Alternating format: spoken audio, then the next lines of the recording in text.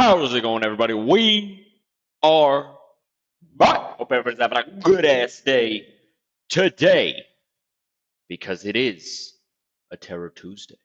It is a Tuesday of terror and torment and other words that start with T, like testosterone. My phone had volume on while I was trying to set it up so I can see the chat and monitor things on my phone without having to check my side monitor. Just making sure everything is ready to go.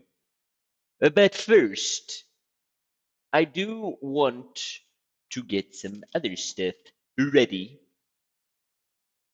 I find that this is a little bit better for me than just having the start of the stream be a song. I don't know.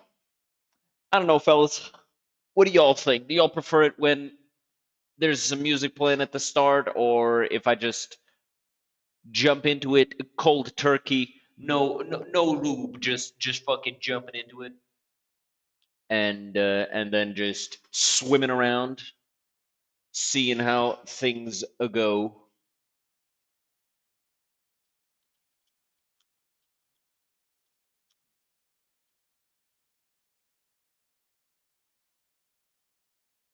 Just un moment.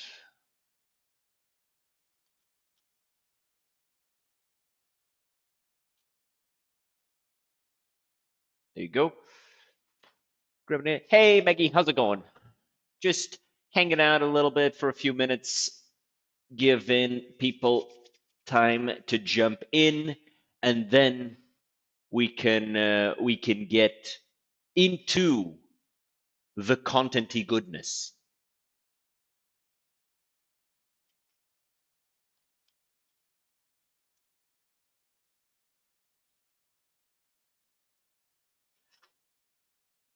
So just be doing a big ass stretch out. Big ass stretch out. Ooh wee. God, every time I say that, I just remember that time where I said ooh wee and somebody said, I knew you were white. And I was like, just, yeah, yep, that's a call out. Okay, but I think it's about time we get started. Today, we are reacting to Mr. Manny Plays, who, after playing Veilguard, he decided to further ruin his Veilguard experience by playing the superior Dragon Age game, that is, Dragon Age Origins. Dragon Age Origins is just the best Dragon Age game by so far. None of the other Dragon Age games have so completely nailed the experience of an RPG, from character creation to leveling to the companions to the story. Just none of them. Dragon Age 2 was nice, but the combat failed in some aspects, namely with the encounters that you were doing. Most of them just turned into like horde mode fights, and it got boring. Um, Especially with the gameplay aspect where resistances were the thing that mattered the most. Inquisition, the gameplay overall was just mid, and it was just unimpressive. Not to mention how every side quest was just busy work, and you had to finish it in order to get to the rest of the game. And then Veilguard, the gameplay of Veilguard, in my opinion, is a lot of fun. It's an 8 out of 10. Um, if you just count the gameplay. But you don't play Dragon Age for the gameplay. You play Dragon Age for the story, for the companions, and honestly, after finishing the game, the story is like a 6, and most of the companions are like a 4. With Emmerich and Emmerich is a notable exception for me. He was one of the best, and I think Davrin was also a lot of fun to have in the party. So like, yeah, companions were like a 5 out of 10. It was just not amazing. But before we get into it, make sure to drop a like, make sure to subscribe, make sure to do all that fun stuff for the YouTubes. and let's get into it. Salutations, everybody. It is What's up, Maddie here Maddie? today, and we are gathering once more to talk about Dragon Age, but not the one that's coming out today. We're actually talking about the one that came out like 15. Maddie got so much hate for some shit that he wasn't even responsible for. Like, so many people just gave him so much shit. And you could tell that, like, you could tell that people very much wanted him to fail. The Veilguard fans, I mean, just wanted him to fail out of content creation over it, which, you know, it's never going to happen. The guy's got like 500,000 subscribers. It's just not going to happen. And then he actually had to come out in public and talk about what happened, how, you know, his editor leaked the things that he showed him, and then it ended up in some other guy's hands, when then it ended up in some other guy's hands, and that guy happened to be a racist, and he used the footage and he tried to pretend like he was associated with him. And it's like people just refusing to take the the statement from Maddie of like, yeah, no, I have no connection to this person whatsoever, and just taking this other random guy's at his word, but not taking Maddie at his word. It was super weird. People just wanted him to fail. It was really, really, really, really cringe. Everybody's reaction to it. The way I see it, it's like, yeah, he disavowed the whole situation, and as people actually got to play Veilguard and they started to realize, oh, this game is actually not that good from a Dragon Age perspective. This is like a 6 out of 10. Uh, ooh. Mm. Okay, I guess. And you know, Maddie got redeemed by virtue of Veilguard sucking.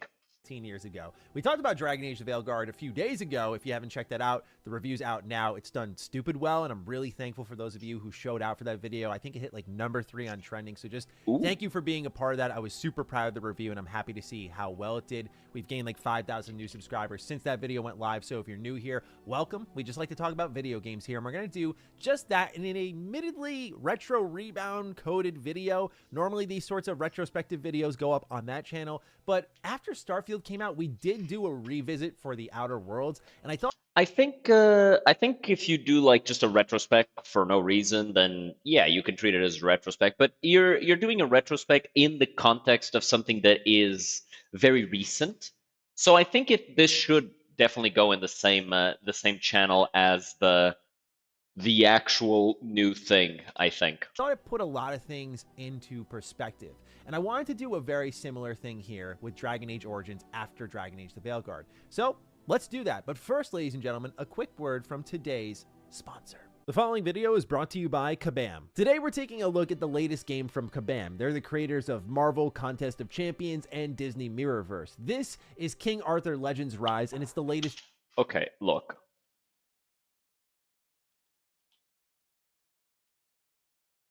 We need more of this aesthetic. Like, why is fur on top of plate armor just such a winning aesthetic every time? It's so it's just it's just such an overpowered aesthetic. You just throw in a couple of knights that have fur on top of their shoulders, as well as like they're wearing plate armor and they have fur on top. Why is this? It's such an overpowered aesthetic. And it's the latest trailer for the game. It's a, you know, this is Maddie's favorite, all-new turn-based collection RPG. We love that here. Featuring an immersive story and expansive exploration set in a stunning reimagined Arthurian It even looks like world. Raid. Players are going to be able to adventure through Camelot with an ever-growing squad of knights, mages, and rogues to battle epic bosses and mythical monsters with visually stunning combat. Perhaps best of all is that you can dive into this adventure with crossplay, where you can travel through the kingdom of Camelot to take on Arthurian quests, forge mythical weapons, and meet exciting heroes and legends. Pre-registration is available for this game right now, so become the leader of the legendary nation of Camelot in King Arthur Legends Rise. Click the link in my description to pre-register today and keep up to date on this amazing launch reward. So yeah, it goes without saying that after playing Dragon Age, it looks like Arthurian Raid Shadow Legends. Veilguard, I felt I needed a touch of soul cleansing, and this video really isn't designed to dunk on Veilguard. This video isn't designed to dunk on Veilguard. We're 2 minutes in and you just said you needed a palate cleanser. What do you mean? More so, again, to provide context, reflect, compare, and contrast, because I really view Dragon Age Origins more and more as time goes on as this anomaly at BioWare. Not in the terms of quality, but really in the type of game it is. BioWare, outside of Dragon Age Origins, has been an action RPG studio for like 20 years. When What you game look is at it, this? they really dropped a lot of the turn-based or real-time strategy stuff around 2005 with Jade Empire. That was the beginning of a new BioWare. Then you had Mass Effect afterwards, and they were Yeah. on a completely different trajectory. But in the middle of all of that, plus the Mass Effect sequels and whatnot, Anthem, you had Dragon Age Origins in 2009, which was a return to form with the kind of older spirit of BioWare, if you will. But since then, there's been nothing like that. And before that, for many years, there wasn't anything like that outside of my favorite game of all time, Star Wars Knights of the Old Republic. I think it just shows what people claim. It is interesting to see that it's very obvious that RPG players prefer this type of game because when you actually look at what the classics are, right? You look at the games that immediately became household names in the RPG sphere, and it's Dragon Age Origins, it's Mass Effect when taken as a series because of the dialogues and stuff, but less so. Mass Effect is less seen as an RPG and more seen as a shooter RPG. But it's Dragon Age Origins. It's Baldur's Gate. Baldur's Gate 3 became an instant classic, let's be honest. Like, people are going to be playing that game for 20 years. Um, it's the old Baldur's Gates and Icewind Dale and Planescape Torment, stuff like that. It's like, it's so obvious that RPG players want to sit down and have a list of spells that they can look through and read. They want to have like big codexes in the game that they can sit down and just read through, even if, it's a lot of text for most people. That's what RPG fans want, and that's why Origins, so long after its launch, still has a comparable player base to Inquisition, even though Inquisition has a multiplayer mode, and most of the people playing Inquisition are playing it in the multiplayer and just having fun with their friends, right? So it blows my mind. I do need to replay Baldur's Gate 3. I've been meaning to do an honor mode playthrough someday. I should actually get to doing that.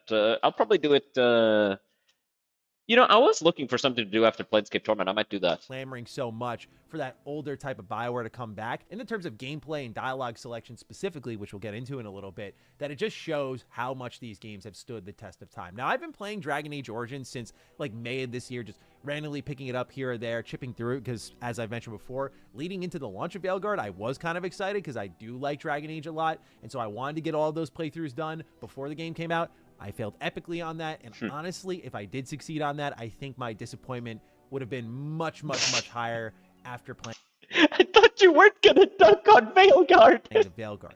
But really, we got to talk about a lot of things that I think Oh. BioWare has gotten away from over But yeah, honestly, if the last Dragon Age game you played was Inquisition before Veilguard, you probably won't dislike Veilguard that much because Veilguard is just a better game than Inquisition. But if the last Dragon Age game you played before Veilguard was Origins, ouch. the years that I think would benefit them a lot if they went back to it. I look at kind of what Bethesda Game Studios did with Starfield. I know many people view that as a train wreck, but Bethesda Game Studios did go back to a lot of what made them great. With Starfield, I just think the execution on exploration was not good. But when it came to like the presentation of dialogue and just being able to read your options and decide what you want to say and having characters properly react to that, that is something that people wanted from a B. That is something that I have heard a lot of people say. Like, the dialogue in Starfield is pretty good. The problem with Starfield really is just the exploration, the broken promises in terms of scope, and the combat just being so uninteresting. On top of, just the actual RPG mechanics of character creation just not feeling like they're there. And that's the thing that most people I've heard talk about Starfield are very disappointed by. But I have heard good things about the dialogue. BGS game, and I wouldn't know. man, I oh didn't man, do play people it. really want it from a BioWare game, and I sure do too. One thing I was really frustrated with in Veilguard is when I would select dialogue options, and you just wouldn't say the thing that you thought your Oh character my god. Oh, fucking Veilguard. was going to say, and the world wouldn't react to it properly. Whereas in something like Origins, I love this because it was introduced to me with Knights of the Old Republic, where you just see it fully laid out. Like, this is the entire sentence. This is what you're going to say. And it gives you more room for player expression, not just in, like, they can just give you a list of options instead of little quips in a dialogue. God, it's like I was thinking of making a Veilguard review, but it's like Maddie just says everything that I would have said. It's like, yes, the dialogue in Origins is so superior to the dialogue in Veilguard. In Veilguard, it's like the option says, "Who is this idiot?" And then you click it, and it's like, "Who's this?" That's not what I said. I called him an idiot. Call him an idiot right now. And then in Origins, it's like, "Who's this fucking retard?" And it's like, yeah, that's what you said, because that's what the text says. Dialogue wheel, but also it's just the breadth of the sentence. Like you can be brief, Yeah. and the character will maybe acknowledge that, like, wow, you don't have much to say, or you can say nothing at all. Like sometimes that option is available. It's not always just what I think people look at in the bigger picture of like good and evil. It's player expression, And one thing that I think is important, I don't know if he's going to talk about it, but like one thing that I think is important in Origins, your character is matter of fact in a lot of situations. There are moments of levity, and there are moments where your character makes fun of somebody or starts joking around, and there are moments when your character kind of acts childish. 2 or 3 moments throughout an adventure that's supposed to last several months. And then in Dragon Age 2, Inquisition, and Veilguard, you can act like a clown throughout the entire adventure, and so it's impossible to take your character seriously in any real way. I think Origins does an amazing job of that. Of course, with the origin story, I mean, being able to create your own character, that origin story, it can get really And the fact that Origins is the only one where your origin actually matters and has an impact throughout the game, like there are secret items that you can only get based on your origin. You get a special merchant in Denerim if you're a dwarf noble who sells things to you at a 50% at a 50% discount or a 200% value if he's buying stuff from you. So it's like it's super meaningful to pick your class. And if you're a human noble, you get this really good sword and shield. If you're a mage, you get a really good starter staff. You get really meaningful changes to your game world based on your origin. In Dragon Age 2, this doesn't really happen, but you do still get that same origin-based prologue, even though you always have the same origin, realistically. And then in Inquisition, no origin, and then in Veilguard, and this actually pissed me off. Like I was 5 minutes into Veilguard and I got pissed off over this because it's like I go into it and instead of actually getting a mission, a prologue to get to know my character, I get a paragraph to read that then gets referenced a couple times throughout the game by other characters, and it's like, dude, why don't you just let me play it? really messed up in some It of was them, super especially annoying. like the elves and the alienage. It's really screwy there. Oh, But that sort of decision you make in the very early of the game defines how characters will react to you, how they'll speak to you, choices that'll be available to you. And it's that latter part that I think really defines Origins, and I think Veilguard was set up for it. Veilguard has that similar Origins feel in its story of like, we're building up to this big threat and we need to be ready for it. And a lot of Veilguard is spent working on relationships with people as well as the way it was done, they very much wanted to do a Mass Effect 2 type thing with the suicide mission at the end and the building up of everything, but it's like, no, they didn't succeed. They didn't succeed. factions. Just the way you gain factions loyalty, for example, is completing side quests in a zone, whereas something like Origins does my favorite style of storytelling. Again, you're hearing the word favorite a lot, so I am a little biased here, but Origins does let you go from zone to zone and you make a choice. You can say that it's bias, but that kind of falls short when you realize that Origins has a 90% rating, and Veilguard, like on Steam, has like a 50% rating.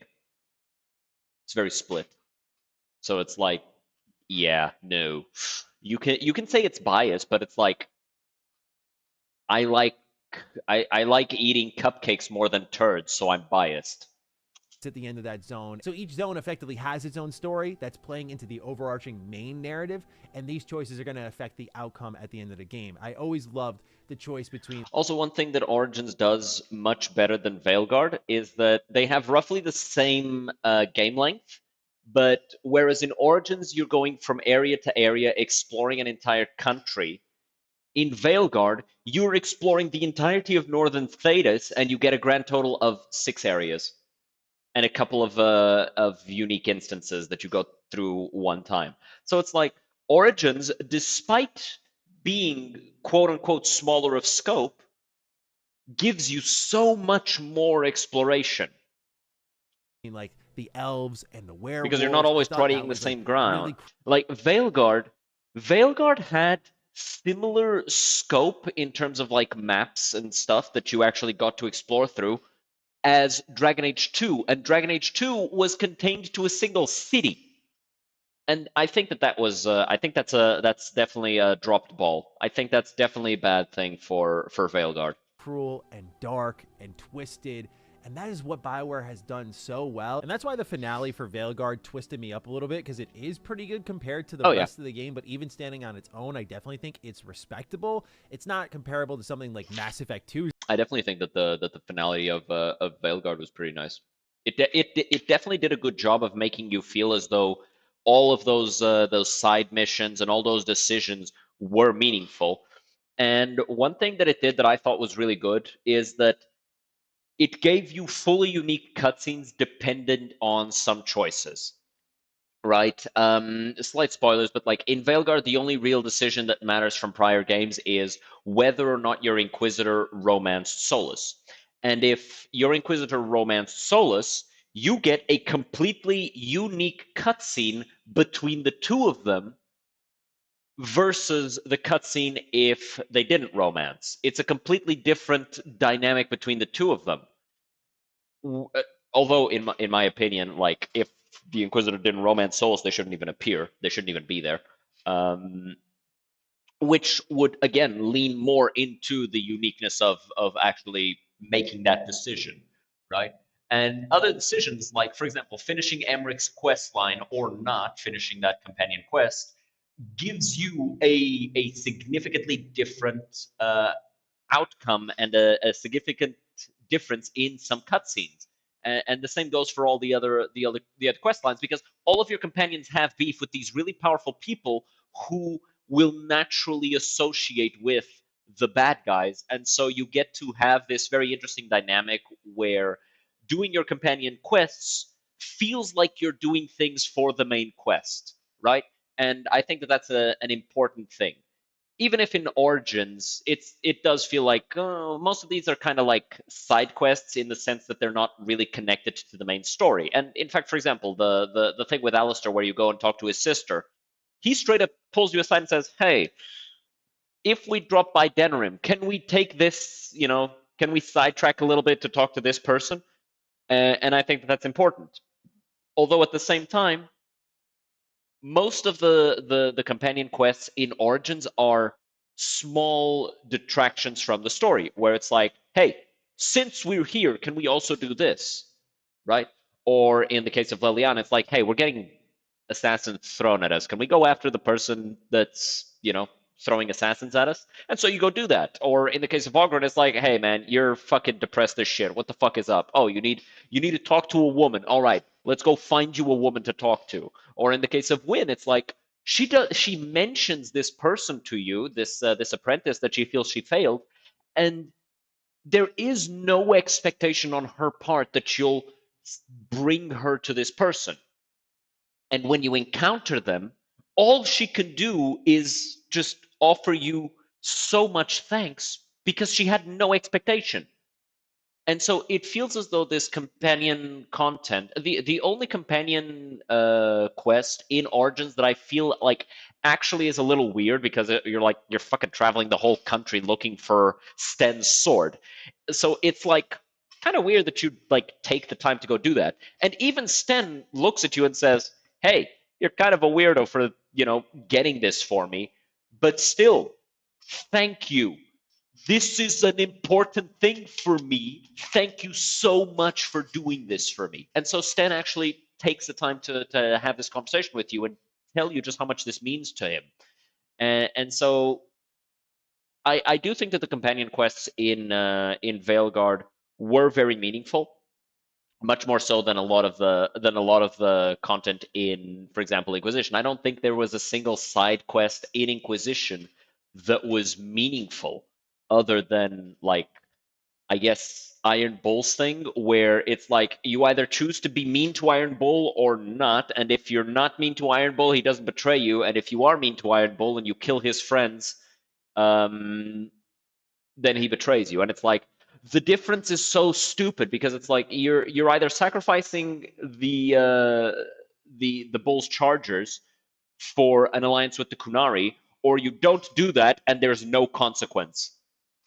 There's no tangible consequence in the game. There's no difference in the game, and it really made the Inquisition feel like a very bad game compared to Origins. And Veilguard was a much better game than Inquisition, but definitely not better than Origins. Ending, don't get it twisted, but I think it's good enough. That said, why it's good is because it has the choice that the rest of the game is missing, whereas Origins has every single arc in every single zone with a big choice at the end of it. So you get to face that moment over and over, and it's such an Veilguard did not have that many choices throughout it. It was much more linear. Empowering feeling as a player, just having agency over how these different areas are going to go, and obviously knowing that you're not only changing those relationships, but who's going to show up in that final fight. But for those who don't know, in a post-Fallout 4 world, there was a lot of debate on what's better, Fallout 3, Fallout New Vegas. And I was always a Fallout 3 guy. Why is that? Yeah, New Vegas is better written. Yeah, New Vegas has better choice.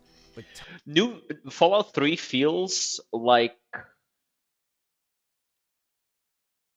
Fallout 3 feels like a proof of concept, whereas New Vegas is a complete game. Tone and atmosphere do so much for me in games that... Because Fallout 3 was basically just Fallout 1 and 2 rolled together into this new format. Fallout 3 always won my heart, and I also thought it was a pretty well-written game itself. Yeah, it was bad. But, ladies and gentlemen, that is what I think makes Origins so different. Tone and atmosphere. The soundtrack is composed by Einar. The soundtrack of Origins is iconic throughout. The soundtrack of Inquisition is forgettable as hell, and the soundtrack of Veilguard, I didn't even notice it. And same thing for Dragon Age 2. Like, the soundtrack of Dragon Age 2 is practically non-existent. He's just a wonderful talent. He's worked on, I just spoke about Fallout 3. He worked on that. He's worked on so many great games, and he just has a soundscape that's immediately recognizable and is so fitting for Dragon Age. And this is one of my critiques of Veilguard is there are... I don't know if you caught it, but it's like... Stan is like, I am Stan of the Beresad, the Vanguard.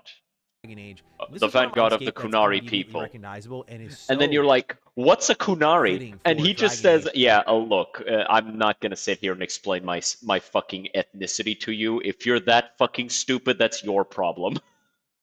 What a fucking giga chat. I love Stan. He's such a badass. I think if you're being just objective looking at it without the context of the series, you go, that's good. Like, some of the tracks in Veilguard are actually really good, but they just don't fit the vibe of the series, or sometimes even the... Come on, Matty. If the soundtrack doesn't fit the vibe, it's a bad soundtrack. Scene where something like Dragon Age Origins is very brooding, right? And you need that feel because you have the Darkspawn threat that's kind of emerging. You can feel a little bit of the Lord of the Rings energy, not only in the soundtrack, but the way the Darkspawn are presented. One of my favorite scenes in all of video games is absolutely when the war between all of these humans, the Battle of Ostagar is so good. Is about to break out against the Darkspawn, and they're lining up. It's got a Helm's Deep feel to it, and it is also the heart of one of gaming's greatest betrayals, I think, ever. That totally sets the plot up for you to get emotionally invested. But I think underlining all of that is this wonderful, bombastic, epic. And another thing that like this does, this initial betrayal of Loghain, is that it immediately sets you up for the decision near the end, where the quote-unquote bad decision is not just that you being an asshole, it's you being a utilitarian.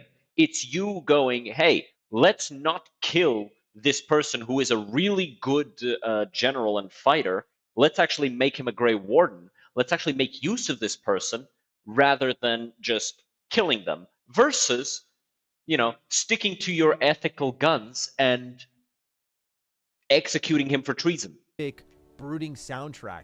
It really defines the locations you're in. If I mute my game and I run around like the Kakari Wilds in the beginning of Origins, it's kind of just a messy looking forest, but with that heavy type of music over on top of it, plus the enemies you're fighting, it really does add this whole layer for me that just elevates the experience completely. Here's the thing that Origins proves, right? If you don't have the graphics ambiance and atmosphere save your game. And here's the thing that Inquisition proves. If you have the graphics and you don't have the ambiance and the atmosphere, your game feels like shit. Completely. And it really does make me wonder with the response to Veilguard if BioWare will ever take a chance at re-releasing some of these Dragon Age games. I do think it's a massive error for them to not be doing this, and it's they've already confirmed that they can't because they fired all the people who knew how to handle those engines, so they can't do it. one thing I'm going to continue to beat the war drum on. I'm begging you, BioWare, please bring these games back. The only thing is we would benefit a lot from an Origins remake just because the engines of Origin is very unstable and it's very crash heavy, and so you have a lot of problems with playing it for a very long time. And if you don't know how to fix certain problems, you're gonna struggle. It's why there are mods that help with those crashes, but there's not a single thing you can do to just completely eliminate them, and that's a problem. Worry about in a world where like game developers are sometimes very focused on fixing things that don't need to be fixed. I say this as one myself.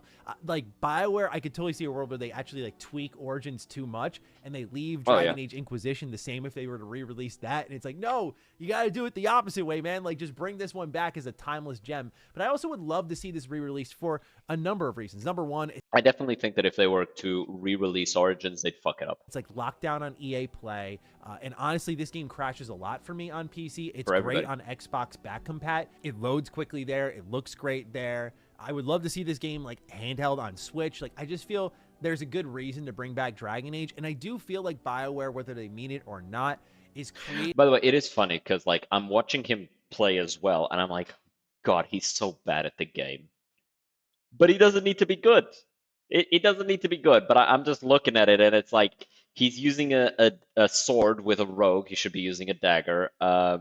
He doesn't have momentum on. You could see it. You could see that it's off. He hasn't extended the bar to fill up the whole screen. He has below the belt right there. He's not using his abilities. He's not doing any of the things that he should be doing to increase his effectiveness. But it's like, it doesn't really matter. He's probably not even playing on the hard difficulty. He's just vibing. Creating this sort of scale between Dragon Age and Mass Effect that if you're a company, I mean, granted, as a fan, I feel this way where I like Mass Effect more than Dragon Age, but you are creating. I definitely think that the Mass Effect series blows Dragon Age out of the water. At the same time, Origins individually is better than any single Mass Effect game. I think an imbalance, like, oh, Mass Effect is more important to us than Dragon Age. I'm like, well, Inquisition sold like 12 plus million copies. Why wouldn't you want to re-release like one of the oldest games in the. Oh, because they lost money with it. That's it. Actually, they didn't lose money with Inquisition, but they're definitely losing money with Veilguard. And Dragon Age 2 definitely didn't do well. And the problem is, Inquisition sold a lot, didn't do that well.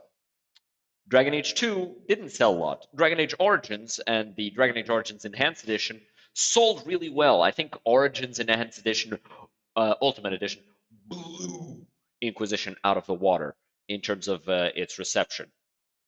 But it's like, when you actually compare everything, you very much realize that the audience that BioWare is going for when it comes to Dragon Age is not the general gaming audience. It's not people who actually want to play video games.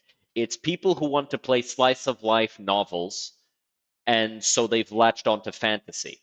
And one thing that Baldur's Gate 3 did really well is they added the fantasy. They added the cool thing that all of the gamers want. The choices, they added the RPG elements, they added all the endings, they added all this stuff. And then on top of that, they drizzled the slice of life novel for the Twitter people. And that created a 10 out of 10 RPG. That's what Baldur's Gate 3 is. It's a 10 out of 10 RPG. Origins had that to some extent. I think it's a 9 out of 10. It's not on the same.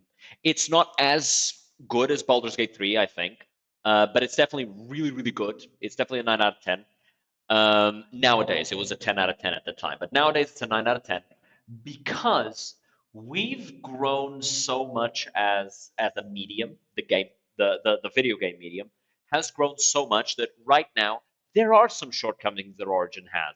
Namely, its engine. It crashes a lot. The graphics of Origin have kind of, you know, aged not so well. There are a lot of textures in that game that could be a lot better.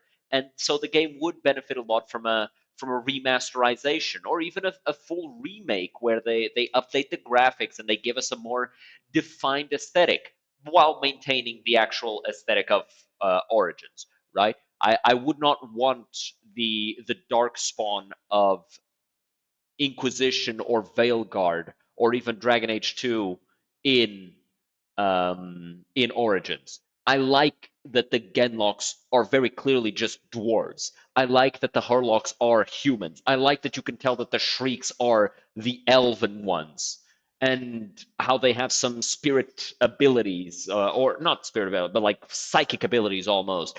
I like that the emissaries are either humans um, or either Herlocks or Genlocks. I like that it's not like its own thing off to the side because that allowed something that appeared in the Flash game that has now been discontinued and can't be played anymore, unfortunately, which was like a an ogre emissary. That is such a badass concept, right? An ogre emissary, like this giant monster that's fucking hurling fireballs and brutalizing everything that comes close to it. That's a final boss if I've ever seen one, right? But none of that is possible in Dragon Age 2, Inquisition, or Veilguard. Veilguard doesn't even have shrieks or genlocks, and barely has emissaries. Like the Darkspawn in Veilguard got downgraded so hard, so hard. It's not even describable, right? But yeah, like we definitely should get a remaster for Origins because the game deserves one. But we're never going to get it because BioWare fired everybody who knew how to play that game and who knew how to not who knew how to play that game, but who knew how to work that In engine. the series. I just feel it would do so much for them, like a Yes. Dragon Age Legendary Edition is what I've called it, where you bring back at Oh yeah. least Dragon Age Origins and Dragon Age 2. I mean, Inquisition admittedly is readily available, but imagine all these games brushed up a little bit on the visual front and just presented as is with some gameplay tweaks for quality of life enhancements. I can think of very few because I'm extremely biased in the hands of something like Origins, but when I think I of definitely think that the gameplay balance of Origins is pretty good. I don't know what you would do to quote unquote fix the gameplay. There's some things that are like not working as intended. For example, messy kills doesn't work as intended. Weakens Darkspawn doesn't work as intended. There's a few things in the game that don't work as intended, and so a legendary edition should absolutely fix those. But in terms of like actual balance, I don't know. I don't know that there is anything. I definitely think that if they were going to do that, they could add even like an additional like custom campaign, like a DLC thing, and I think that that would be very interesting to play through because the custom campaigns of Origins are awesome. like Inquisition, I could lay out like 6 different quality of life improvements that BioWare could do. And Inquisition absolutely needs so much reworking. And it's like it's not even the problem with Inquisition wasn't even about, oh, we didn't have enough time. No, no, you had the wrong direction. Immediately, one of the first If being you had just more tweaking time, the you would have economy kept of the going in the war wrong table. That would direction. go so far for that game, and honestly make it possibly like right there neck and neck with Origins for me, just by nature of like the plot being really good in Dragon Age Inquisition and how it sets up souls and everything. Plus, a lot of the main quest and choices being there are great. It just takes a while to get to all of that. But Dragon Age Origins, I think the thing people struggle a lot with in this game is the combat. And all I can encourage you to do is don't. The only people who struggle with the combat in Origins are the people who are so Adderall brained that they should really not be playing RPGs. They should be playing action games. And honestly, most of them shouldn't even be playing action games. They should be playing slice of life visual novels. Don't be intimidated, man. Like, if you look at it and you go, that's just not my Just style of read. game, no matter how good Just you say fucking it is, read. Just sit down I and get read. it. But to me, if you've like played something such as Knights You're of a the Old grown ass Republic, man. Read the then you fucking can tooltip. handle something like this. Dragon Age Origins can be tough. Like, when you get swarmed by a lot of enemies early game, you can get bounced pretty Yeah, quickly. if you're bad at There the is a game. learning curve there, but you have great. If you're bad at the game and you went for a high difficulty, yeah, you're gonna get bounced around. But it's like just read the tooltips. It's not that hard. It's like in Origins, there's a few abilities. Actually, I do take this. I now that I think about it, there are a few abilities that are just like bad. But it's like if they made two changes, right? Two major changes in Origins that would make every ability useful is if your attack speed also translated into the speed of your abilities, like it does in Dragon Age 2, immediately many of the abilities that you get in Origins suddenly become good when they were bad before because they just lost out to you just continuing to auto attack at a higher speed thanks to haste or balm of speed or balm of swiftness, I mean, or any other thing that increases the effectiveness of your auto attacking. Um, that would immediately be a major thing. And just the second thing would be going through certain abilities, like for example, critical strike for the two-hander, where it's basically just the same as mighty blow for 3 times the cost. And also, it has a chance of one-shotting things that are very low health. But realistically, you're just going to kill it the next time you hit it anyway, so you don't actually need that all that much. So it's just that is definitely a thing that could definitely use some work. Like just take out critical strike altogether and add the ability to automatically kill things that are low enough health to the two-hander, and already you have all of that effectiveness, and you didn't need critical strike for that. Um, but overall, yeah, no, there's a couple abilities. There's a couple, and this comes down to things that aren't working as intended, right? I think that could all be put into if they went in and they looked through it and they went, okay, this isn't how we wanted it to be, so let's fix it. This isn't how we wanted it to be, let's fix it. If they just did that, the game would be a 10 out of 10 again. Build crafting and who you pick to play as, not just in personality, but also the traits that come with that, the combat buffs that come with that, the skills you pick when leveling up. Again, if you've played KOTOR, you know this already, that it's a spiritual sequel, but there's a lot of building here. And also, I mean, look, I have talked about all this. I haven't even gotten to the characters. Going back to this game, Yeah. I think this might be one of the best He talked for casts in 15 minutes gaming about ever. Origins, didn't And even you really just look talk at about characters like the Liliana and the, the Morgan, and you look at experience how of the game. relevant they are throughout the entire series. Morgan especially, just one of the greatest characters potentially ever made. But they all start here in Origins. Alistair is extremely important. Starts here in Erased in Origins. Veilguard. Those are the big three to me that always stand out in my head. Yeah. One of the It's biggest issues with Alistair. Origins Like is that every single companion in Origins has, except for Ogren, has such a big impact on the story of Dragon Age that it's ridiculous. Like Alistair, if you make him king, he becomes one of the greatest kings of that Ferelden has ever seen. He should be mentioned in Veilguard. Liliana becomes the hand of the divine. She should be mentioned in. She has the possibility of being the divine. She should be mentioned in Veilguard. That decision should matter in Veilguard. Zephyr, fucking Sten becomes the Arashok. What the hell? This Oh my god. Oh, I'm getting so pissed off about this again. Oh my god. I'm getting so pissed off about this again. Shale. Oh, Win. I mean, Win's dead by Inquisition. Still. Fuck. they only gave Ogren should have been on Weishaupt. Ogren should have gotten to be a badass in Veilguard. He should have been at Weishaupt. He should have been fucking up Darkspawn. I don't give a fuck what your opinion on the matter is. If you disagree, you're wrong. Liliana like character-based DLC that filled in her backstory. Like maybe my eyes are a bit bigger than my stomach because Dragon Age Origins got so much DLC. We'll talk about that in a sec. But I mean, imagine if like Morgan got her own DLC and I mean, Alistair and so to be fair, the DLCs in Origin were basically just custom campaigns, right? They opened your eyes to what modders could make. And if you actually look at the modding scene in Origins, which unfortunately, it's been 15 years, it's kind of dead now. I definitely would love it if the modding scene for Origins just came back after Veilguard and we started to get more of that. I think that'd be badass. but unfortunately, I doubt that that's going to happen.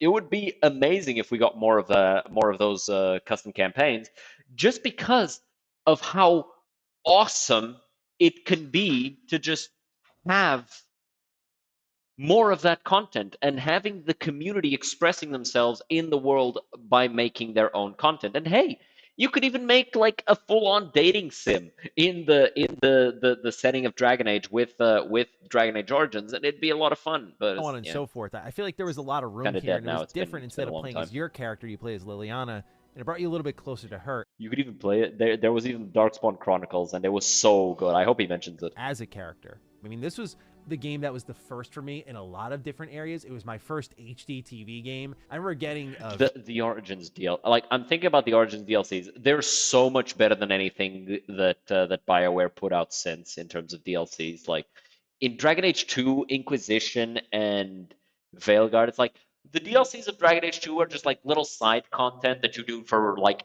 better loot and a little bit of extra context for your character. Although realistically, Mark of the Assassin is just a throwaway. It's just a throwaway story. It doesn't really matter. It doesn't really have an impact.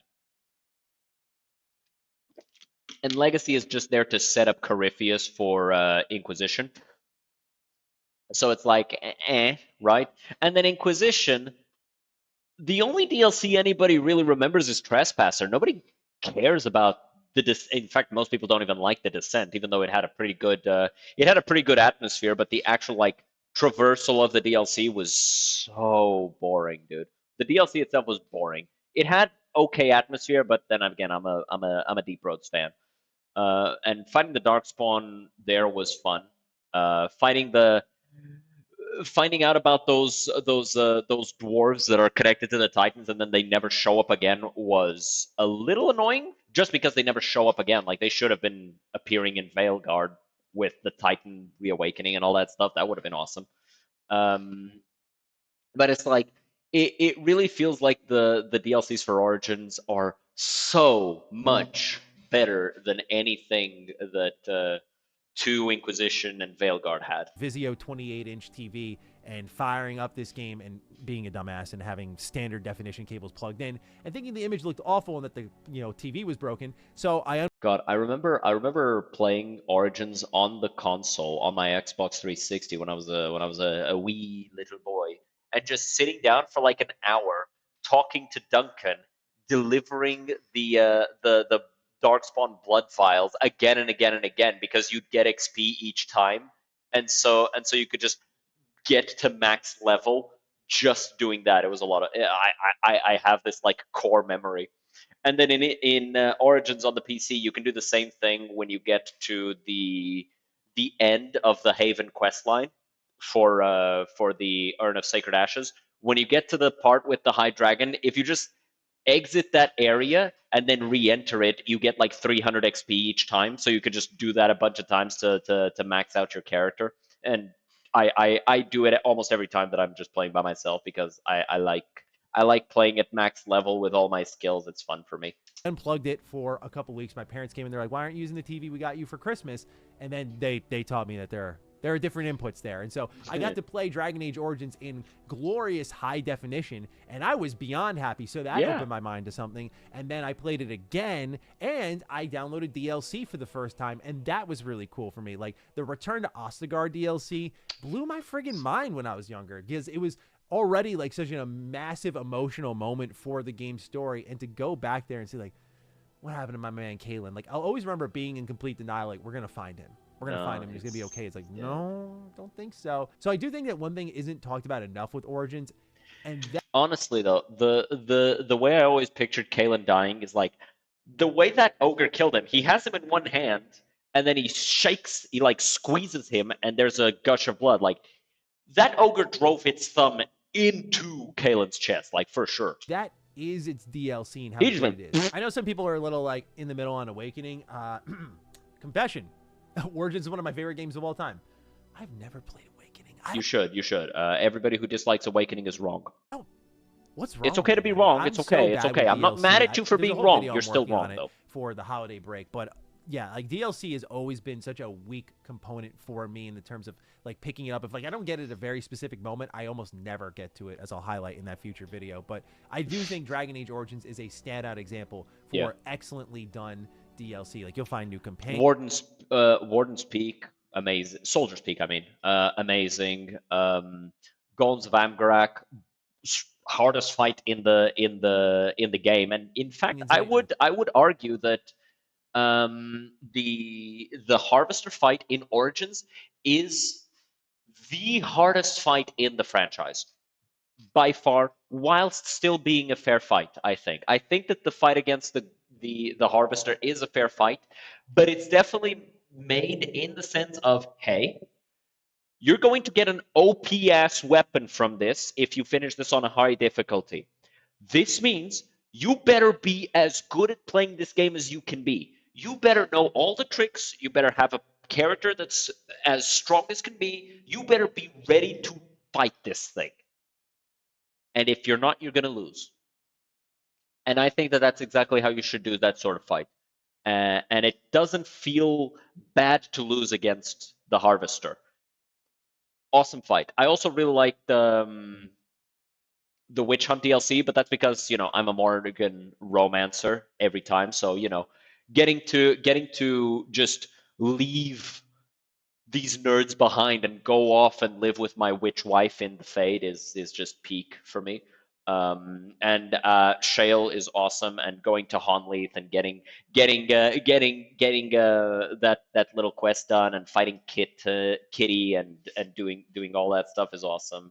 And I just really like the DLCs for Origin. I think they're all peak, quest lines in it, and and even if you remove the rewards for the DLC are also really good. I think that that's important. I think it's important when the DLC gives you equipment and that equipment is good. Dragon Age the Veilguard from the entire conversation and just take a look at Dragon Age Origins on its own, I still think it's a bit of an anomaly compared to the rest of what BioWare has done, both a little bit before and especially after Dragon Age Origins. So it's just a very, very interesting video game to me on that level. But it's an anomaly both in quality and type.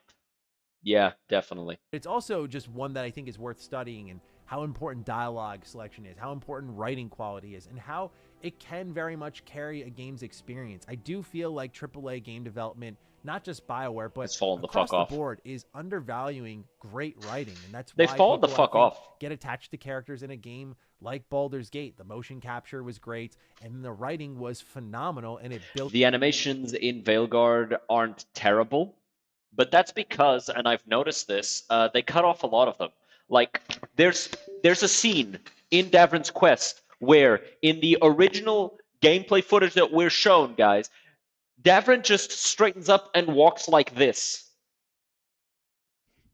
And you can tell from the started frames of every time somebody walks in that game that that's exactly how they walk. They just walk like this. Like, what the fuck? Who walks like that? Nobody walks like that. Who made that animation? Fire them. Get somebody better.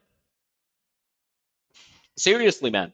If I go to McDonald's and I ask for a burger and they give me a weirdo ass burger, I'ma be upset. And that person's probably not going to have their job for very long if that's the type of burger they're doing. So my question is, why do we fucking take this shit in video games? The animations are trash. The animations in Inquisition are trash. Seriously. Every fucking time somebody points at something in Inquisition, their arm looks like this. That is not how you point. Like, you look like they look like fucking children moving around. I fucking hate the animations in Inquisition. Somehow the animations in Origins aged well. How did Origins age better than Inquisition? It blows my fucking mind. Built out the world through these characters. I think it's undermined because I think a lot of investors, and the faces too, like the faces in Origins, despite the graphical fidelity not being that great, are so much better than in Inquisition, and even in Dragon Age 2, so much better. Veilguard, I'll admit, Veilguard had better faces, but like the heads are too big. see explosions, big. And the worst part for Veilguard is like I would look at the models and I'm like, that looks kind of weird to me, but I don't know why. And then somebody pointed out that it's because the heads are too big, and then they're like, show it and like make the head slightly smaller and the shoulders slightly bigger, and it's like every single model suddenly looks right, and I'm like, oh, that's a problem. That's the sort of thing you need to patch. That's the sort of thing you need to fix. It's like the Silent Hill 2 remake guys fixed it. Like people were pointing out, hey, this character's head looks too big and her chest looks too small. She looks like a bobblehead. And people were like throwing insults at these people. And then the actual devs went, hey, you're right. We fixed it. Damage numbers, Just fix combat, it, please. excitement, Please, for the flash, love of flash, God, fix flash, it. and they think that's what sells. But people Yeah, are no. seeing through this stuff, and so The thing is, more and more, these AAA devs need to understand something. Specifically with RPG players, we are very picky. We have the best games already made. And the best part about an RPG is that they don't age. A good RPG doesn't age. It's evergreen. You can replay it as many times as you want because slight differences add up and it feels fresh. It feels good to play and re-remember that and re-experience those things. It feels good to do that, and you don't lose anything over time. Like Baldur's Gate 1 and 2 are evergreen games. They don't have an amazing player base by now, I think, but like if I go and look this up, let me see. Let me see. Baldur's Gate 2 Enhanced Edition charts. It has 350 players on a 20-plus-year-old game. Like if I look this, if I look, and by the way, that's more than Dragon Age 2. Like it has more players than Dragon Age 2, and it's a game from 2001. Actually, it's from 2000 in North America. Whatever. So it's like, yeah, and if you look at just Baldur's Gate 1 charts, it's probably going to be less, I think. I think it's going to be less. Let me see. Baldur's Gate 1. Oh, it's actually the same. But it's like, these charts show that these RPGs are evergreen. People will keep playing them. The quality doesn't go down over time. But with action games, you do need a new one because eventually that doesn't hit the same, right? It's the endorphins don't it doesn't work the same. With RPGs, you're already going for a smaller you're already going to go for a smaller population because there's just fewer of us, right? Most people who play video games, they've got better shit to do with their lives than sit down and read in their video game, right? But RPG players want that. And so when you take an RPG and you turn it into a mindless action game, the RPG fans are going to be disappointed and they're not going to be as interested. And that's what is being shown by Veilguard. People could look at it and tell that, yeah, no, this isn't an actual RPG. This isn't what I want out of Dragon Age. And because the Inquisition was also a disappointment, Veilguard sold like dick. And nobody likes dick. Nobody be buying that shit. That's why you can put it on TV and nobody cares. It doesn't bring up your rating. It doesn't do anything. Nobody cares. It doesn't sell. Titties sell. Titties sell. People like titties. And you know what sold like titties? Baldur's Gate 3. And it was an RPG where the whole thing about it was reading. 90% of Baldur's Gate 3 is reading. It's reading dialogue options. It's reading consequences of dialogue options. It's reading your ability tooltips. It's reading what your enemy's response to you did. It's 90% of Baldur's Gate 3 is reading. And Veilguard, 90% of it is just mashing buttons until things stop moving. And that's why it didn't sell well. I just look at Dragon Age Origins more and more as this continuously fascinating game that still remains as one of my favorites of all time. And so now I'm going to wrap up It's this like video I said, and our go good play some RPGs more. don't So, age. ladies and gentlemen, let me know your thoughts on Dragon Age Origins after playing Veilguard, if you play it at all, down below. Curious to get your thoughts. Other than that, Take excellent care of yourselves, and I will see you in the next video. Stay sexy, stay active. I love you all. Peace. Really good video by Matty Plays. Yeah, I agree with almost everything he said about it, and I think I made my own thoughts on the matter clear. Origins and other RPGs like Origins are, in fact, evergreen. They don't age. Games like Inquisition do. And, you know, a year after Inquisition came out, it was an old game.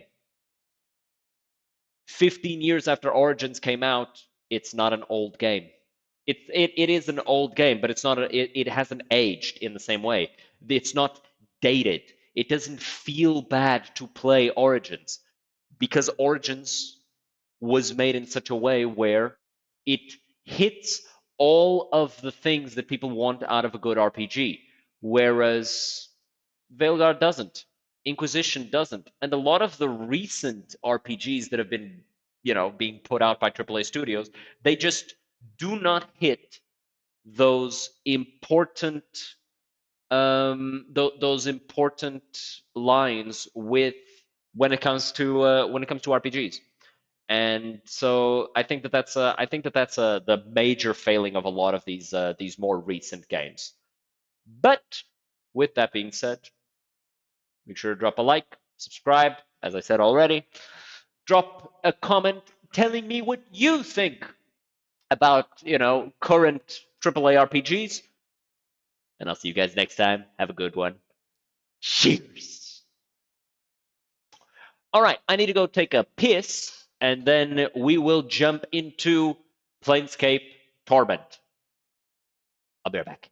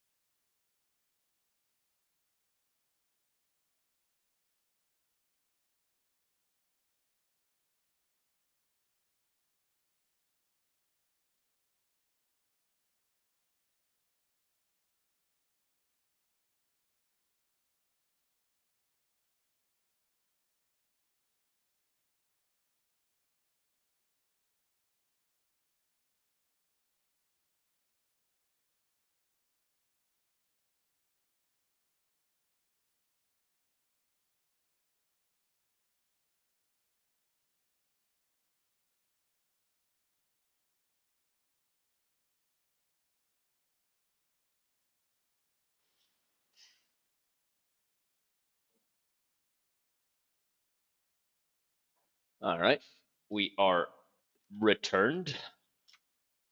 Let me just change the stream category.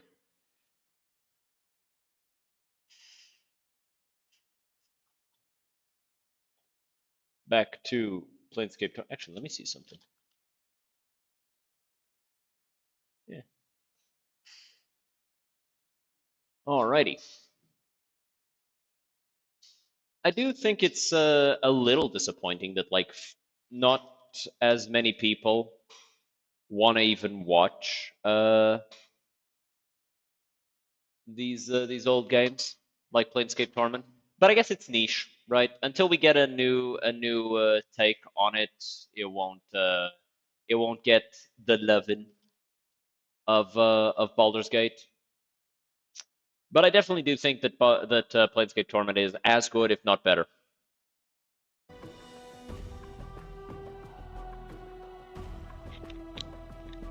Did you switch your room layout around? I did not. I did not. What you are seeing is the camera being flipped, because if I have it like, wait 1 second. If I had it the way it was before, like this, I had to like flip stuff in my head when I wanted to point at stuff on the screen. You know? Like if I want to point at something on my left, I have to do this, right? But if I just do this, I want to point at something on my left, I point at something on my left. See? The left of the screen is right here, and the right of the screen is right here. And so it matches. And so I don't need to flip things around on my in my brain. And so there's no added confusion for me. And I can just do things. Yeah. So, I actually did some grinding off screen. So I got this twisted ring, which was inside of me. I also got some of Ignis's stuff. Namely, I gave him some of my internal organs, and I leveled up 1 time. Thought you were trying to hide the divine light from your window so we won't get super eyes. Oh no, that's still there. I could reveal it, but the problem is there's a lot of dead space. There's a lot of dead space in the camera, and then it takes up a lot of the screen. So I prefer to like have it roughly like this, so you can see more of the screen. But then there's dead space here, and I do not know how to fix this. I don't know how to remove all of this space here.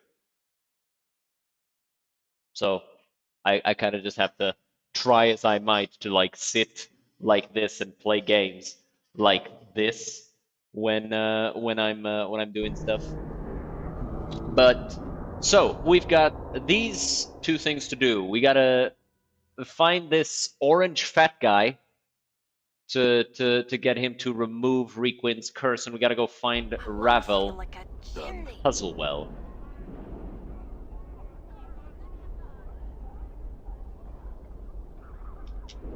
Didn't I do you already?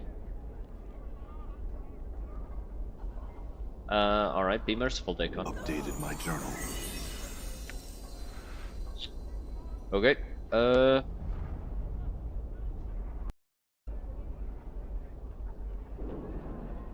What up, Byron? Wow, rude.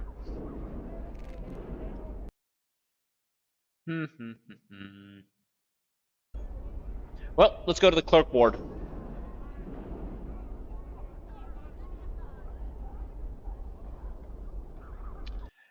How do you get into the siege tower? And how do you get in here? Because I would like to go into the Godsman thing. Because there's some questing to be done there. Maybe I need to talk to these guys? State your business, please. What is this place? You're in front of the Great Foundry, home to the Believers of the Swords. The who? Yes, sir. Godsmen were called. Why? We are one of the 15 recognized factions of Sigil, sir. We believe that every being has within it the spark of divinity. Neither good nor evil, necessarily, but potential to be divine. Beyond divinity, we believe there lies something greater. We believe all life has a purpose and a goal. We are devoted to understanding what these goals are. We strive toward greatness with every step in our lives. It sounds important. We believe it is, sir. Can I help you with anything? Yes.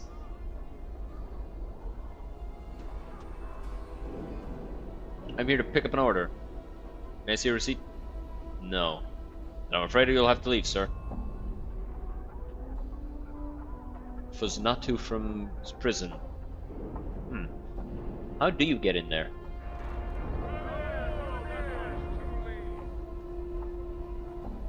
I'm gonna talk to this person. You see a young woman who is trying to get your attention. She's wearing shoddy clothes, but her demeanor is one of elegance, unlike that of the people who surround her. Upon closer inspection, you notice that her skin is clean and smooth, lacking the yellow tint of the inhabitants of this ward. Greetings. I thank the powers that you noticed me. I am in need of the services of a mercenary. If appearances are any indication, you would seem to be such an individual. What exactly is it that you want of me? The heart of the matter is that I am to be sold into slavery for a crime I did not commit. I am in need of a champion. Someone who will help me prove my innocence and free me from this fate. Alright, tell me what's going on. This is long in the telling, Cutter. Please bear with me. Go on. My husband died recently and left me his business. I'm not business-oriented, so I decided to sell. Not long afterwards, I was contacted by a lender saying a loan on the business had not been paid. I examined all the documents my husband kept and found that there had indeed been a loan taken, but it had just recently been paid in full. I explained this to the lender, and a few days later he asked for a copy of the document. He was nowhere to be found. Well, when I could not prove that the loan had been paid, the lender took me before the court. My monies were taken and applied to the balance owed. Since he did not pay off the loan, I am to be sold on the block to try and recover the remaining amount due. Why sell you into slavery? Well, it serves many purposes. First, it keeps the prisons relatively clear of all but the vilest criminals. Second, the sale of the convicted is used to pay for any damages, costs, or fees involved in the case. Finally, the convicted still serves a sentence from which they are eventually released, supposedly as better citizens. I don't see how I can help you. I need someone to find the missing document.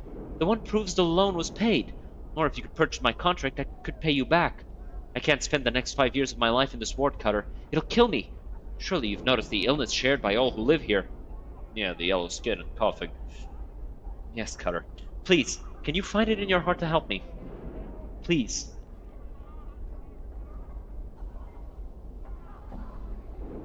I have some questions. What's the lender's name? I know his name well, Cutter. After all I've been through, I'll not likely forget it. Byron Pickett is the name. His associate may be someone named Lenny. Lenny. Who is he? Well, there was a small, fair-looking man who came to court a few times. He'd sit behind Pickett and whisper to him occasionally. Go on. I remember him because he always seemed to be uncomfortable in his clothes. He'd pick at them as if they were new, as if he weren't used to wearing them. On one such occasion, Pickett told him to sit still and stop fidgeting. He called him Lenny. Where can I find him? I'm not sure, actually. My husband told me that some ruffians could be found southeast of the market, near the siege tower, I believe. Alright, I know where to find Byron. Who do I talk to about your contract? That would be Darren the auctioneer. He's usually over there on the block. Alright. Do you think the loan document could have been stolen? I don't know. Why would anyone steal that, yet leave other valuables be? It makes little sense to me. Maybe the lender stole the document so that you'd pay for the loan twice. It's a terrible thought. But also a most ingenious one, Cutter. This Byron Pickett does strike me as a knight of the post. A what? A thief, or a cheat, Cutter. Such are called knights of the post, or of the cross-trade. Alright. Have you explained any of this to the courts you spoke of? Oh yes, Cutter, I've explained my situation to many. You're the first to be willing to help me. Alright. So, I know Lenny's around here. I talked to him and he told me to go fuck myself, so I'm gonna go fuck him now. Lenny! Prepare thine anus! You're gonna feel a brimstone hammer up your anus. Or I'm just gonna shove Mort up there. I have questions for you. I ain't no doubt. If you got questions, go find one. You best push off or I'm about to bleed you. What if I told you Byron Pickett sent me? Pickett, sent you? Why? Said you could answer some questions. What questions? I want to ask you about the papers you stole from Trist. I don't know what you're talking about, Burke. You'd best be off. You know what I'm talking about, Lenny. Byron had you steal some papers from Trist. I'm here to collect them. Collect them? I destroyed the papers after I nicked them, just like Byron told me to. Really? Why are you so nervous, Lenny? Let me guess. Byron thinks you destroyed the papers, but maybe you didn't. Maybe you kept them. A little blackmail material, perhaps. Grab him before he gets away. Just as he starts to run, you leap forward and grab him by the arm. He struggles for a moment, but cannot match your strength. Finally, he goes limp in your grasp. Alright, I didn't destroy them. I'll give them to you. Just let me go. Hand him over, Lenny. I don't have them on me. I swear, I don't have them. Put them in storage. Let's go get them. We can't. They're in the warehouse. They're not open for business right now. Rumor has it there's some sort of management change going on. I don't know if that's true. In any case, I can't get the papers. I'll look into this and get the papers myself. Fine. I guess that snake Pickett wins again. Actually, Trist wins this one, Lenny. What do you mean? I'm not working for Pickett, Lenny. You serious? I thought... But you said... You gave me the pill so I'd spill the chant. Good job, Cutter. Let's go get the papers, Lenny. We can't. They're in the warehouse. I'll look at this and get the papers myself. Go to the warehouse and tell the clerk I'm here for a loan. They'll give you Trist's papers. If you then tell him I gave Pickett the laugh, he'll give you a bonus. What bonus? Evidence, Cutter. They'll take Pickett off the street for a long, long time if you give it to the right person. If there's someone in the Harmonia you think you can trust, give it to them. Updated my journal. Alright. I thought it'd be good to tell him that that I wasn't working for Pickett. He'd either attack me and I'd get to, you know, kill him, or he would, you know, be happy about it. We'll see. I'd like to claim something. I was told to tell you that I gave Pickett the laugh. I certainly hope so, sir. Yeah, whatever that means. I'm just a big dumb rockhead. Here are your papers, sir, and here. Thank you. What can I do for you? Nothing. Farewell. Farewell. Please return. Scroll of evidence and loan document. What is this place? What are you?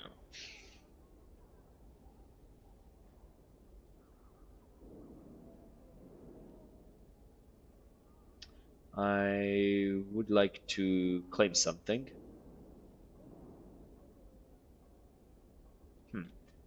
I don't know what's up here. Like, it's the second time somebody tells me that there's something up with the warehouse, but I don't know what to do about it.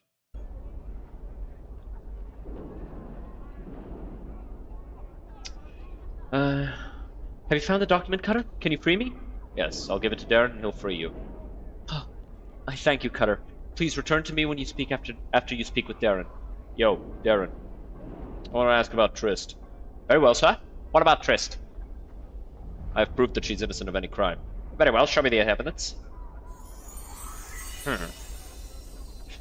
Yeah, seems the court owe Lady Trist an apology, sir. In this moment she is free, and I will make all the arrangements to have a status and property returned to her. Updated my Thank you, journal. Darren. No, thank you. It's a rare individual who will do what you have done. Excuse me, I must speak with Lady Trist. Farewell. You're my savior, Cutter.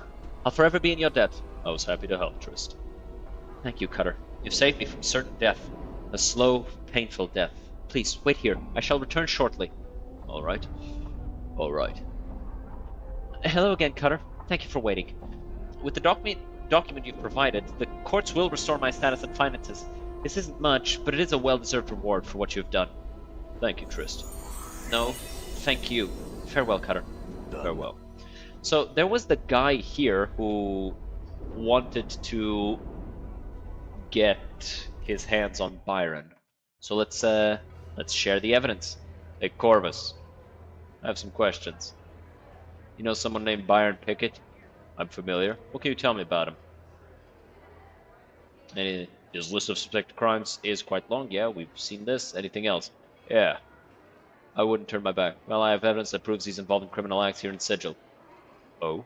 May I see this evidence? Give him the papers. Updated my journal. He examines thoroughly, then folds them and puts them away.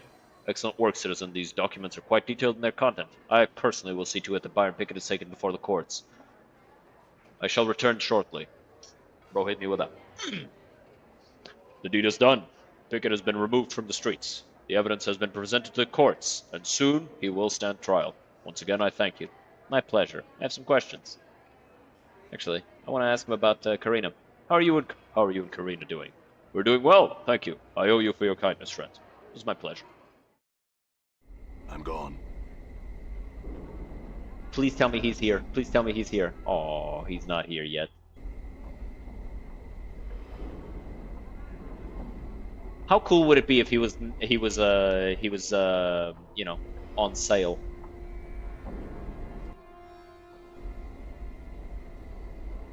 It would be justice, I think.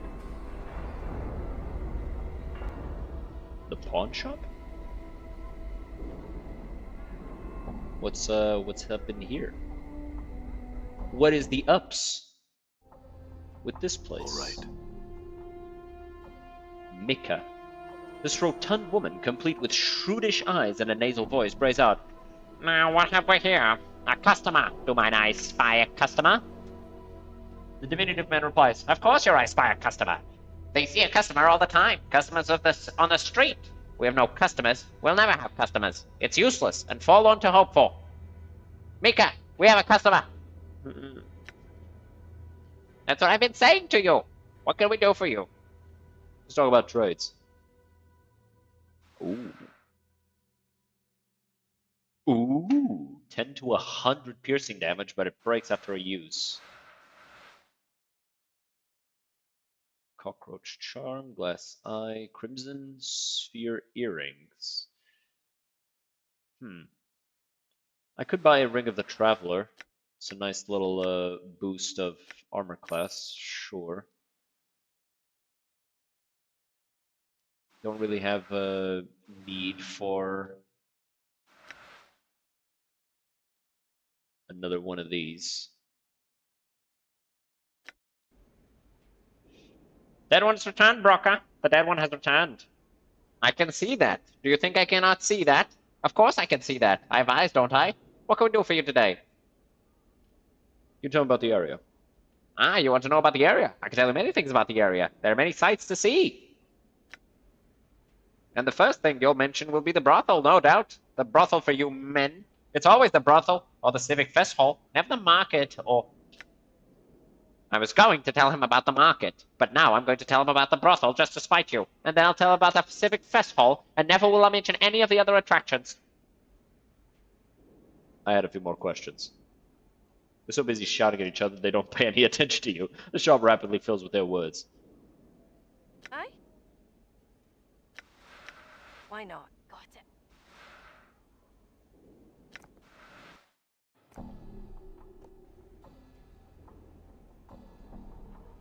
You see a man leisurely examine the wares. Greetings. Yes, Cutter? I have some questions. I have no time for this, Cutter. Leave me be.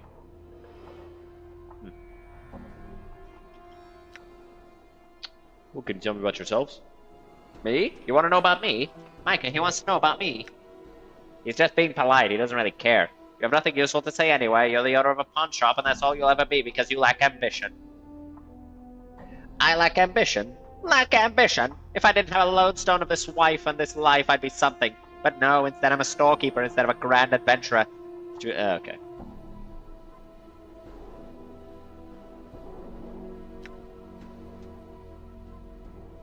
Who's she? She is my devoted wife of some 20 years, and the light of my life and the greatest gift ever to enter his life, isn't that right? I saved him, you see, from the life his parents had planned for him, and he promised to take me away from all this, and instead what you see is the life he gave me. I tell you, it'd be enough to drive a body to drink. If she weren't already there, she's the biggest bubba this side of the hive, sir, and she's been that way for years, I tell you, years! She'd drink the river Oceanus and still be thirsty if it were made of alcohol. Okay. This reminds me of my grandparents. Yeah, no. I got nothing else to ask these guys.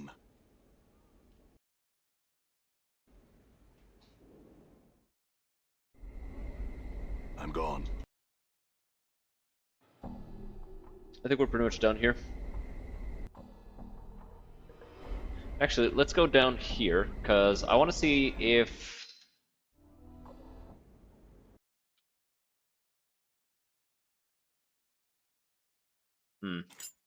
Nah, I don't think there's any point in going down here. I really like the party, the party composition in this game. Like, it's so freaky. You get a literal skull, a Gith Zerai Zerth, which I guess not that weird. Tiefling Rogue, also not that weird. But then you get this guy who's just fucking Ignis. Bro is literally just a flaming dude. I think he mentioned that it was an advocate. Curiosity shop. I haven't gone into any of these buildings except the tailor, but that was on stream. So like I uncovered it, but I didn't explore it off stream. The advocate. Greetings. This man is dressed in soft blue robes, covered with intricate designs. Despite their opulence, however, the robes look wrinkled and worn. You place the man's age somewhere between middle age and early 60s, so 50. Got it.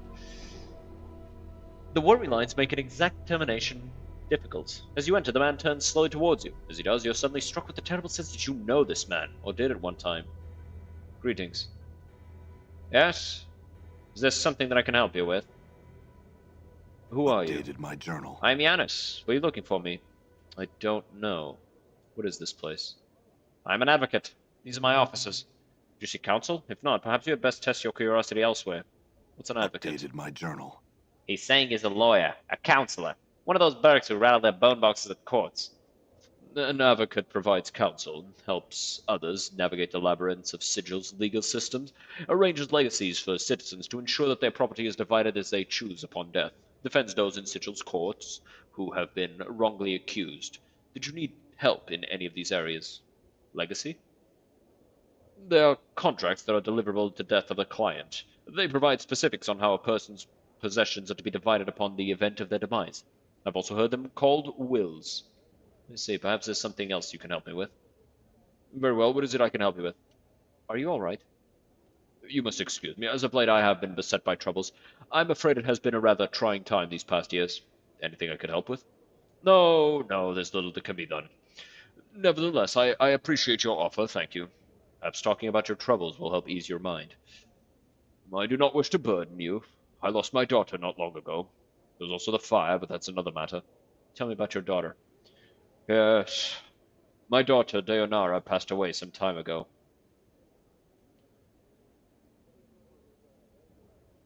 I saw a woman by that name interned in the mortuary memorial hall. She had become a ghost and claimed she knew me. What? What did you just say? Her spirit resides in the memorial hall. I spoke with her for a time. She seems to be in distress. You spoke to her? What distresses her? Me, apparently. She said that she loved me and that I had loved her, and that I had forsaken her. I see, perhaps. Are you the one she left Sigil with? The one who led her on the journey that killed her? I'm not certain. I think I may be that man, but I've forgotten much. You are the one, and you say you've forgotten? You have forgotten? But the incident was not so long ago. How can this be? I have a strange condition. I lose myself for a time. Anything you can tell me about myself or your daughter would be invaluable. Countless liars I have known in my tenure in this city. You do not strike me as one of them, at least on this matter. If you truly do not remember, then whatever befell you and my daughter on your journey must have left deep scars. I'm inclined to agree. Then I ask your word on this. If your memory returns and you discover what has happened to my daughter, return to me so that my mind may at last be at rest on this matter. I will do that. Very well. Now leave. I wish to be alone with my thoughts. Greetings, Yanis. You again. What is it you want to ask this time? Can you tell me about the fire? There's nothing much to say about the matter. It was a strange, localized fire. I cannot imagine what would have been precious in the documents that were burned, but someone must have wanted them destroyed. Can you tell me what was burned? A number of old legacies were burned, and some mementos under the keepsakes. Of value only to me. Tell me about the fire. Any luck in locating the person responsible? No, neither the Harmonium nor the Mercy Killers have had any luck in locating the person responsible.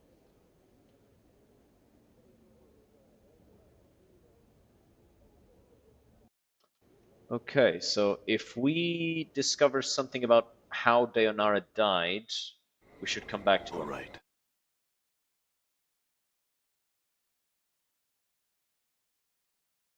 Let's go to the linguists.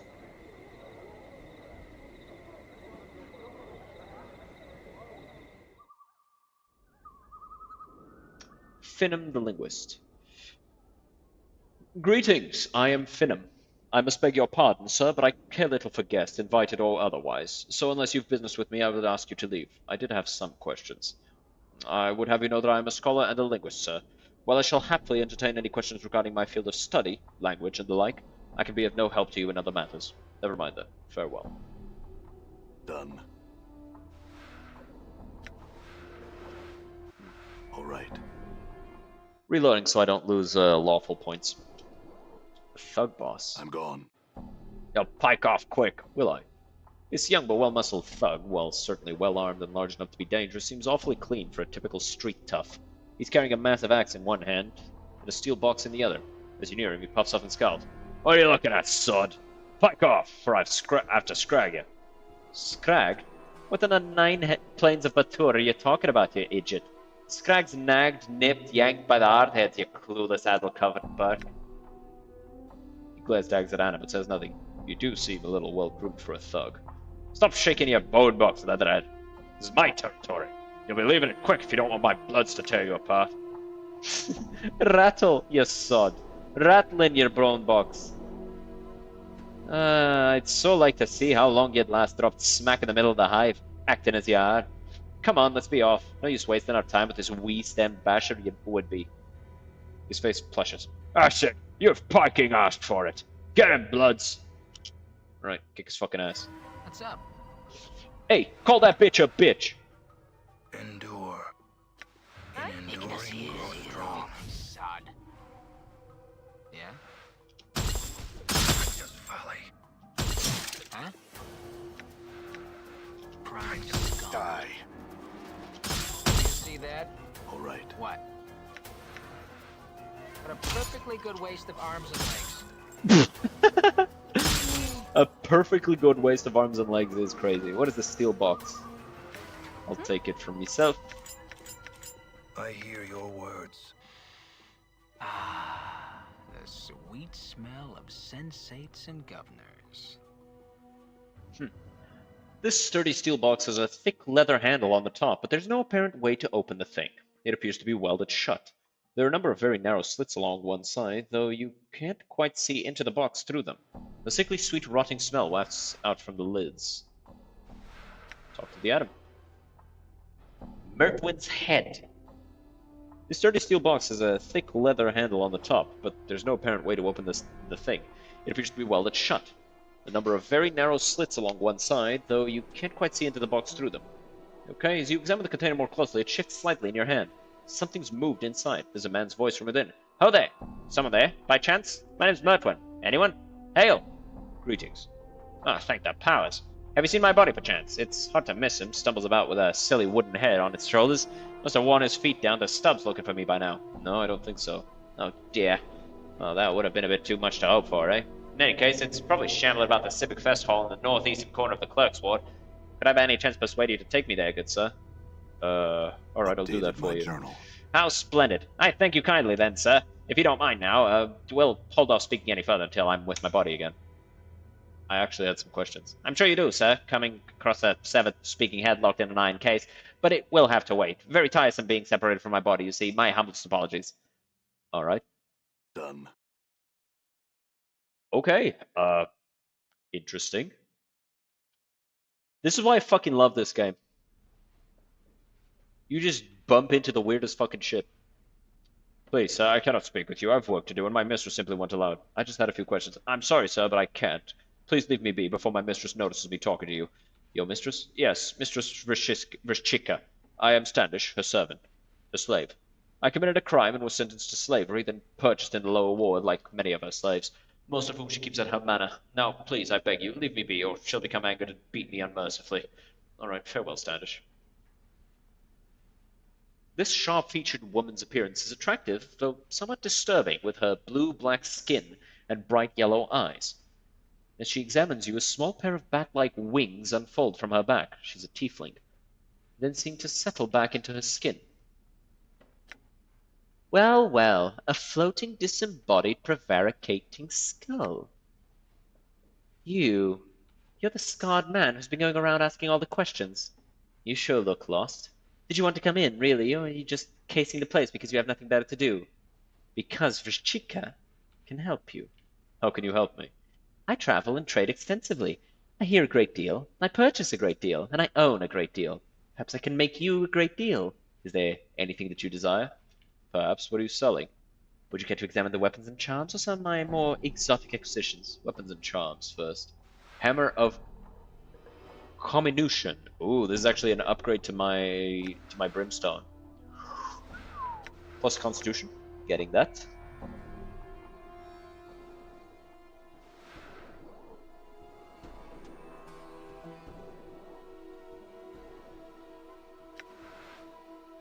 Is this a bracelet?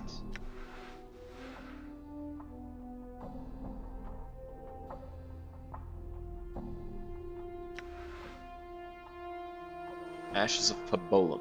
summons Trellons. Heart of the Fosterer summons the Sommian. Only evil and neutral characters can use it.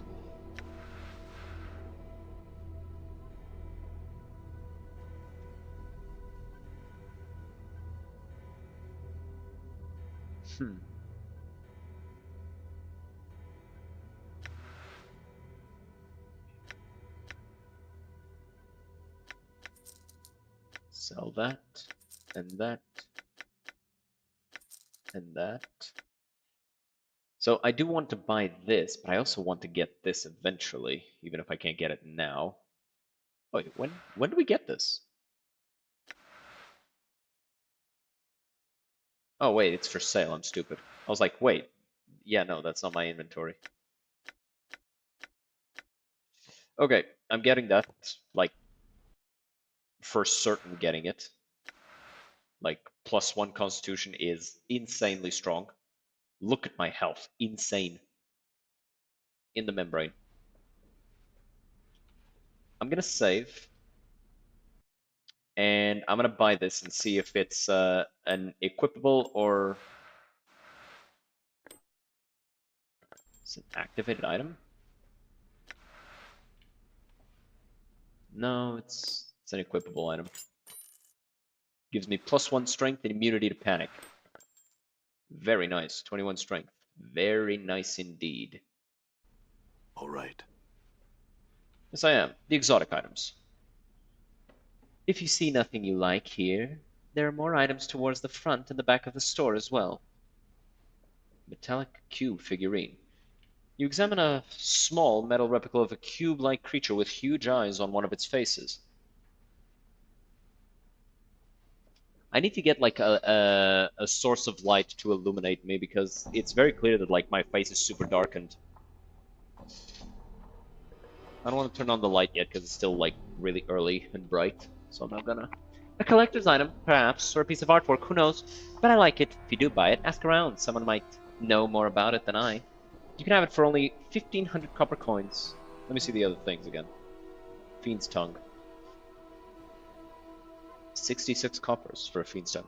This is Fiend's Tongue, a Cornigon's, I think, but who really knows? It's said that placed into the mouth of any living thing, it will give the ability of speech, even if there was none before. I'm selling this oddity for only 66 coppers should you want it. Alright, I'll take it. Sounds like it'll be relevant. Gorgon Salve. I traded for this with some sword-slinging prime welder. Perseus, I think, was his name. Ooh. Smeared onto the surface of any being turned to stone, it'll revert them to flesh. Only 100 copper commons, a bargain. A bargain, considering how handy it might come in should you ever find a friend of yours transmuted to rock. I'll take it. The monster jug. It's a jug. It's got some sort of monster trapped in it. That's why your hair's prickling up like that. If you'd like it, it's only 123 copper. I'll take it. Wise choice. Yeah. Look to the front of the store. Baby oil, chocolate quasit, Codex of the Inconceivable, Davis Tears. What's this? Davis Tears. These were collected from a Deva who was captured during a blood war skirmish. Fiends tormented the imprisoned angel for eons before he at last escaped. This small bottle holds their prices, but no thanks. Farewell. Okay, so let's look at this.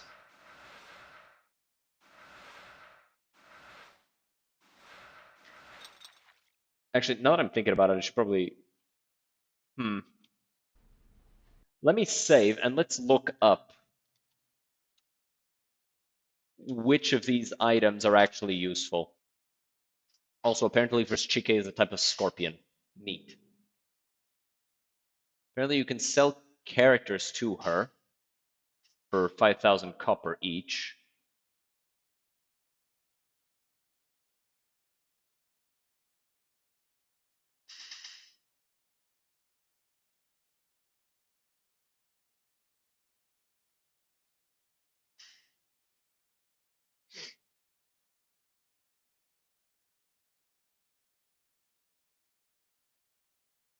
Curiosity shop, let's see.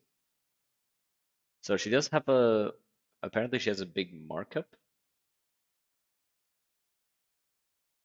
Oh, and a 95% failure rate on stealing.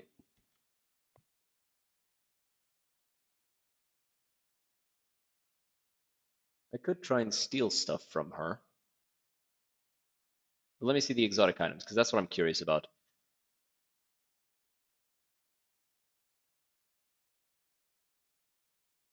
Okay, so all of this stuff does have a use.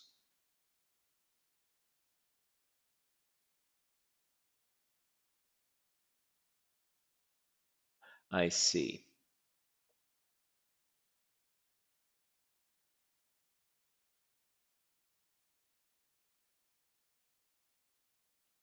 Okay, so the monster jug just has a monster in it. I kind of figured that one.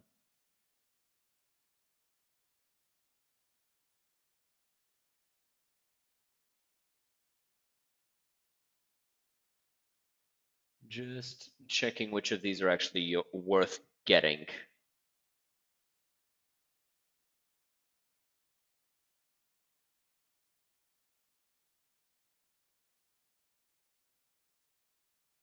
Okay, most of these are worth getting. All right. So here's something I'm going to do.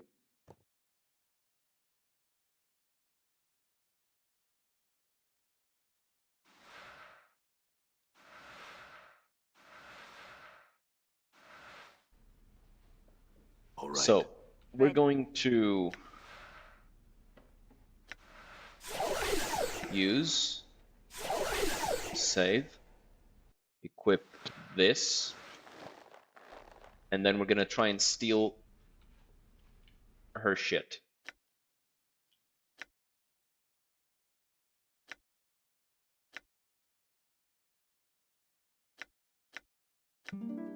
Yeah. Done, save.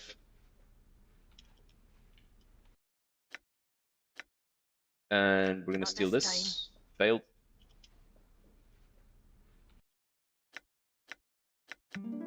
Yeah, succeeded. What else do we want? She already has one of these.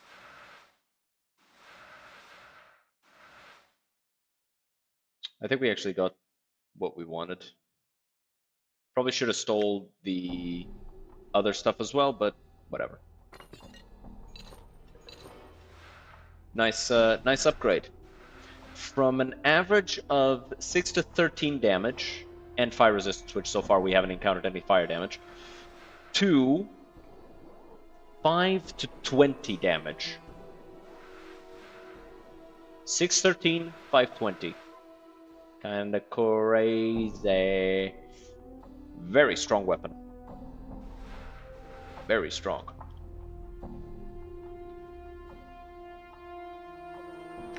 Sell that. I'm gonna sell this as well. No reason not to. Okay, so we've got a good amount of money from doing that. Yeah, go ahead and sell this as well.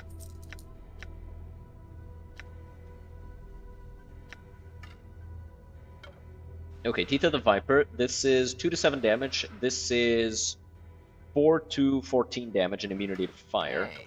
And he's already immune to poison, so this is actually useful to him. Hey. Because, like, without it, yeah, no resist to fire, Hey. immune to fire damage. Very nice. Become a more powerful magical item. So now these are, okay, 3 to 9. Hey. And these are worth nothing. They're like not sellable, so might as well just keep them on him. So we've already sold the Brimstone Hammer. Let's sell the Teeth of the Viper. I want to keep these. Actually, no, I don't. Okay, anything else here that I could want? No. All right, so re-equip this one because it's the better combat one. Save, and let's buy her exotics. Yes, I want the metallic cube. Front of the store. The baby oil, not worth anything. The chocolate quasit is worth something. This is an XP boost. The baby oil, I don't think she even sells it. Baby oil, interested? It's a real thing, of course. Thousands of mewling mortal babies went into the making of the stuff. No thanks. Davis Tears, I'll take it. Elixir of horrific separation, useful as well, needed for the apothecary. This stuff was compounded by a scholar who'd found she possessed a darker half, a side of her which took control at times and bade her to do awful things. This potion was to have split the darker half away from her, creating two separate beings. Mercy killers, however, found and executed her for a string of depraved murders before she could use it. I charge you only 200 coppers. Yeah, I'll take it. Back of the store. Stained lens, no. Ooh, let me check, actually. Let me double check. Yevra's Ring of Almost Invisibility is +1 to AC, and the other thing is also useful for a quest. Alright, so I will take Yevra's Ring. Yevra's Ring of Almost Invisibility makes its wearer invisible. Well, almost. I will part with it for the meager sum of 349 copper commons. I'll take it. And back of the store. Don't want this, because the Lady of Pain will show up and kick our asses. And the rune-covered Alestein, which is useful as well. An ale mug of unusual manufacture, which keeps its content, usually beer of course, icy cold, whatever the surrounding temperature. 299 copper commons, and you'll enjoy the frostiest ale you've ever had outside of the paraplane of ice. Alright. We've gotten quite a few things.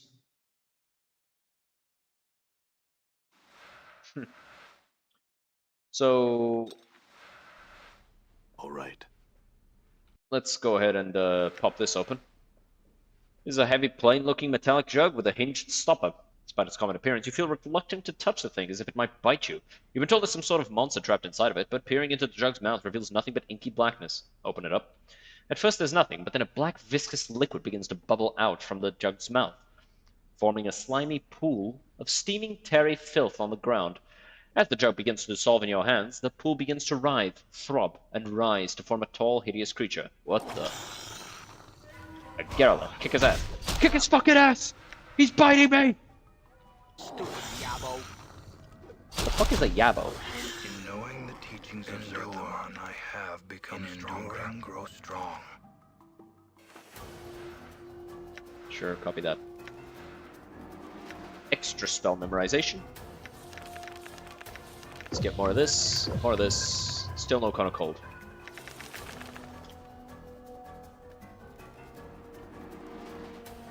Careful with that standard, or I'll beat you senseless, holy fuck, woman. But so yeah, there's a bunch of stuff here. This gives us some XP, which you would first think it to be a rather unassuming book.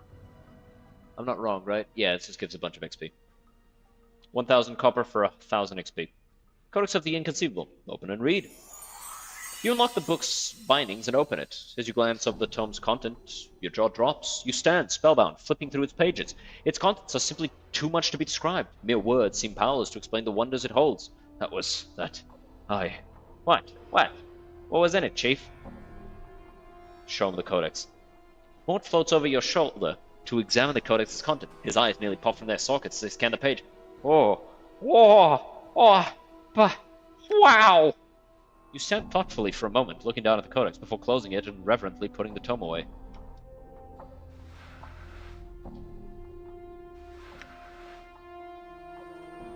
Found in strange letters. Mere words seem powerless to explain the wonders. I guess put that away. This will be for later. Davis Tears, we need this for something as well. This as well. This is just a +1 armor class ring. I think I'll give it to you. I think her having the ring that makes her like partially invisible makes sense, even though it's just a +1 armor class ring. And everything else is for quests around the Clerk's Ward. Let me close this. All right. Let's go in here.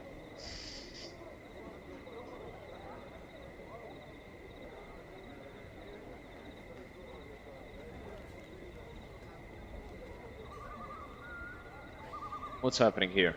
This young actor seems far too involved with giving his performance to pause and speak with you. Oh, they're actors.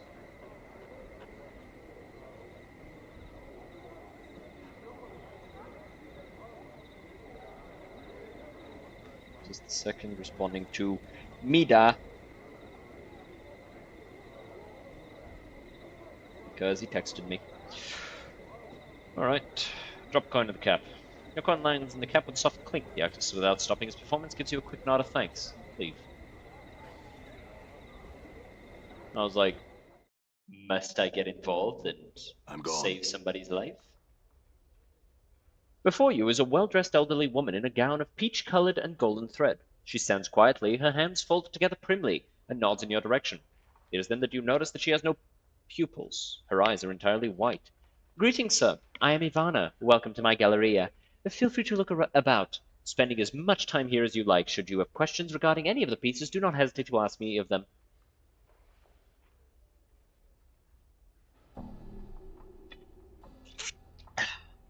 I had some questions, Ivana. One moment, sir. Your voice, it is heavy with age and wounds. Would you be so kind as to permit me to touch your face? Go ahead. So many scars, both old and new. They seem to... Pardon me, sir. I was curious to see how far they went. It's fine, and they're everywhere. My whole body is scarred. I had some questions. Of course. Can you see, Ivana? I cannot see, but only because I do not wish to. In time, I will allow my vision to return so that I can re-experience the contents of my galleria with the benefit of new, fresh eyes. Do you know what this little cube-like toy creature is? Ivana takes the item and drags her fingers along it. She feels along the exterior of the object. It's more than just a well-crafted toy modron, that's for certain. Maybe some sort of puzzle box or portal key. What's a modron? Modrons are a race of lawful, orderly beings. They come in many shapes and forms, each one occupying a different level in the rigid modron hierarchy. I think this sword is called a quadrone. It's a quadrone because it's four-sided. And has, I think, 4 limbs?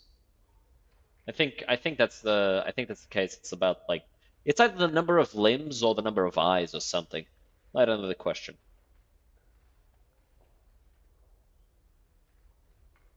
What is of interest here? I'm afraid I did not go far from beyond the Galleria and cannot help you with this matter. Alright, let's look at the Galleria. This painting, an abstract work of greens and purples, rides and ripples as it's watched. Closer examination reveals that the actual painted image is changing rather than the canvas itself. A placard states, "Moment's glance from the walls of Mokma." Mokma. Touch the painting. Place your hand upon the plane as you had suspected. It is not the canvas.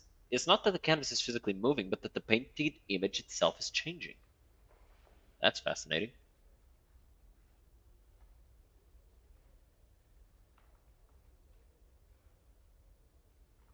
What's this?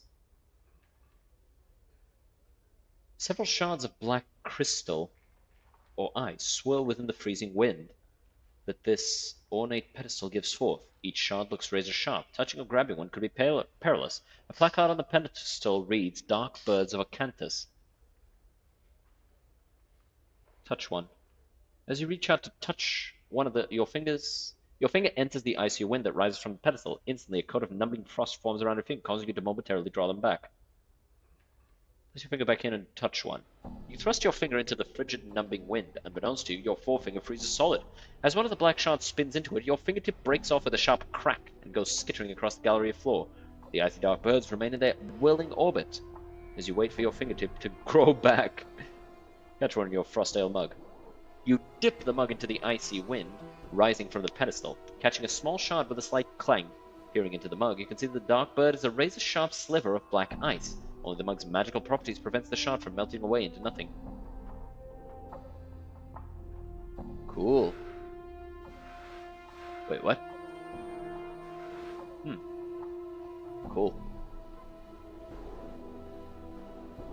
Good thing I bought that.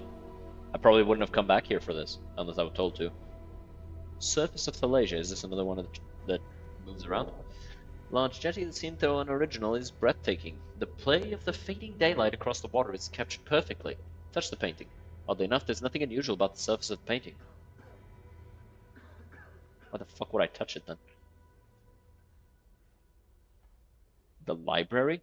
Oh god, it's Halo 1! The hundreds of chips of translucent green glass which make up this stained glass window don't appear to be held together by anything, but rather remain free-floating and mysteriously suspended within the iron frame's boundaries. The shards ripple and move in slow waves, causing bizarre patterns to fluctuate across the window's surface as various portions of it refract the Galleria's light in different directions. A small placard beside the window reads, Arcadian stained glass window. Touch the glass.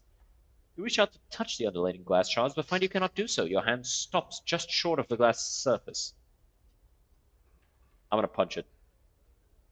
Punch the glass. You see only bruising your knuckles. The glass may as well be sheet iron. Get out of my way, bitch. I'm exploring. Alright, actually, I'm just gonna select him. The Folly of Udo. The Veil Beneath Clangeddin. Ooh, Grey Hag of Oinus. Leave. As you begin to turn away from the painting, something in it draws your attention. A strange tingling sensation arises in the back of your mind, a memory. Try and recall. You recall standing, confused, in a maze of briars. The hideous crone from the painting is before you. Cackling wildly, you grit your teeth in frustration, wondering why she's laughing at you. My poor, dear, lovely man-thing.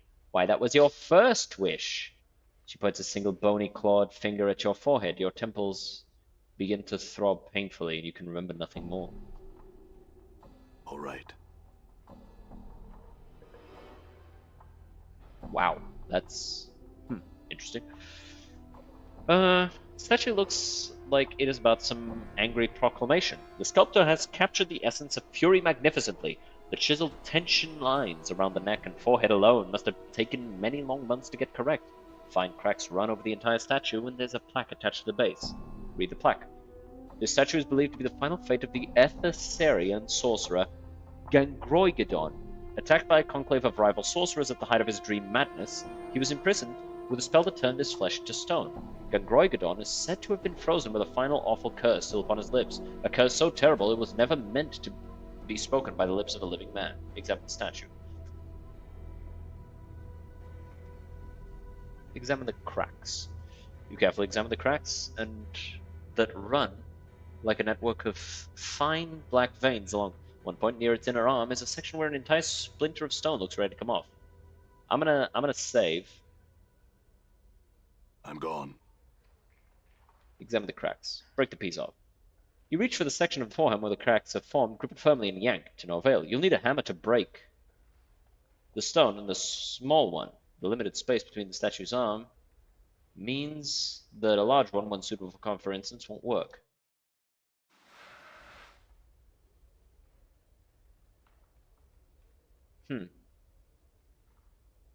Apply the Gorgon salve. You smear the foul-smelling ointment over the statue. There's a strange shimmering around the statue, and you watch as the statue takes an intake of breath, and the eyes of Gangroigedon fill with a blazing, vengeful madness. Cover your ears. Before you can do anything, a blazing torrent of words flies from the sorcerer's lips. As he speaks, you feel an agonizing sensation, like a sudden wave of raging heat pour over you, and settle into your skin like a blistering wound. Blindness strikes you as your eyes burst, running from their sockets like shattered eggs. You hear someone screaming and realize it is you. Wait for the horror to end. Last thing you hear, even over your own cries, is more shouting. Taunts, all right. By the lady's bladed teats, what a... Everything suddenly falls silent. The last of your senses flicker and fade away to nothing. Die horribly, a victim of Gangroigedon's So awful again, it curse. has come to pass. You know, I was just sitting here wondering whether you were gonna get out. Let me see something. I want to see if there's if I'm missing out on something. The Mad Splinter.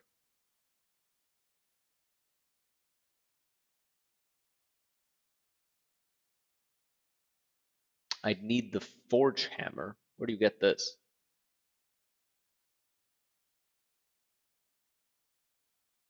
Bought from the guy in the Great Foundry, which I still don't know how to get into. How do you get into? I just need a legitimate reason to enter. What would be a legitimate reason to enter then?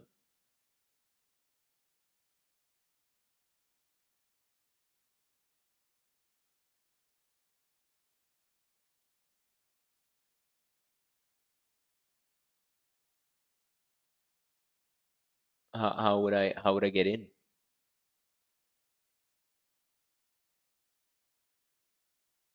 I'm sure I'll figure it out. I'm pretty much doing everything I can. All But right. yeah, it's not that important, so I'm just gonna New taunts, all Fortune has right. come to pass. All right. Cool, I guess. Let's go. Wait, why am I here? Why am I not at the clerk's ward? Dropping me off in the lower place. Kind of rude, not gonna lie. Itchy ear. I'm gone. What's this? A massive horn of beaten lead wound with brazen chains. The horn is horribly mangled, as if some tremendous force had crushed it. Jagged blades protrude along its length, almost as if it were meant to be used as a club by some gigantic creature, as well as a battle horn. A placard mounted beneath the horn reads, "Cleansing Horn of Acheron." Obviously, I'm going to blow on the horn. All right. Put your head against the wall, try and blow the horn. Try as you might, you get no sound to issue from the massive horn. Your lips come away from the mouthpiece, tasting of blood, smoke, and metal. Aw, All right. nothing happened. What's this thing? It looks like a little red angel. A brilliant ruby statuette stands on this pedestal, carved into the image of a winged humanoid. Reload the player here. Not sure what happened there. The figure is either demonic or angelic in nature, but it is difficult to tell which, because it refracts the light in the gallery strangely. There's no placard indicating what exactly the statue is. That thing is rippling. Wave motion study 7. Touch. You place your palm against the canvas. You cannot feel the ripples themselves, though a cool tingling sensation passes through your hand at first contact. Interesting.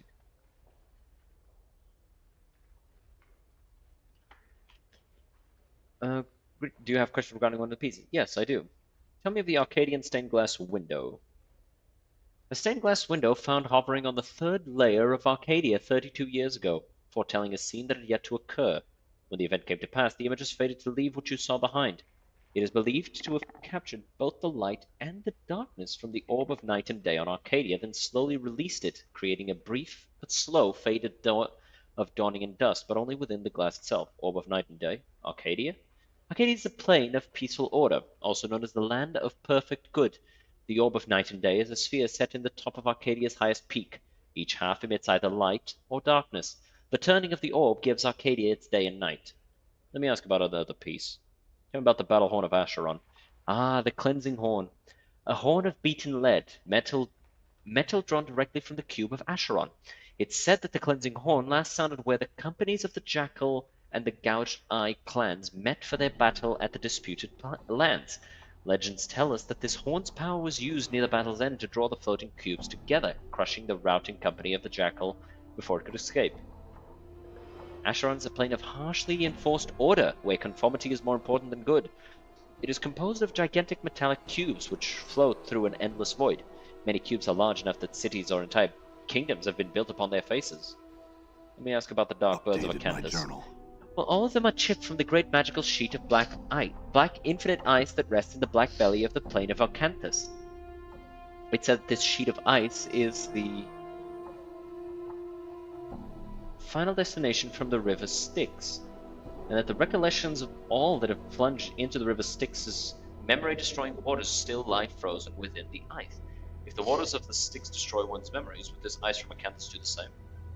I could only assume so, yes. Let me ask another question. The ruby statuette. That piece was found in a cathedral in the fertile fields of Elysium on the first layer, Amoria the Untroubled, where it bordered the river Oceanus. The name of the piece is not known, but the skill and craftsmanship are believed to be one of the most striking examples of gem crafting in the plains. The mere way in which the piece captures, distills, and enhances the light through its facets is part of its breathtaking wonder. It seems to bring to light the possible ideological connection between even the most evil and the purest beings in the multiverse. Fascinating. Let me ask about another piece. Statue of the Screaming Man. Odd you should ask about that. Just after a terrible noise, some patrons came running to me about a mangled corpse on the floor. The Harmonium came to remove the body from the premises, but could find no perpetrator. I told them that in all likelihood some madman had released Gangroigedon and been slain by his curse, but the old sorcerer himself was nowhere to be found. I know nothing more. Cool. One of the paintings. I don't want to ask about all of these actually. All right. So I guess we're done here. We released Gangroigadon. I wonder if Done. I wonder if he will appear later.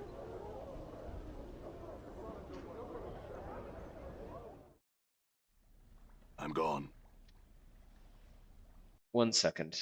I'm gonna run 3 minutes of ads on Twitch so that we can go another hour without ads, and we'll just chill here for a bit. We're just gonna chill here for a little bit. Just big stretch out. Oh, if you guys want to go to the bathroom, just stand up, do some stretching. Make sure you're taking care of yourselves. I'm actually gonna do some stretching myself, actually, because I haven't done any of my stretching exercise in a long ass time. Ooh, that feels good. I went to the gym yesterday and I kind of maxed out my arms a bit. So this feels good. Ooh. Feeling it right here. Feeling the muscle like distend in a nice way. Just doing the stretches. Oh. I should actually stretch further down. Man, I've lost a lot of elasticity from my younger days. I used to be able to touch my toes. I can't even get my ankles now. Oh.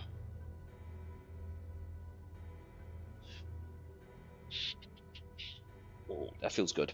I need to do these more often. Because I should not spend so long without stretching my body. Otherwise, my body will fall the fuck apart. It ain't great. It ain't amazing. Oh. Ooh. Oh, that felt good. Oh, that cracked nicely. Oh. Man, doing stretches. It's important. Wrists, exercise your wrists, especially if you spend a lot of time on the computer using your mouse. It's important to stretch them and exercise them properly. Otherwise, you might get the tunnel of carpal, which sounds like a curse, but it's actually just carpal tunnel, which is a curse.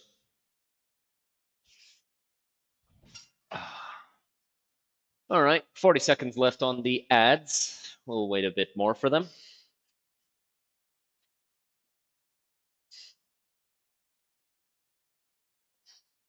Let me just see what notifications.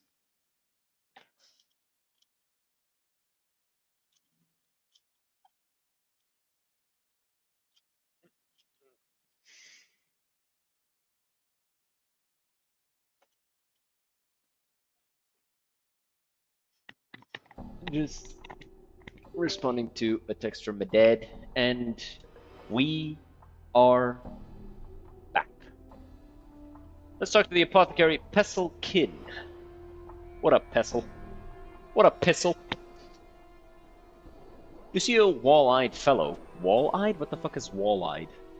Like his eyes are walls? Whose skin seems to writhe and ripple across his entire body. He's smacking his chapped lips with a blotched tongue. As you watch, his right eye moves independently of the left. That's horrifying. Focusing on you. A second later, the left one flicks to look your way, then reverts to its original position. The right eye blinks. A strange gurgling comes from his throat. Greetings. Pessel, I'm called the Alchemist. The name's Kiln. Need you something? Uh-huh. You alright? I am... Something you need then, sir. Phew! The fuck is wrong with you? Too much to drink. Too much of what, though? Potions to drink. Too many potions. The most I ever drank, that's for certain. A polymorphin. They were and brewed in limbo. Anything I can do to help? Don't know. This sort of thing happens quite often. We can't seem to help sample the stock. If you find a way to help, the two of us would be grateful. I've got this elixir of horrific separation. Do you think that'll help you? Both his eyes suddenly snap to the small bottle in your hand. He nods, smack his lips. Here you are, then. Takes the bottle in both hands and places it beneath the counter. His left eye focuses on you, while his right eye and hand concentrate on scribbling furiously on the countertop. We can use this to make something that'll fix us. Right on up. Now, if you'll give us a moment when we got it all worked out, we'll make you some healing stuffs for a reward. All right, farewell for now, then.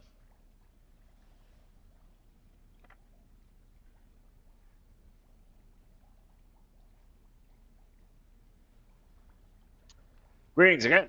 My name's Kill. Need you something? I was hoping to get some healing concoctions. Just talked to Pestle yet? He's the one that'll handle that for you. I'll go speak to him then. Farewell. Greetings again, sir, and well met. What is it Pestle, can do for you? I was hoping to get some healing concoctions. Yes, of course, your reward. Let's see now. I'll manufacture them for you for nothing, of course. But I'll need the proper ingredients. Oni's heart, powdered hematite, heribadeva, thread from an Asimon's robe, or the blood of a regenerated creature such as a troll. Or actually, my wounds heal very quickly.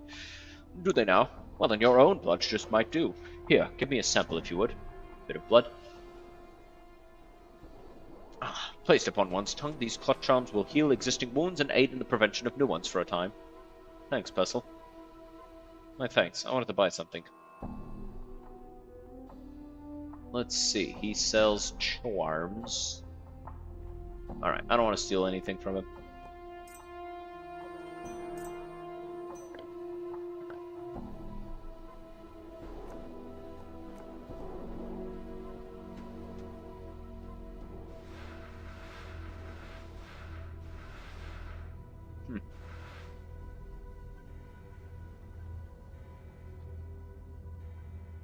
He doesn't sell anything. I need to find somebody to buy this, though. Done. Or maybe it'll be like a quest item for somebody. All right. Let's go in here. There's a companion in here, I know that much.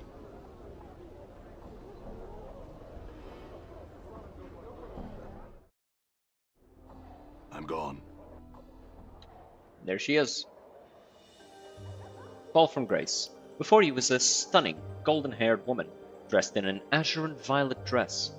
With two long, elegant wings draped across her shoulders, she's surveying the room with a slight smile. She's easily the most beautiful woman you've ever seen. Well met, traveler. Greetings. How may I help you? Who are you? Updated my journal. I am called Fall from Grace. You're new to Sigil, are you not? Yes, I am. Does it show? Not as much as you might think. You carry yourself quite well. What is this place? This is the brothel of slating intellectual lusts. I take it by your question that you did not intend to partake of this establishment. What kind of brothel is this? I established this brothel to give those lustful fevers that strike the mind. What? 1 second.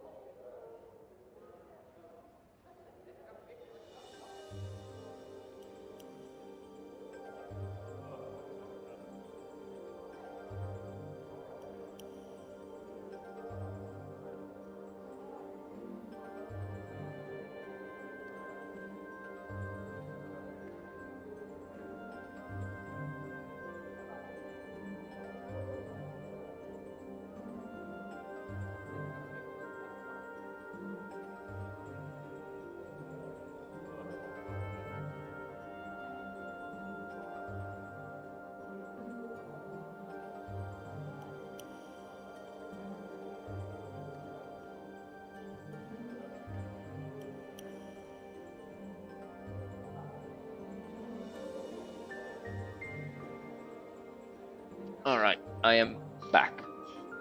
My mother likes to call me, always at around the time where I'm working here, and then she decides to go into long-form conversations, rather than just, tell me what she needs and get it over with quickly. Regardless, I established this brothel to give those lustful fevers to strike the mind more avenues of expression rather than the simply carnal. Much pleasure can be had in conversation and engaging in the verbal arts with others. Sounds dull. I assure you it is not. Tour the brothel. See for yourself. So this is a brothel where there's no intercourse. Only of a psychological nature. Rest assured it is still quite stimulating. Why'd you establish such a place? That's an odd question. I don't think anyone's ever asked that, at least directly. So why did you? Part of the answer to your question requires that you know that I am a member of the Society of Sensation. Our faction believes that one should experience as much of the multiverse as possible. And that's why you established this place? Well, this brothel is intended to slake the lusts of even the hardened intellectual. It is designed to stimulate the mind, to heighten one's awareness of themselves and others, to create new ways of experiencing another person. It is for those who seek something more than the shallow physical pleasures that fill the hive and lower wards. I see. So this establishment just encourages intellectual fencing rather than, well, the other kind of fencing. The women here must be special indeed. I forget to add the gravel to the Nameless One's voice. The women here are aspiring sensates. They've come to me in search of instruction to prepare themselves to enter the faction. Also, many of them have a natural grasp of language that can shatter the crust of the most hardened individual. Sensates? Yes, I'm a member of the Society of Sensation. Our faction believes that one should experience as much of the multiverse as possible. And the girls here are in training to be sensates. Yes, I hope that by learning the art of language and its subtleties that the patrons and the students here may learn more about themselves. One is only as limited as their command of the language. To be able to employ language to evoke emotion in others is a tremendous skill. Let's see, can I ask some other questions? Have you ever heard of an... I came here looking for help. Perhaps you can help me. Help? What kind of help were you looking for? I seem to have lost my memories. In so doing, I've lost myself. You've been stricken with amnesia. Terrible. Do you have any idea how it happened? Not really. At least not that I can remember. I woke up on a slab in the mortuary, and everything before that is black. You awoke in the mortuary? I think the dustman mistook me for being dead. Or I was dead, or something. All I know is that I regenerate wounds quickly. I could be immortal, but I don't even know that for sure. Those scars on your body... May I? Sure. These scars do look as if they would have taken several lifetimes to accumulate. They certainly do, though some are more recent. Some of these wounds would have been fatal to a normal man. What do you intend to do now? I need to get my memories back, and my life back. I intend to scour the plains and search inside myself until I can piece together who I am and what brought me to this state. I must say, I've never met a man who had lost himself in the literal sense. Forgive me, but your condition is intriguing. I'm glad you think so. I'm glad you think so. I have offended you with my words. I give my apology, if you'll have it. No harm done. If you will help, you're welcome to tour the brothel. Several of our students are well versed in the verbal arts. Perhaps some of them will be able to rekindle your memories. I may do that. Can I ask you some questions first? Yes? Those wings on your back. What are you? She's one of the fiends, one of the succubi she is. She'll take your measure, then she'll take your soul to the lower plane, so she will. Your companion is correct. I'm a lesser Tenari, more specifically a succubus. I'm afraid we're a little too common in the lower planes and elsewhere for our own good. Most of my race spend their time seducing mortals with various pleasures of the flesh. And you? Updated my journal. Pardon. I'd like to think that I've distanced myself from that. It is, ultimately, a trivial and non-productive way for one to spend one's time here in the multiverse. There's much more to life, wouldn't you agree? Perhaps. Have you ever heard of a night hag named Ravel? I'm familiar with the name. Rumors cluster thickly about that name, and most tend to discount her as a myth. But I suspect that she did exist, and that she made quite an impression in the cage during her stay here. Why do you ask? I intend to seek her out. Truly? I find myself compelled to ask why. I need information that she has. Is this information available from no one else? I suspect that only Ravel possesses the knowledge I need. My journal. Consider this. If Ravel does indeed exist, then she is extremely powerful and cunning. If a fraction of the stories of her activities are true, then she is a creature that has discovered new meanings of evil. To search for her is not a quest to be undertaken lightly. I realize that. Do you know anything else about Ravel? She was said to be one of the hags of the Grey Waste, and that she was believed to possess powers and cunning far beyond those of her sisters. She came to Sigil long ago, and in addition to the evils she committed during her stay, rumor has it that her actions threatened the cage itself. The cage is another name for Sigil. Now she primarily exists only as fiction, the figure in children's stories. Imagine the Lady of Pain dealt with her as all threats to Sigil are dealt with. How? Updated my journal. Ravel was most likely sent to a maze, one of the lady's prisons. It was the Grey Waste, a blighted plain that lies effectively between Batur and the Abyss. It's frequently a battleground in the Blood War. Anyone else who might know about her? Someone in the festival may know more about her. Bro, my ear is itchy as hell. I think I might have just scratched the inside of it by accident, and the itchiness is, like, healing. Updated Can my I ask another journal. question? Would you like to join my travels? Who's to say she'll be coming with us? We didn't need the likes of her, so's we don't. Bar that fiendling. I'm all for the succubus coming with us. The powers know you're about as fun as passing a caltrop through your bowels.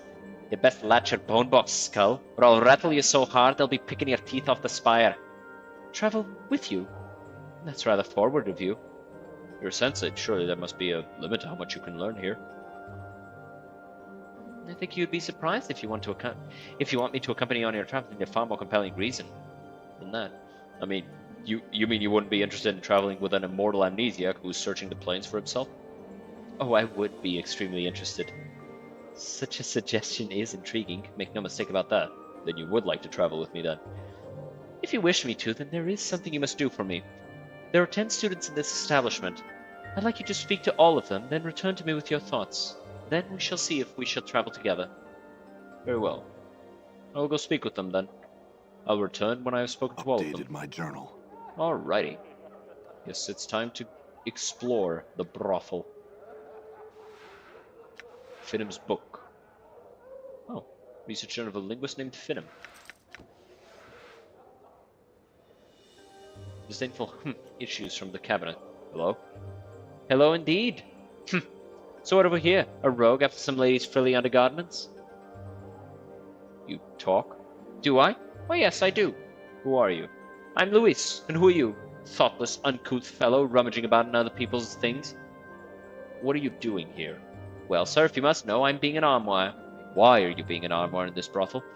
I happen to have become an armoire because I want to be an armoire. Thank you very much. It's not to watch the ladies undressing, nor to have them place their soft, sweet-smelling undergarments in my drawers where they can rub against my skin. Such accusations are an insult to a practitioner of the magic arts. I'm merely soaking in the experience of what it means to be an armoire. The sights, the smells, the sensations. So all the women know about this, then? Yes, they do, and they wholeheartedly approve of... Well, not with their entire hearts, exactly, and while they have not spoken of their approval in my presence, since they're not exactly aware that I'm an armoire, I would not want them to know that I am anything but, and so have not been able to inquire upon the matter. I'll need something from you to keep quiet about this one. Very well. Posh! Open the third door, you scalawag! As you reach your hand into the drawer, it slams shut on your fingers with great force. Searing pain races through your hand as you withdraw your bat fingers. Ha-ha! Creature! Idiot! Open the drawer, I said, and you reach in. He slams his drawer again for emphasis, then begins shaking with laughter. I'm gonna go tell him right now. Fine! Yeah, first, I will tell you this one thing. I have been popping in and out of the brothel for a good long time. I'm quite knowledgeable regarding both its occupants and their activities. I assure you that talking about me is utterly worthless. Not only will you lose me as a potential source of information, I'll simply disappear before someone comes to investigate your claims, leaving you looking the fool. I could just drop you off for Kingland, then. You'll do nothing of the sort! Why, even the most common of men knows that one can't commit an act of violence within the brothel. You'll simply be cast out. And even if that were not the case, I assure you my command of the art is quite impressive. Alright, fine then, I'll just go, answer questions then. Can you return to your normal form at will? I've no need to share such secrets with the likes of you. And besides, there's no cause to change back at the present moment, since I've not yet experienced the full sensations of being an arm wearer. It is a complex thing to hold and sort soft, frilly clothes, smelling of wondrous woman smells. Could you tell me about this place? I would have a man find out for himself rather than tell him the whole of it. After all, that's half the joy of the entire experience. I'll only tell you that which you likely know already. It's called the brothel of slating intellectual lusts, and the prostitutes within specialize in the arts of language and communication. So why are you being an arm wearer? Alright. Do you know anything about Rabble Puzzle? Well, few folk who've dwelled in Sigil for any length of time don't. I must wonder, though, what is it about her you wish to know? I need to find her. You're mad, you know. Quite mad. Utterly balmy, I believe, is the common term for it. Rebel was banished from Sigil long ago, and if she's not dead, you'll wish you were, should you somehow succeed in finding her. She devoured all those who sought her out before. It is said, and will likely do you... Sought her out before, it is said, and will likely do you the same disservice. I'd leave well enough alone. Had other questions. Farewell. Juliet. Greetings. Greetings. Yes. I'm named Juliet. How may I... Oh, never thou mind. Leave me be. What's wrong? Oh, nothing at all. Only I spend my days gazing into the face of mediocrity, seeing if anything can erase its dreadful, tedious passage. Is your life so tedious? Alas, it is. Dreadfully boring. I'm certain I could add some side to your life. Doubtful at best. I'm already with a man, sir, and I do love him dearly. 'Tis just that I wish something more of our liaison. Is the relationship lacking, then? The only thing it lacks is excitement, sir. Our families took the news of our courtship splendidly. His siblings love my siblings, and our friends think our union to be blessed by the powers themselves. All fine and good, but things are going so smoothly. It is not right to have such a trouble-free courtship. I have met 5 of this woman. Annoying. I don't know about that. Dost thou not? Hast thou ever had such a courtship? It would seem that thy life is filled with a variety of problems, judging by the pallor of thy skin.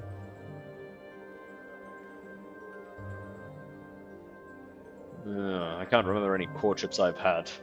The remnants of the ones I've encountered suggest that I may have had some problems.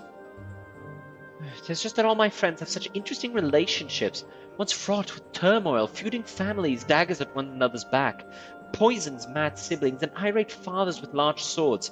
I have a lover whose family loves me and whom the world loves. The great source of annoyance.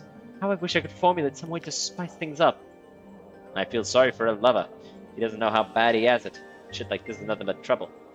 Doesn't sound wise, Juliet. Relish what you have. I wish to experience troubles, though. I wish to experience the up and downs of courtship, but with him, no other. Such a thing as love. It can be as dull as a club, and is of no use to an aspiring sensate.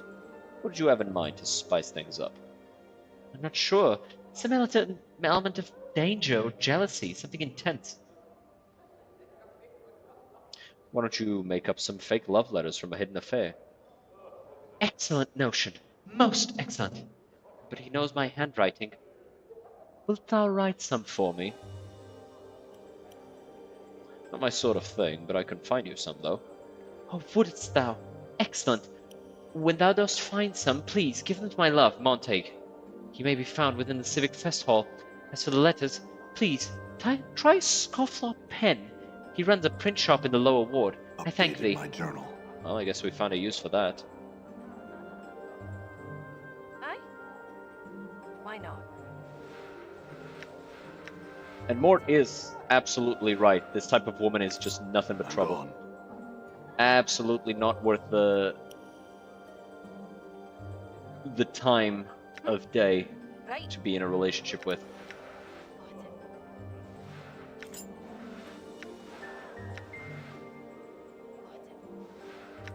Money. I'm gone. This petite, attractive young woman is smiling blissfully and humming to herself. Her wide, pale blue eyes seem to constantly drink in her surroundings as she looks about. Greetings. Well met, good sir. I'm Nenny, and how are you this fine Oh my, you're hurt. All over. Powers above, Chief. She's right. I never noticed before. You're covered in scars. They're old scars. I'll be fine. I'm fine. I had some questions. Huh? Oh, how shameful of me. Don't mind my rude staring. I'm named Nenny, and it is my great pleasure to welcome you to our brothel for the slating of intellectual lusts.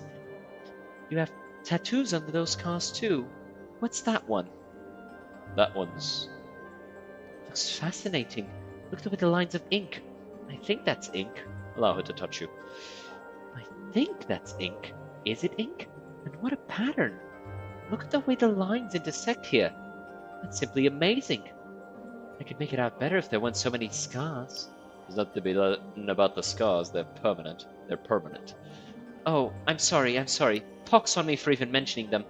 But I have to know, are you absolutely sure you're all right? I'm looking at you and I can't help but believe that you're not in some pain. None of the physical variety, really. Oh, are you hurt inside? In the head? Mayhap I can help. In fact, I know I can. Part of a sensate's training is to learn how to draw hurt from others. My mistress says a sensate may draw pain from a wound and bring it into oneself, but nonetheless, I can help. May I try? Please say yes. Please do. Nanny clasps her hands and makes to rest them lightly on your forehead. Allow her to touch you. As she draws near, you notice Nenny's skin is lightly perfumed with the scent of lilacs. She rests her gloved hands gently upon your forehead and closes her eyes.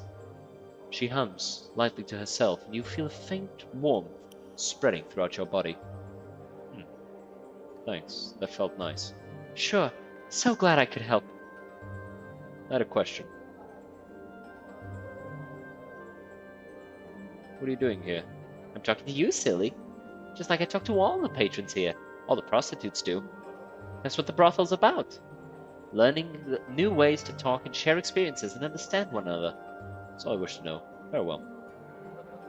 Let's talk to Vivian. Oh, a bunch of Modrons. Interesting. I'm gonna go turn on my light because it is getting a little darker.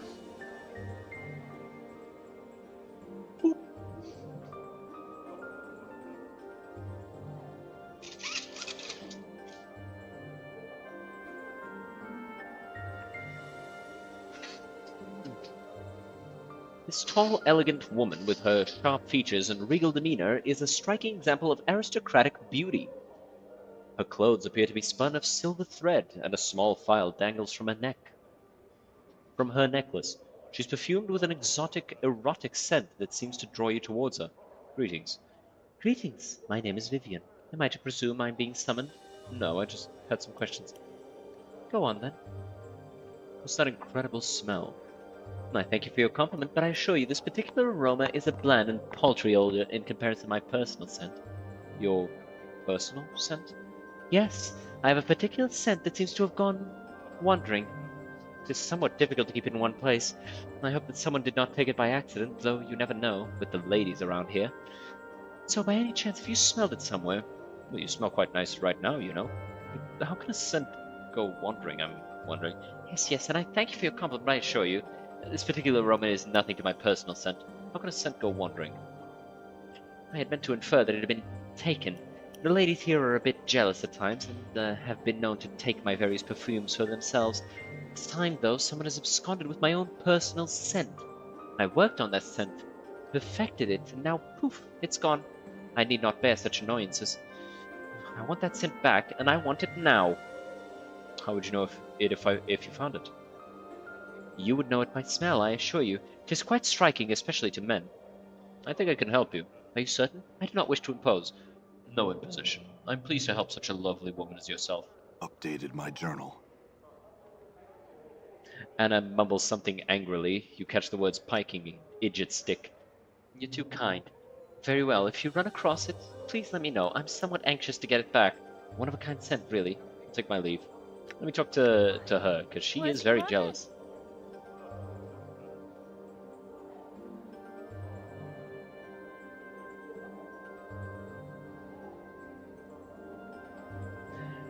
I had a question about how you found my body. Aye? What? Well, what were you doing looking for bodies in the pregnant alley? I mean, you would have had to creep your way through the tenement, then past the Davos to get there, and the place isn't even heavily trafficked as the rest of the hive. Why would you even look for bodies there? The rest of the hive is picked clean as it is. The rest of the hive's picked clean it is. Got to find new spots to poach deaders, you do. As Anna speaks, you feel a crawling sensation in the back of your skull, and you suddenly realize she's lying. You sure, Anna? There must be something in your tone, because it stops Anna's tail dead for a moment. Then it resumes, a little slower than before. I think. I don't usually go there to scar deaders. I don't. To think of it, I'd never even been there before. I just kind of came across it. So why did you go there? I don't know. I just did. And lucky for you, I did. Or you'd still be there. Still be there. The same crawling sensation as before worms up the back of your skull, and with it comes another realization. Anna's lying, but oddly enough, she doesn't know she's lying.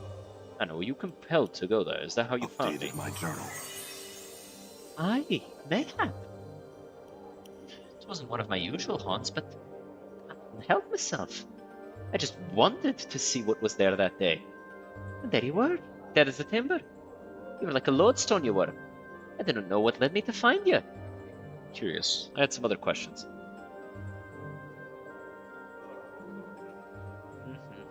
We've had these conversations.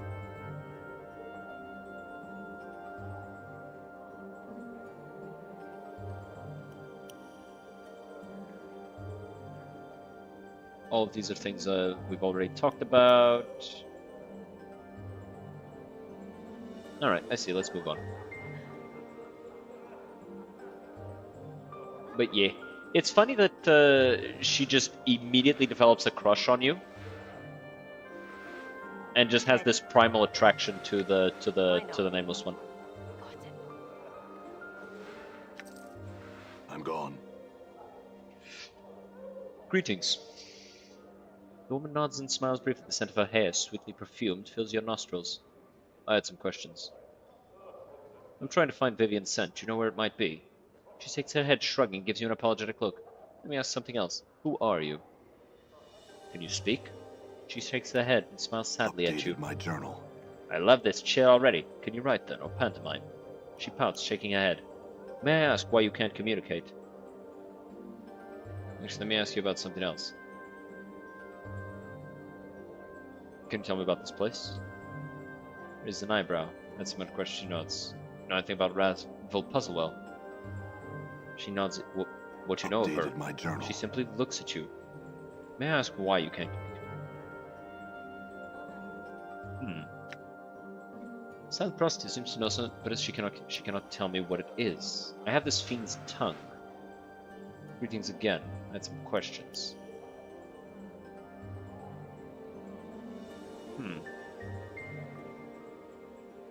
Weird. I'm here.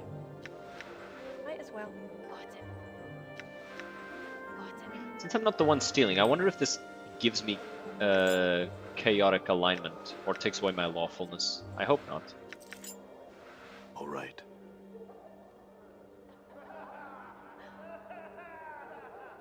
We'll go there after. And I do want to like interact with those Modrons as well. Why not?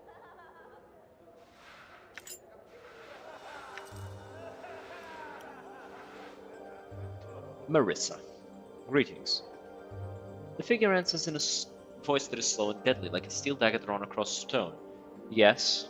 Come to speak with Marissa, have you? Quite rude of you to enter a darkened room, storming behind my partition like so. Rude and foolhardy.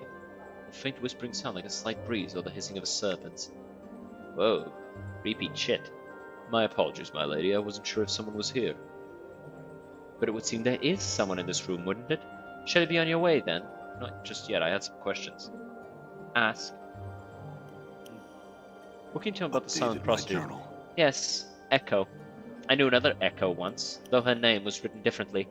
I know nothing of this girl, though. Ask Delora of her. She made friends with an old lover of Echo's, I have heard.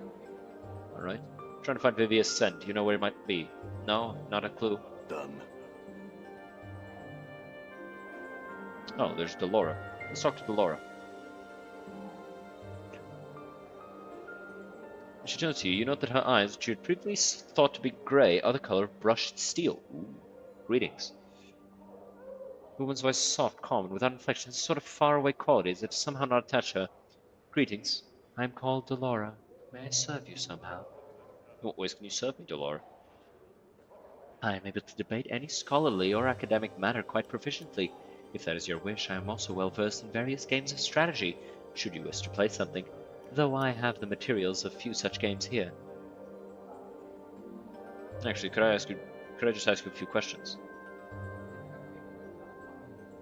I'm willing to serve you as a patron, but I have no wish to answer other questions at this time. My apologies, but I fear you shall simply have to bear with that for the time being. Anything I can help you my with? journal. No, I fear not. My troubles are a matter of the heart. In time, I think all things shall be resolved. Are you certain there's nothing I could do? Certain? No, I am not. My first love, Merriman, possesses still the keys to my heart. So long as he has them, I shan't be free to love another. This is the cause of my melancholy.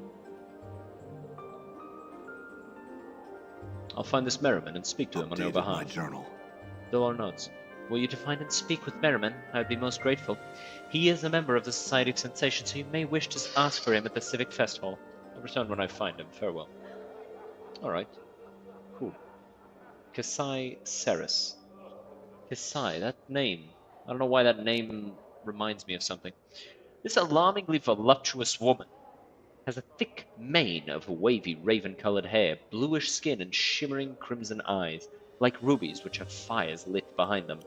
Though she is not beautiful in the typical sense of the word, her features are exotic and not altogether unattractive. Greetings.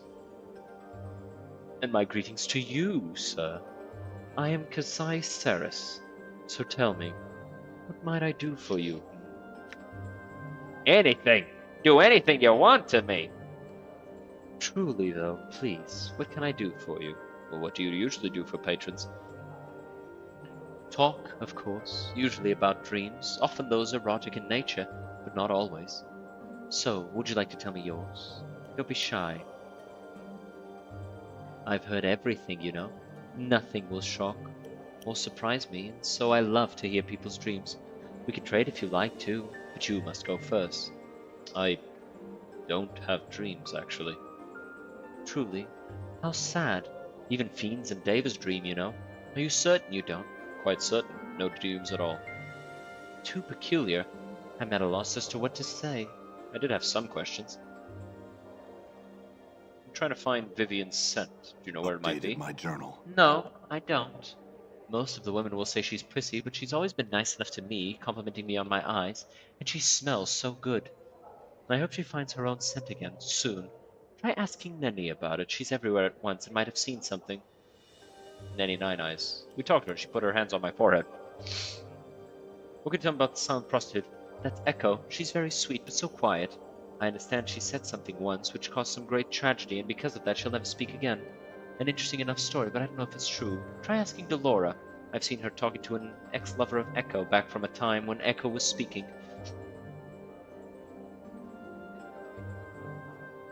Alright.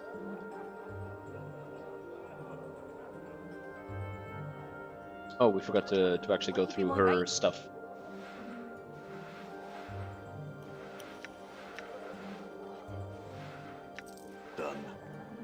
Done. Aye? Right. All right.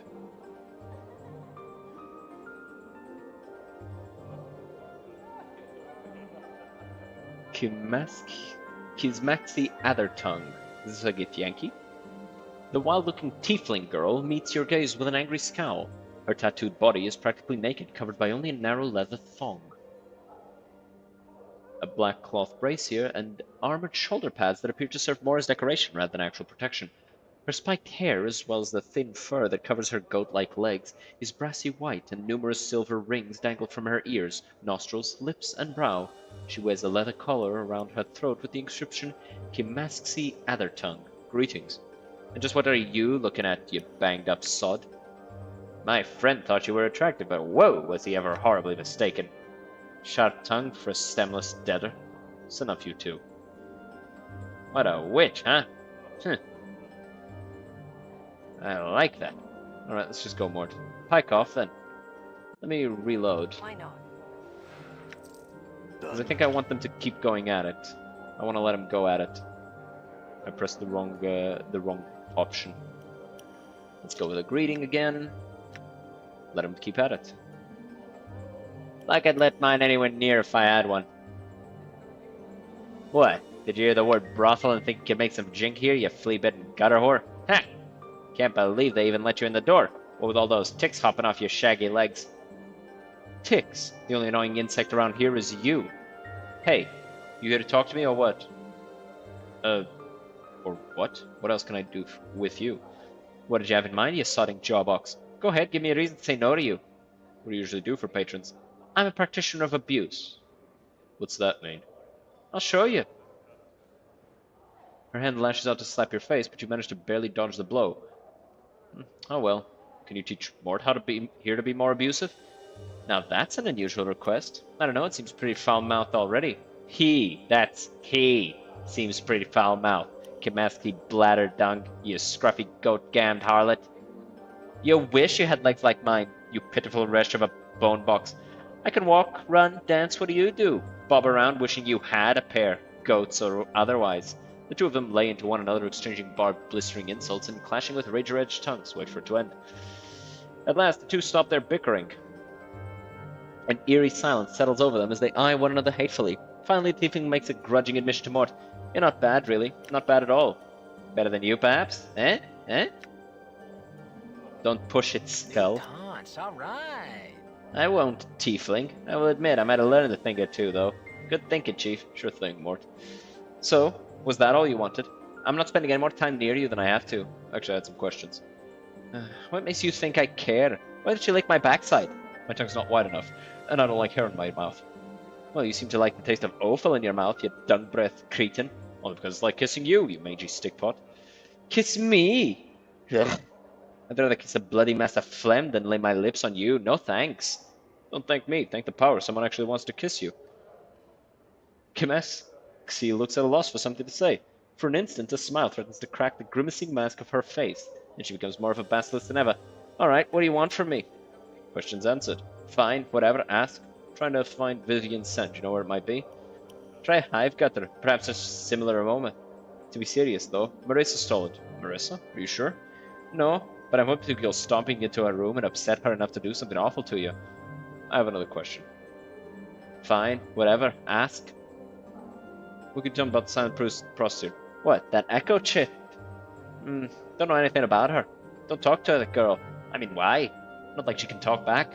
Ask Frigid Delora about her. I think I saw her playing Go with an old crush of Echo's back from when she could talk. Tell me about Rebel. Updated my journal. What would I know about her? I look like a scholar or something to you. Go ask someone more to learn. Or Avis. She'll probably have at least one story about her in that pile of tales she carries about in her bone box. Oh, and Scott and Halbert while you're at it. God damn. Aye? Why not?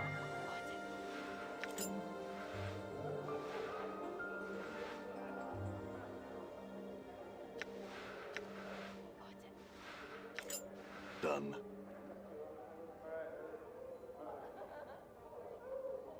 Yves the Tail Chaser. Greetings, I'm Yves the Tail Chaser. What a coincidence! I too chase tails! Have you come to trade tails? I had some questions, actually. I'm trying to find Vivia's scent. Do you know where it might be? Speak with Nenny. She's forever pacing about, observing everything intently. I've spoken to 9 prostitutes altogether. Do you know who or where the 10th student is? Speak with Nenny. She's forever pacing about, observing. Okay. Do you know about Ravel Puzzlewell? The tale of Ravel Puzzlewell, frightener of children, begins and ends with a question. What can change the nature of a man? Okay. Many were the times she posed this riddle to those who approached her, those who sought to glean from her the strange magics that she alone seemed to possess. All attempted to answer her query, but to no avail, and they found the price for their wrong answer to be some horrible fate, always more terrible than the last victims. To recount their various torments would be to speak of things that nightmares are woven from. Go on. The tale strikes me in this way. Ravel herself knew not the answer to this question, but she lusted for such an answer. Only the why of the matter remained in question. Why did the nature of a man matter to one of the Grey Sisters, especially to one of such power as Ravel? It said that she put the question to the Lady of Pain, not directly, but shouted it to Sigil itself, daring for the lady to answer. When no reply was forthcoming, she wove terrible magics that threatened to open the cage and let the fury of the plains roll in like a wave. She received no answer other than banishment. To this day, no one knows the answer to Ravel's question. And now, there is no one to petition, for Ravel herself is gone, lost to the plains. Updated my journal. I had another question. Wait, there is more. Though my tale ends with Ravel's demise, there are some that claim the hag still lives.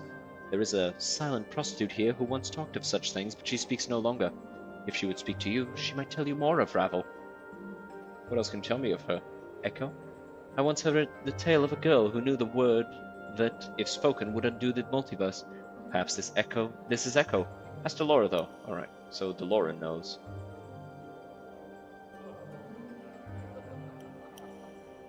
Let's go see about Nenny again. Nenny Nine Eyes.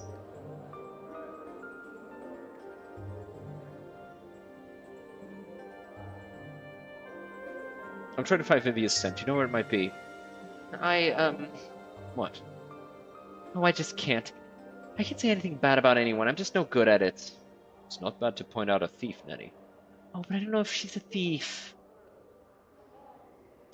Why don't you try and say something not nice about her? Oh, all right. Oh, I dislike her very, very much. Was that convincing? No, not really. I knew I would be getting good at this. Do you know how hard it is to say bad things about somebody? It feels so wrong. Why don't you practice on me, Nettie? I suppose I could try. You big, mean, nasty brute. Meanie. How was that? Put more accent on brute. You big, mean, nasty brute. Better. No, hit me. Then he clamps her hands over her mouth, looking shocked. Oh, I couldn't. I mustn't. How does one hit somebody anyway? Go ahead. Do it lightly if you have to. Remember, I'm a mean, nasty brute. I deserve it. Nanny slaps you. You barely feel it. She still looks shocked and frightened. She heard you. Oh, I'm sorry. Did that hurt? Tell me you're okay. Don't break character, Nanny. Come on. Show me what you've got. You can say something bad. Just let it all out. Oh. Nanny draws her tiny frame to its full height, balls her hands into fists, puts them on her hips, and scrunches up her face in a cute scowl. Oh, damned be you! You deserve that for all the indignities you put me through. Going out late at night, getting into fights, and getting all scarred up. What are the kids going to think, Kids? What? Have you forgotten our children? Are you so sodden with drink that you can't even remember that we have children? Ah, you're hopeless, clueless, and a lot of other lists I won't mention right now. Calm down, time to let go of the anger. Phew, that was easier than I thought. No kidding. And I'm sure I'll do better next time. I'm so excited to have learned something new. Thank you. Sure, I have a question. I'm trying to find Vivian's scent. Maybe I saw that mean Marissa sneaking out of Vivian's room one night. Now, I'm not saying she took it, but I know Marissa's not a very nice person, and that sure sounds suspicious, huh? I'd go ask her about it. Thanks, Nettie. What can you tell me about the silent prostitute? Oh, Echo. Yeah, she's a mysterious one, isn't she? Do you know what? She never speaks. Truly! I think she was emotionally wounded so badly that she may never speak again. I bet Laura knows. Alright. It's always about going back to Laura. So we gotta see about Marissa, who is here.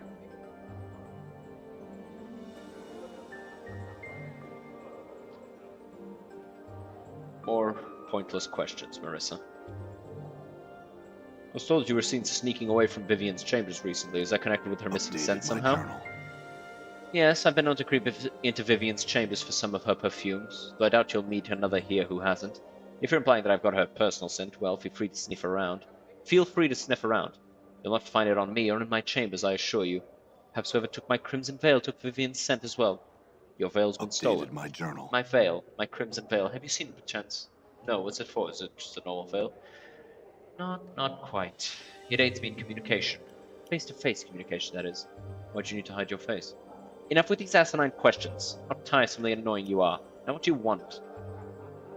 It was this guy. I do need to go down here as well. Check this out.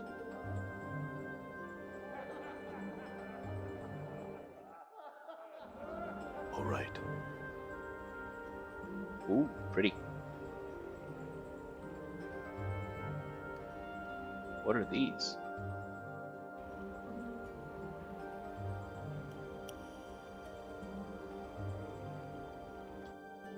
There's 1, 2, 3, 4, 5, 6, 7, 8, 9, 10. Yeah, there's 10 of them. Oh, each of them... I see. Each of them is marked for one of the girls. So that's for Yves, Kimaxi, Delora. I'm gone. I'll send just the nameless one so it's not like the group is getting in the way. Saris. We've talked to all of these so far. Marissa.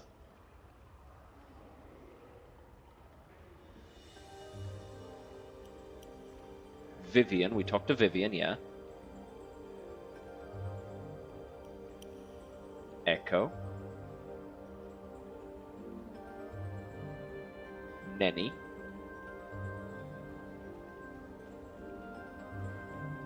Juliet. And then the last one is who?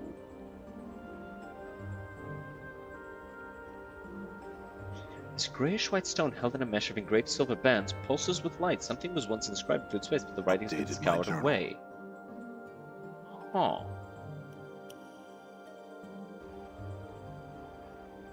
Interesting. I was hoping that would have the answer to who the last person is, but it doesn't. So I'm fairly certain this asshole's the one who stole the things.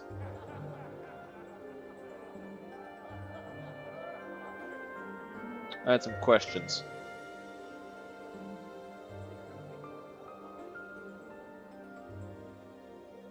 I've spoken to 9 prostitutes altogether. Do you know who or where the 10th student is? There is no 10th student. What is this rubbish you speak of? Never mind. I'm trying to find Vivian's scent. Do you know where it might be? Oh dear, yes, I had heard about that. Most unfortunate. Did you ever have the exquisite pleasure of breathing in that scent of hers? Absolutely wondrous it was, but sadly no, I know not where good Lady Vivian's scent might be found. Marissa's Crimson Veil. I heard she used to walk around in a crimson veil, but that she had recently taken to her room and darkened it. I did not know what had occurred, so this veil of hers is missing then.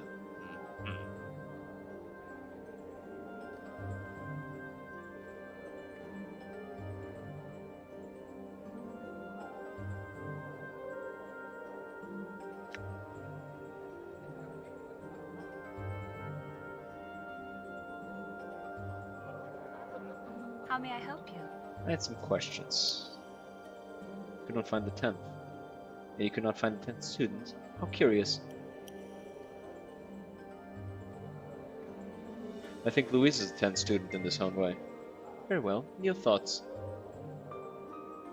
I've learned what it means to aspire to be a sensate, and that it is better to go in search of experience rather than have it come to you.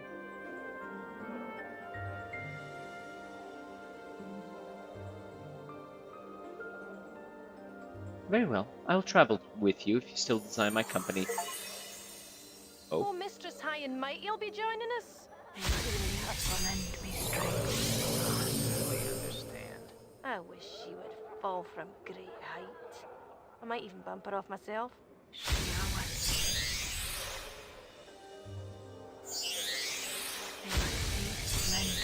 They were having a whole ass conversation while Fall from Grace, that is not what I meant to say. Fall from Grace cast her spells. So, Protection from Evil is a really good spell, especially later on. Blessing. This is an AoE, pretty nice. Lesser Revelation. Curse, Detect Evil. Cure Wounds, Aid, Spiritual Hammer. Call Lightning, and Prayer. Speak with that we don't need.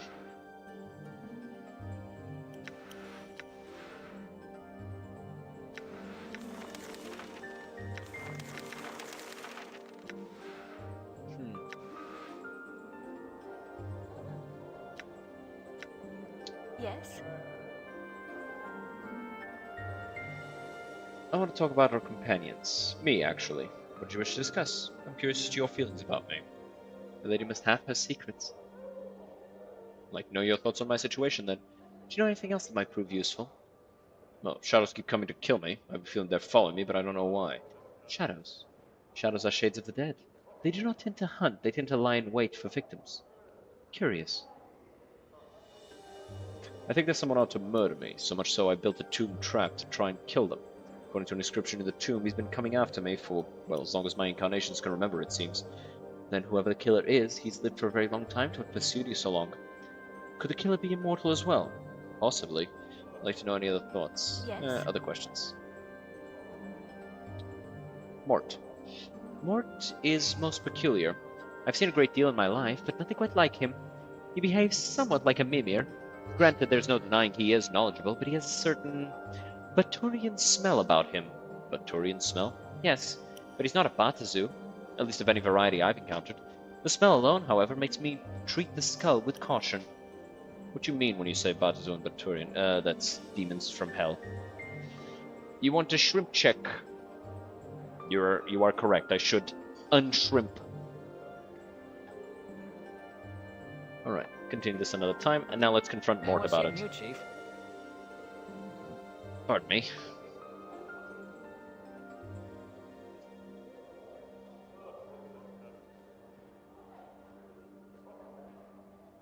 No, we've had this conversation.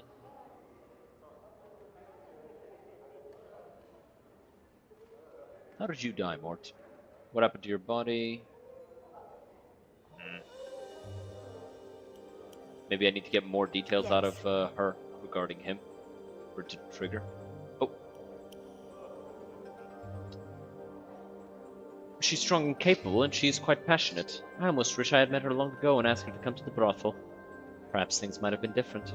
What do you think of her? I think I could fall in love with her. You might wish to tell her so. I don't know, I seem to leave this wreckage wherever I go, with Dayanara especially, and the lives of others I've touched. Might be best to leave well enough alone. To that, I would say this. Love may move the plains themselves when it is strong and true, and there's nothing truer in all my experiences than the truth about how one feels about another. Perhaps so. I want to talk about someone else. Mort. Baturian smell. What do you mean about when you say Bazo and Baturian? My apologies. Batur is one of the outer planes and home of a race of fiends called the Batazu. They are evil creatures, yet they are organized and lawful in many of their behaviors. Some might call them devils. They believe in contracts and hierarchy. In many ways, they are like evil bureaucrats. What were you saying about a mimir before? Mimirs are encyclopedias of knowledge. The owner may ask them questions, and if they possess the knowledge, they will inform the user of what it knows. And Mort is a mimir? I don't believe so. Mort lacks the silvery metal that mimirs customarily have. He seems to have an attitude of his own. Such qualities are not present in conventional mimirs. He may be one, but it's unlike any I've ever encountered. Mort told me he is a mimir. Did he? Very well then. I don't think I believe him. Perhaps there is some test to verify his authenticity. I would not do one if you value him as a friend. If you do, then you must accept what he has told you. Alright, that's all I wish to discuss. Maybe now I can talk to him? You, Chief. You said you're a mimir, right, Mort? Yeah, Mimir's a floating encyclopedia. You put information in, you get information out. Aren't Mimirs made of metal? So, maybe some are, but I'm not. And there's stranger things on the plains than that, Chief. I don't think you're a Mimir, Mort. What are you? What's with the interrogation? What do you know about Mimirs, anyway? Yeah. I know enough to think you're lying to me. First, that bit about the missing line from my back, saying not to trust you, then this. What am I supposed to think? Okay, I'm not a mimir, but I know a lot of stuff, so I might as well be one. What are you, then? I'm a floating skull who knows a lot. What about that Baturian smell you have? What would you know about that Batur smell? What Batur smells like? Unless... Hey, you've been talking about me with that Tanari, haven't you? What does she know? She obviously touched on something. That is a Baturian smell, right? Yeah, but... Well, yeah, so I smell a little. Excuse me. Why do you smell like Batur? I was in the house for a while. Kind of a long time. The stench kind of grows on you. You were in the hills? What were you doing there? See, well, there's this pillar on Avernus. First layer of Batur. It's called a pillar of skulls. It's more like the pillar of heads. They hear some bashers tell it, it's supposedly made of the heads of Burks, mostly sages and scholars, who used their knowing of this and knowing of that when they were alive to stretch the truth a little. So much they might have hurt or killed someone by doing this. Well, when I died, I ended up there. Funny, huh? Not really. Heh. Yeah, you're right. It's not funny at all. You see, I think I knew a lot of things when I was alive. Maybe when I did know something, I didn't always tell the truth about it. I'm thinking when I bent the truth once or twice, I may have led to someone getting pinned to the dead book sooner than they should have. Can you remember who? I can't say how I know it, Chief, but I think it was you. At least once. Thing is, I can't remember what happened. I don't even remember being human, or what I was like before I woke up on the pillar. Why'd you forget?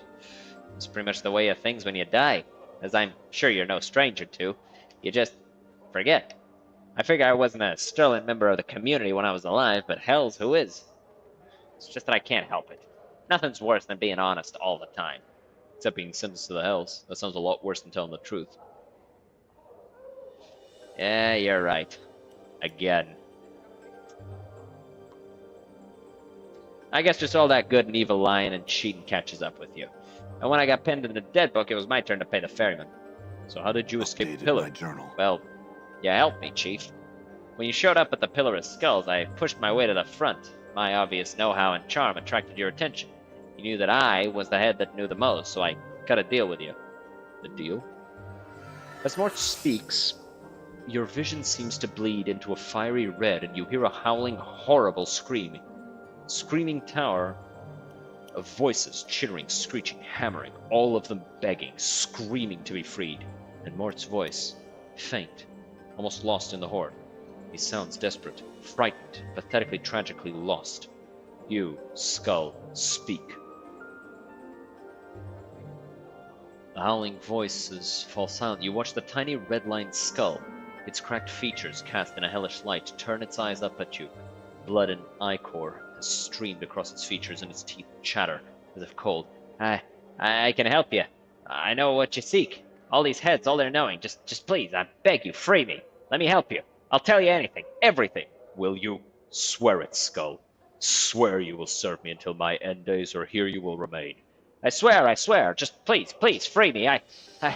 You watch as Mort sickeningly swallows, his pride almost a tangible thing. I beg you, let me help you, please.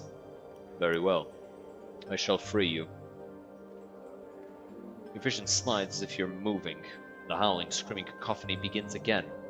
The nightmarish horde of howls and catcalls and taunts and insults.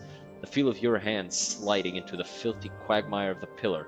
The biting of fangs and mandibles, and your hands locking around the tiny skull and ripping, tearing it from the pillar like an old scab.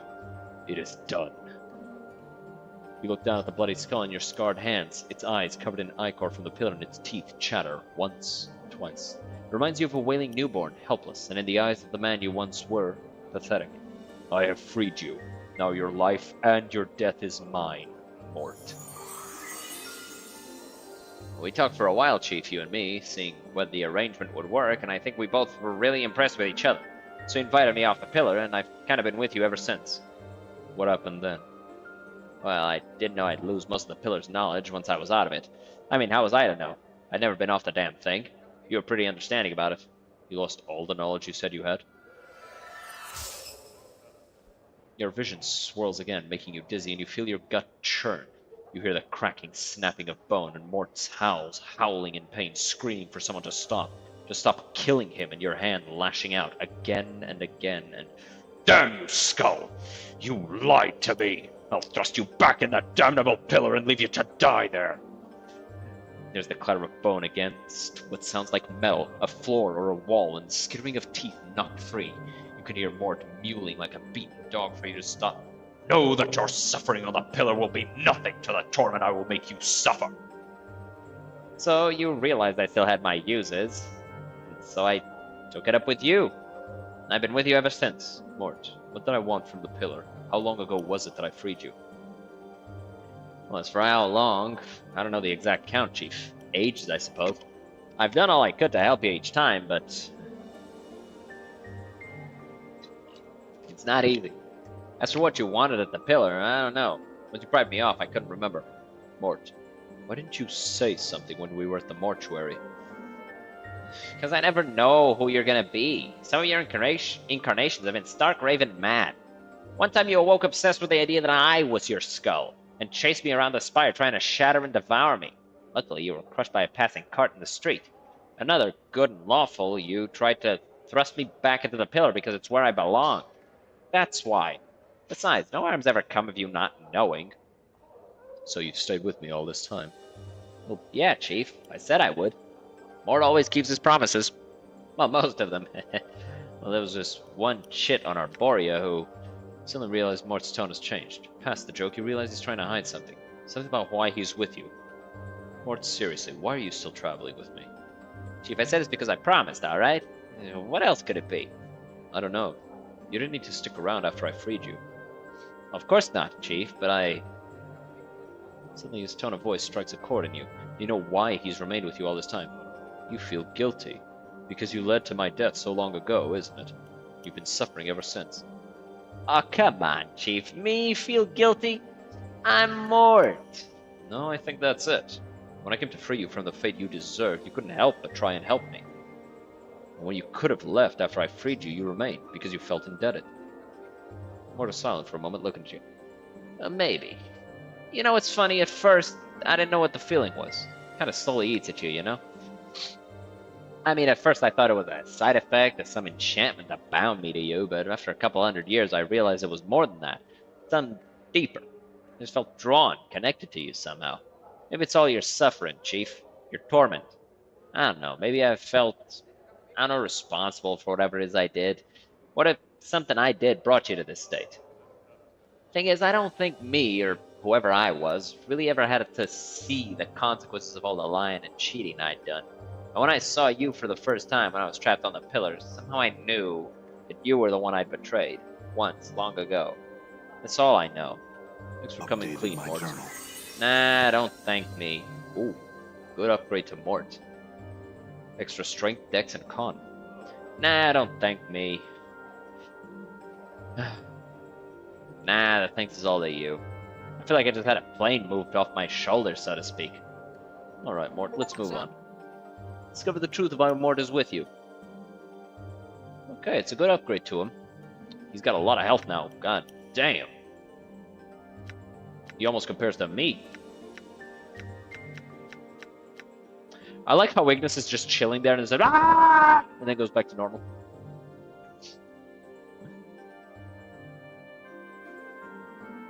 Like, their blurbs are so funny.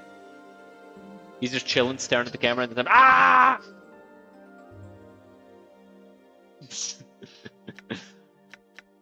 Oh, she has really high charisma.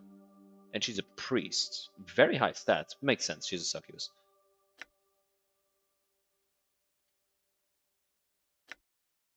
What do you have on? Fall from Grace's Chastity Bodice.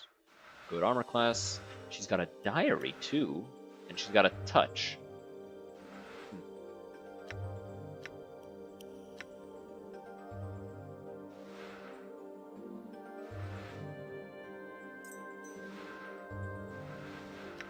Just spend those, might as well.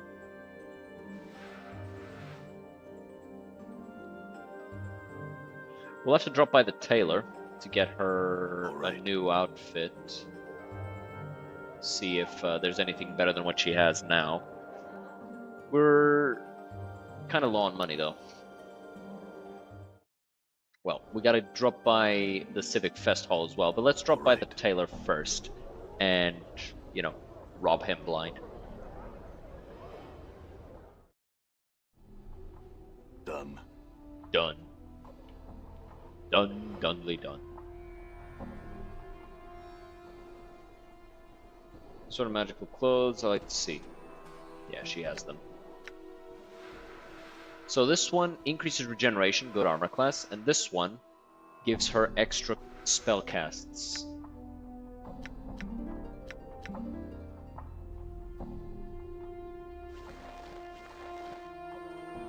Let me see, I'm still lawful good, yeah. So, the Godless Priest and the Perilous Quest. Let's equip this one. All right.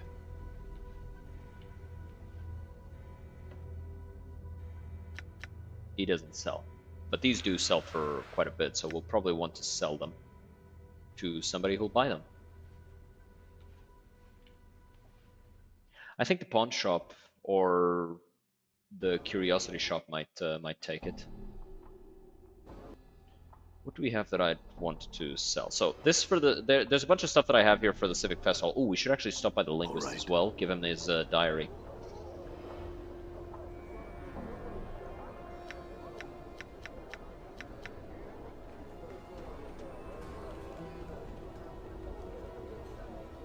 I think the issue with Fall from Grace is that she's a melee character that doesn't have a good weapon.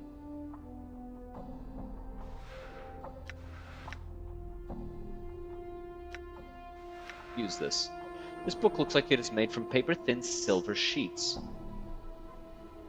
The engraving of a woman is on the cover of the text, and there's a small lock on the side. No matter how you try, the lock resists your attempts to open it. I don't want to read it. Well, at least not yet. I'm gone. Sweetheart, do that thing you do. Appreciate it. Done.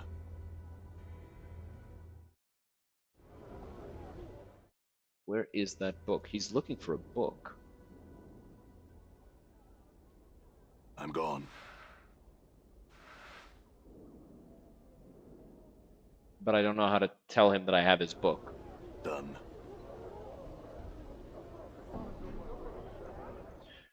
Let's just Done. sell some stuff here. Well, well, Fall from Grace. Or whatever it is you call yourself now. Truly a pleasure to see you here. What do I do the honor of your visit? I thought you rarely trafficked among our kind anymore. Or is your assignment here almost finished? I do not know what assignment you're referring to, Vrishchika, though your presence here brings with it many questions. Last I had heard, you were a standard bearer for the company of the Vulture. How did you come to Sigil? By choice. And you? Where will your orders take you next? You see, little man, the best temptress is one that can make you buy into the illusion of being both promiscuous yet virtuous at the same time. A prostitute priestess, as it were. Mistress Grace is among the greatest. Are you not? You would not think that a 1,000 years of slavery had left their scars, no? You would not think that a score... What? That's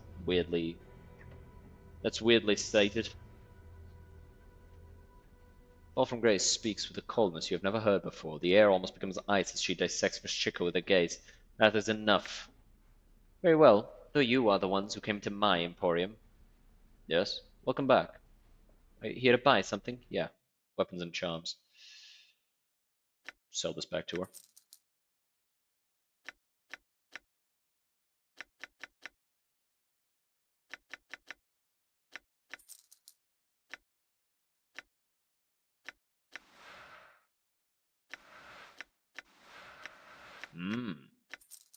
She doesn't fence stolen goods. Interesting.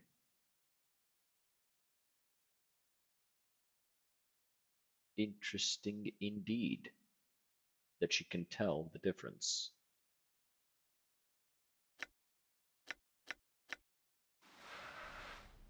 I'm gone. I'm gone. Let's talk to Fall from Grace about that. How'd you come by the name Fall from Grace? The meaning of names is a complicated subject. There's much to be said and a great deal that is better left unsaid. Is it your real name? Perhaps. Perhaps not. There are names which are given, names which are earned. Who's to say which is the real one?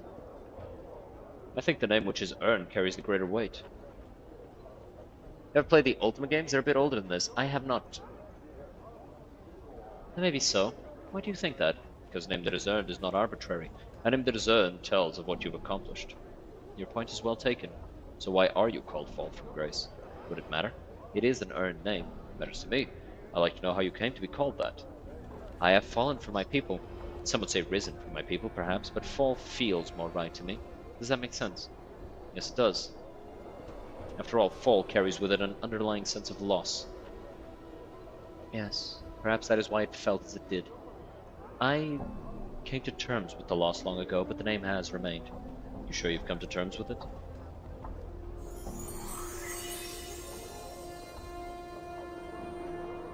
I had thought so, yet in speaking to you, you have caused me to realize some things. You have my thanks. If you want to talk about it, let me know, alright? You are most kind, I will do so. Do you ever use weapons? No, there is seldom the need, and I find that I cannot bear the touch of cold iron or even steel for long periods of time. In any event, I have a number of natural defenses that tend to discourage attackers, such Updated my as journal. because the succubus is lethal to mortals, though they rarely realize the danger until their death is almost upon them. I can resort to it when the need arises. I see.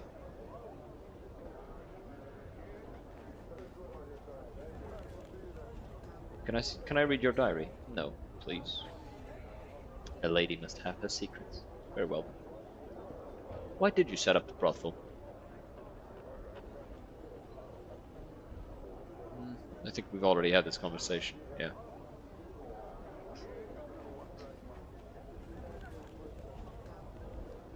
How'd you end up in Sigil? It's a long tale, and not an interesting one, and not as interesting as some would make it out to be. It isn't to try and another tales of war and slavery. It's not a pleasant tale. I'd still hear it. Very well. No, my past is not a long one, at least by Tanari standards. I do not know if you are familiar with the Tanari, but we are a race of the Abyss, a staggered series of planes filled with chaos and evil hearts. Go on. I am a Tanari, a fiend, a succubus. I grew up upon the first plane of the Abyss. My mother was a succubus herself, as I'm sure you are aware. Succubi tempt mortals to bring their souls to the Abyss. My mother was among the finest, seducing countless mortal men to their eternal damnation. She now dwells in the Abyss, selling her children into slavery. Your mother sold you into slavery? Yes, she sold me to the Batazu, the blood enemies of the Tanari. I think she rather expected that they would kill me. Despite her knowledge of other subjects, she knows little of their culture and the delight they take in tormenting others. How'd you escape? The Batazu are a proud species. The thought a Tanari could best them at anything was intolerable to them, so I challenged one of the proudest of the pit fiends to a contest of improvisation, and my Tanari nature afforded me an advantage. You see, the Tanari are creatures of chaos, wild and unpredictable. The Batazu are more cunning, with orderly hearts. They understand improvisation, but they are not its best practitioners, and thus I won my freedom, and my path brought me to Sigil. Yeah, I find that I'm very orderly in my thoughts. I don't improvise well, I just make plans for a lot of situations. And I think very quickly. Now mind you, that does not mean I think well. I'm not like super intelligent. I just reach the wrong conclusion faster.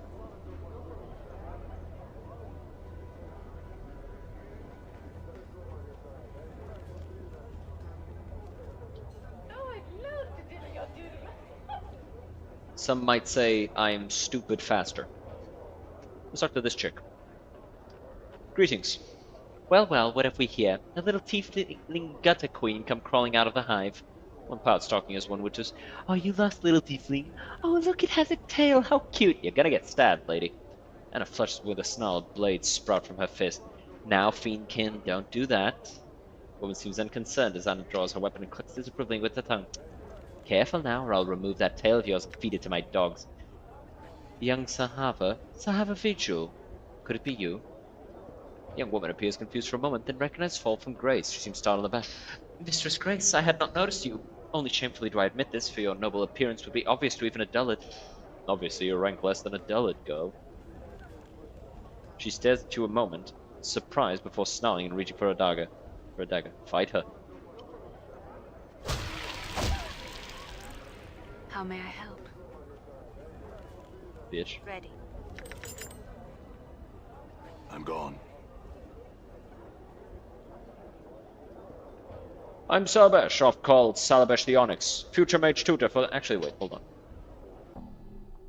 Let me see. Because... Let's reload, because I want to know about what else she might have to offer. Wait, we had a whole conversation with Fall from Grace Yes. that I now need to have again.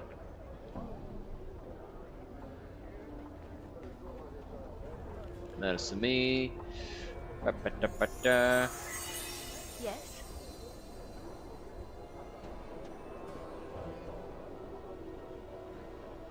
Yes? Updated my Use journal. weapons, I see. Okay, want to have all these conversations again.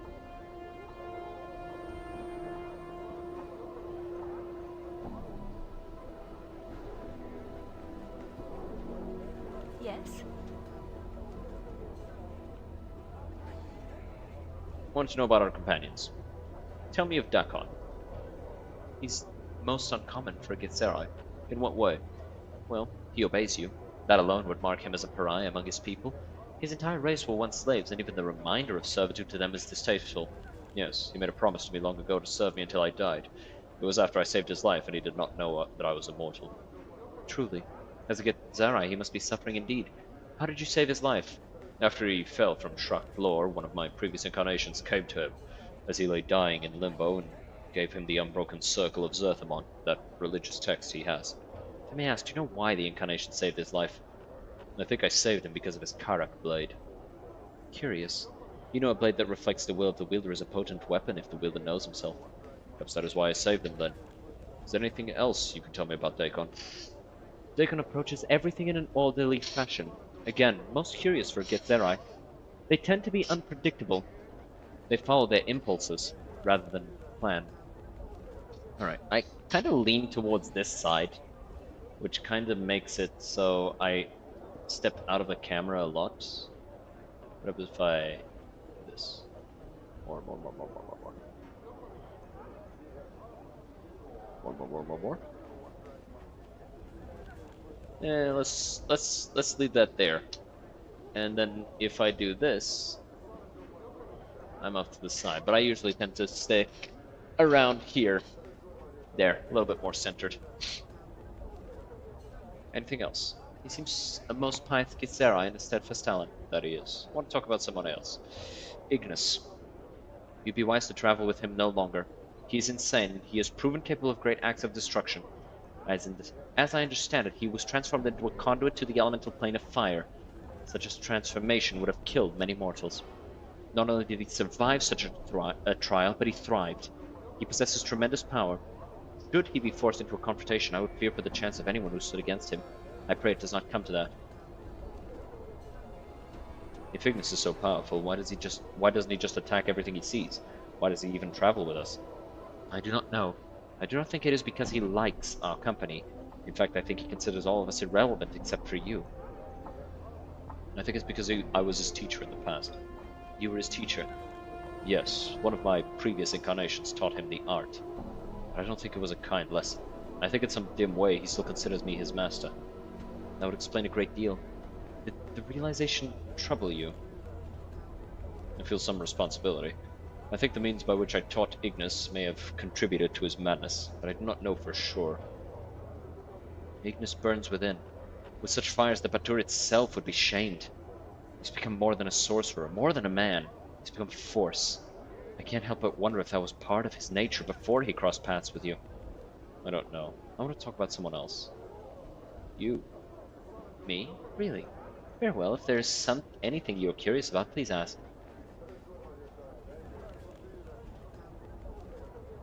Actually, we've already had this conversation. Let's talk to her. Aye, what do you want now? Are you alright? I want to ask some questions. Why don't you ask the stuck-up your questions then? Why are you even traveling with her? We don't need her, we don't.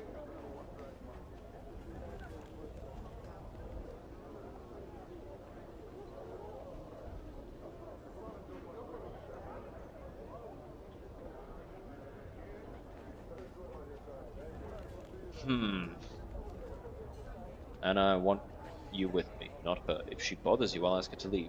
Do it then. I'm betting you won't. If you do, then we'll be better off for it. If not, then we'll be having this talk again, we will. And I need all the help I can get, including yours. You're a stem-shriveled liar, Yar. You only let me tag along with you because you don't know what else to do with me, you don't. Why didn't you just tell me to push off Why didn't you just tell me to push off as soon as Farad made me your minder? Because you think I like traveling with you? Do you? Because your life, if you could call it that, it's a right mess, like your skin, all cut up and scarred. You think you have some big meeting with the fates or destiny, but you don't. You're just a mess, you are. Anna, I didn't ask you to leave because I don't want you to leave. Oh, aye? And why is that then? You should be rich, it should. You pity me, is that it? You think I'd slow you down? Go on, say it. I don't pity you and you don't slow me down. You're quick, you're skilled, and I really need all the help I can get. Aye, well, no, I'll gut her if she starts sizing us up for a feast, I will. I don't get any ideas I'm staying because you want me to. I'm just helping you out, I am. She's such a tsundere. I do like her. I do like her. You know, yesterday I said she was kind of, she had like a Tash moment with like the biting and shit, but this is well written tsundere. Aye. What is it you want then? Okay, so Hey, what's eating you, Chief?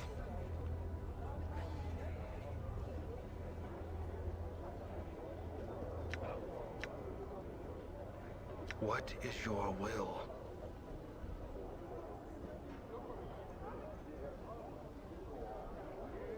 okay, we've had that conversation. What was the other me like? Okay. Yeah, we've had all these conversations. What is Shrugged Lord? It is not my will that we speak of that place. Tell me, what is Shrugged Lord? No, it is the place where I died my first death. It is one of the great homes of the people. It has suffered many wounds in its life. One of its scars is by my hand. What do you mean? Oh, we've had this conversation. Question about the Gitserai.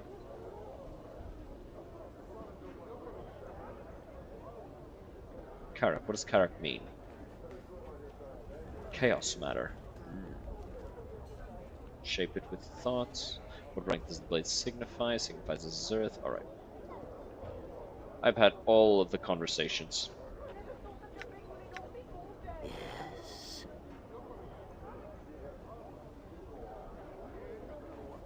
Are you sure your teacher was me?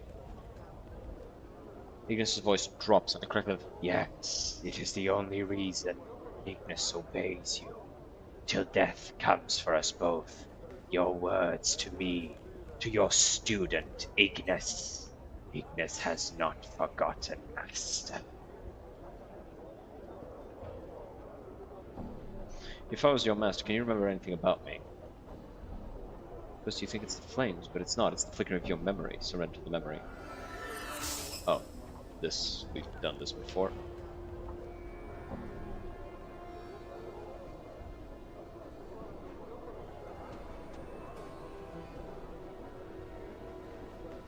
You were Ignis has not forgotten your teachings.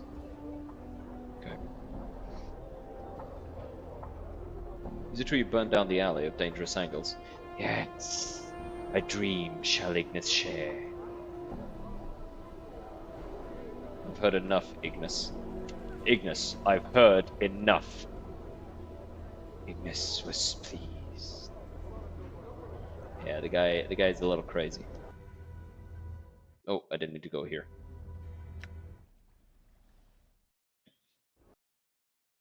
Let's go here.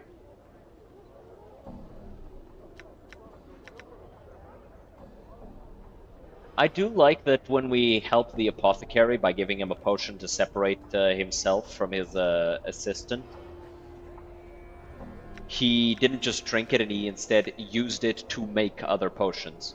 Let Grace continue to speak. Your words are most skillfully chosen, unlike those heard so recently. Yes, mistress, I regret that such words were spoken in your presence. I regret they were spoken at all. It pains to see an old student of mine behaving so. In an event, mistress, what brings you out of the establishment? Some errand? These are my companions that I am traveling with. I would expect the same courtesy given to them as you have given to me. Such is a hallmark and the responsibility of those noble born. And it glares at Grace and Sahava furiously. Sahava bows low. Then allow me to excuse myself with an apology, Mistress Grace, to you and your companions. My words were ill chosen. 'Tis the drink that caused me to speak such rubbish. And I am filled with shame for having belittled myself so before my teacher of old.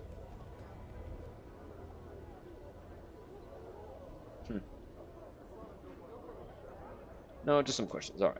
Why are you called the Onyx? A long tale, which I'll shorten to save my breath. In my youth, I was once called Salavesh the Golden, for I was said to have a heart of gold, small, hard, and yellow.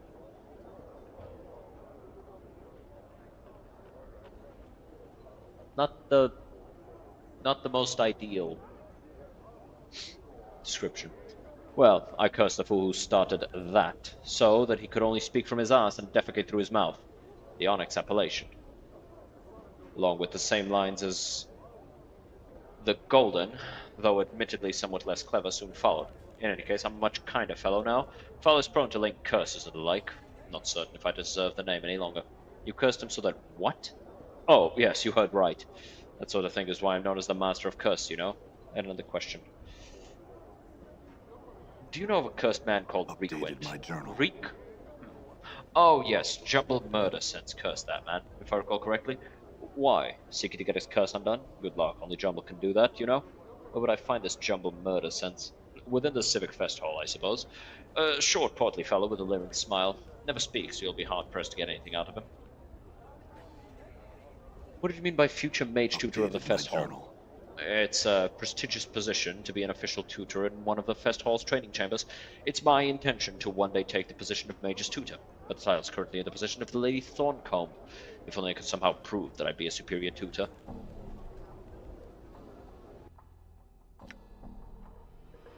Alright, so.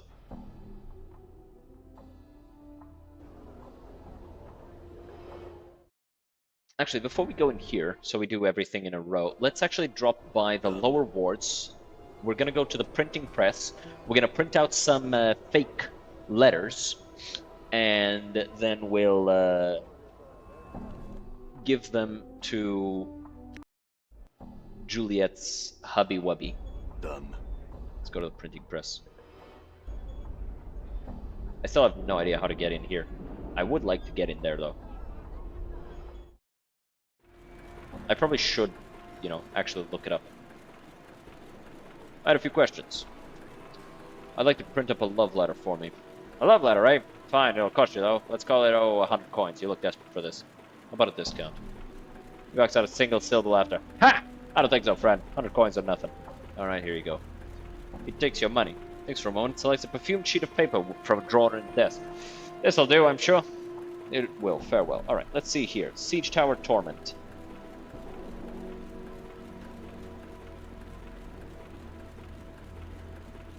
The Siege Tower. How the fuck do you get in? Talk to Laszlo in the marketplace. Oh. Alright, we have to talk to Laszlo about it. So we'll do that. So what the fuck? Why do I have so many notifications?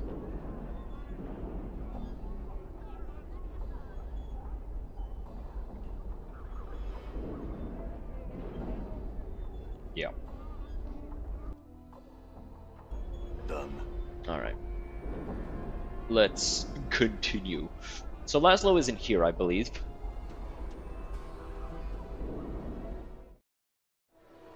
Done. He's around here-ish. Laszlo, there he is. Do you have some questions? Alright. Can you tell me about the ward? Oh, hi. This is the lower ward. Common folk live here, like me and my dad. Do you know why it's called the lower ward? No. Why? Well, as it's reckoned, the ward's got a mess of portals to the lower planes all riddled through it like cheese, so it does. So I suppose that's why the name stuck. Why there's so many lower plane portals here. It's a mystery to me, as it is to you, Cutter. Not sure if there's a reason for the portals as much as just circumstances. Could be the lady's will, could just be chance, suppose. Any creatures ever come out of those portals? Aye, they do. Most of them just stopping through. You look nervous. Seen this yourself? Aye, I've seen it. Just last week or so, I saw a couple of Abishai come through a portal. Talked a good bit, and then one of them went back through. One that stayed is still there, he frowns. What were they talking about? I don't know for sure. To me, it was just pissing and such. I think they was talking about the tower. The tower? Updated my journal. Aye, that's one of the strangest sights to be in the ward. No one really knows how long that scarred old tower has been around. I mean, you can't get into it, you know?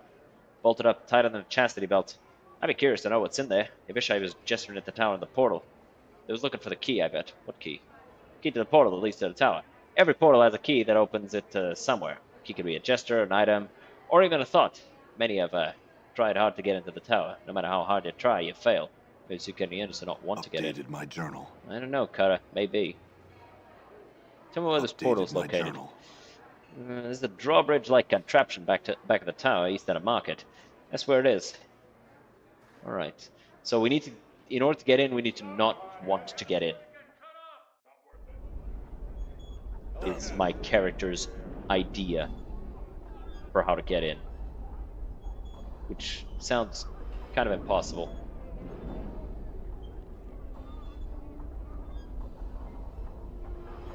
Express any desire to enter the tower. Hey, we did it!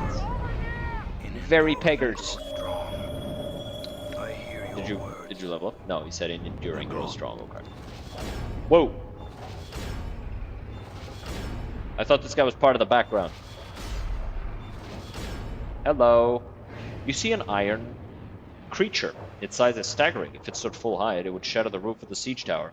Thundering echoes rattle the walkway as the creature hammers away on its forge, and the smell of soot and ash fills the air. Updated my journal. Greetings.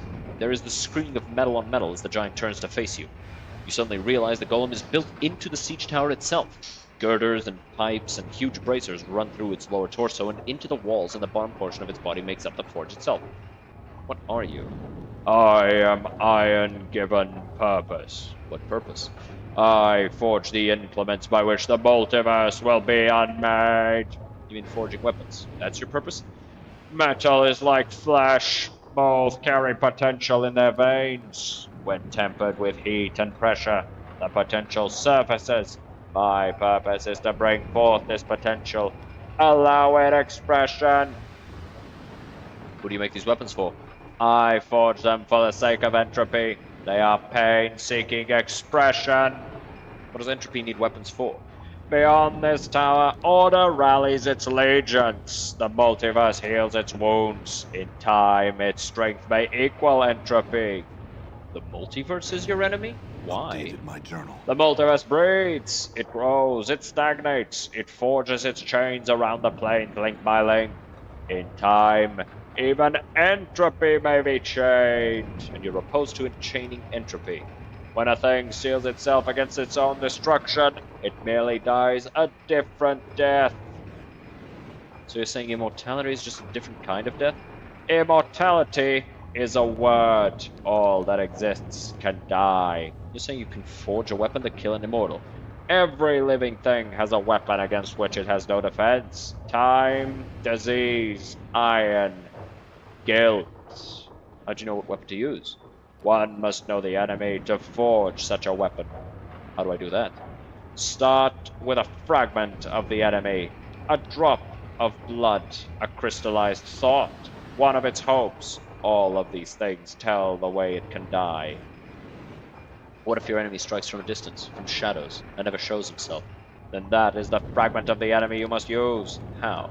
The actions of your enemy have told you much. Your enemy does not wish to engage you directly. That is a weakness. How do we exploit that? Confront your enemy directly. Take the battle to the enemy.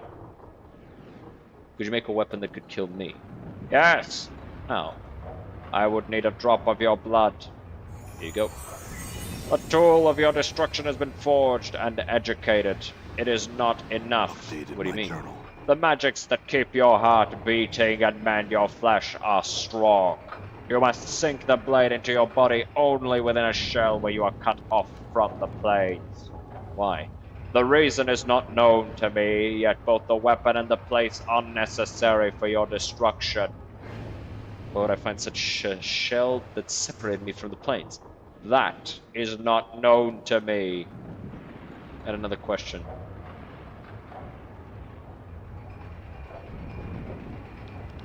Can you tell me what you do with weapons? No. Can you do it with my weapons? Show me what you have brought. I will study its potential and see if its pain can be given expression. Okay. Brimstone Hammer, I have a better one. Spiked Gauntlets of Ogre Power. 8 to 12 damage. Pretty pog. No, I don't think I'd give this to her.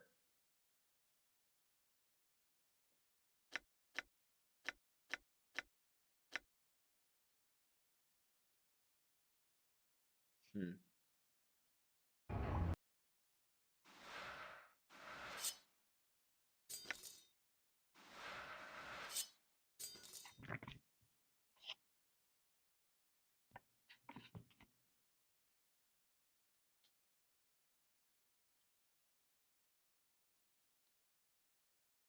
Hmm.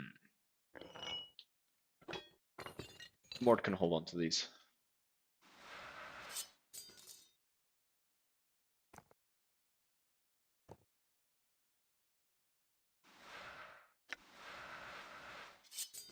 Who has the highest lore right now? 8, 30, 16, 45, 39. She has the highest lore.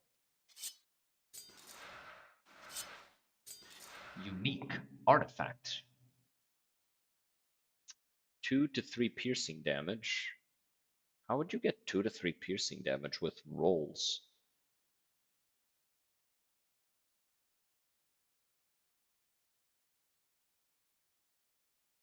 Hmm.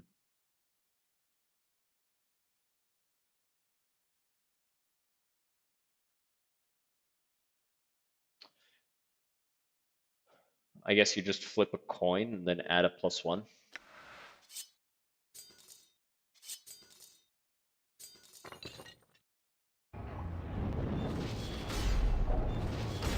I'm gone. Let's get out of here. Yes. You have a special ability, right? Sensory touch. What's this? With touch, you bring another pain into you, helping them at the cost of your own health.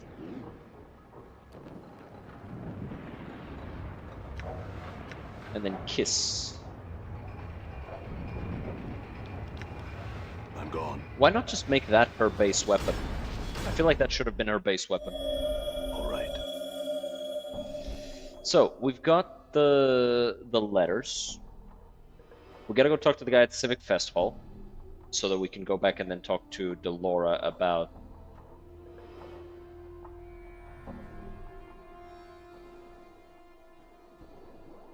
this stuff. Let's actually drop by the clerk's ward. See if I can. Maybe Nenny knows about the veil. I'm gone. Also, I kind of want to talk to these Modrons. This strange cubic creature seems to be as much machine as it is organic. As you approach the thing, it silently stares at you with wide, unblinking eyes. Its face hasn't the slightest trace of emotion on it.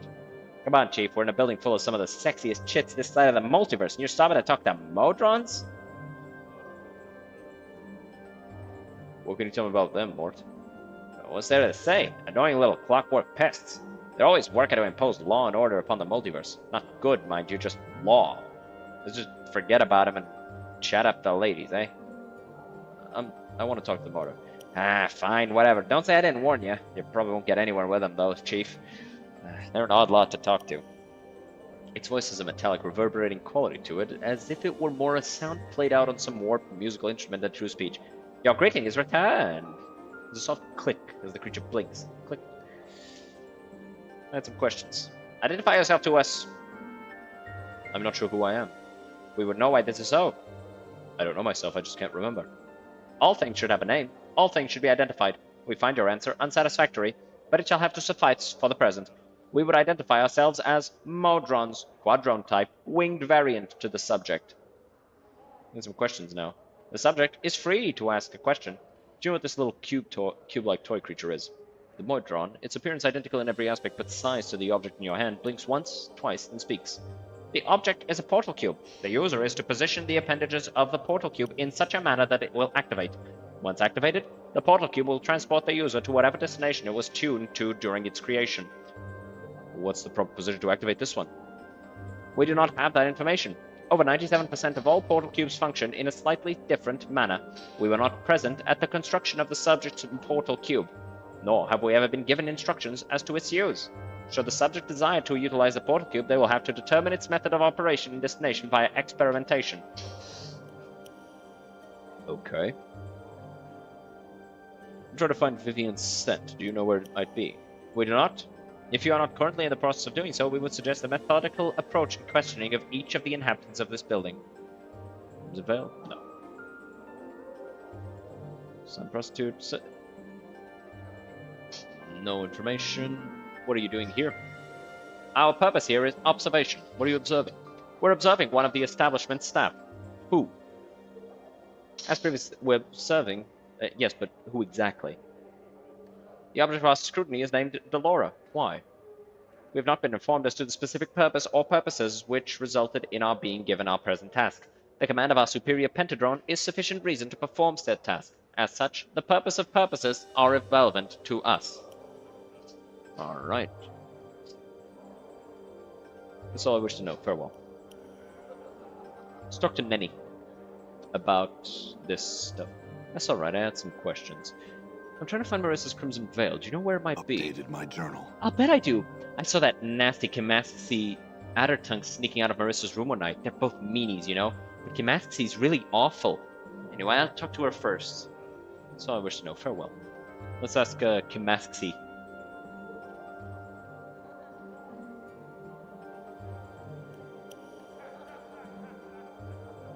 I had some questions. I was told you were sneaking from Marissa's chambers recently. Is that connected with her missing veil somehow? Who told you that? If I was there, Burke. I didn't take her filthy veil. Search my room if you'd like. Catch you sniffing at my breeches, though. I'll see to it you're never allowed in here again. Why would anyone ever sniff at your breeches? Beats me. Someone's nicked more than a few pairs of them. My favorite leather breast here, too. With the iron studs.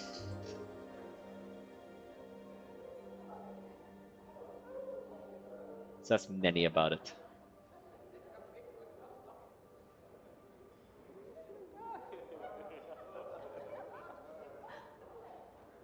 Vanessa said someone's been taking things from her room too. Have you seen anything odd? Oh, that's right. You know, once I saw a man sneaking out of Kimassi's room while she was out talking to a patron. Of course, the front door all day, but he never ever left. Isn't that odd? I think he could have made it out a window, so I never figured out where he went. And then I totally forgot about it. Weird, huh? It was this piece of shit. I had some questions, Louise. Nanny told me she saw a man leaving Kimasti's Addertongue's room. I think that was you, Louise.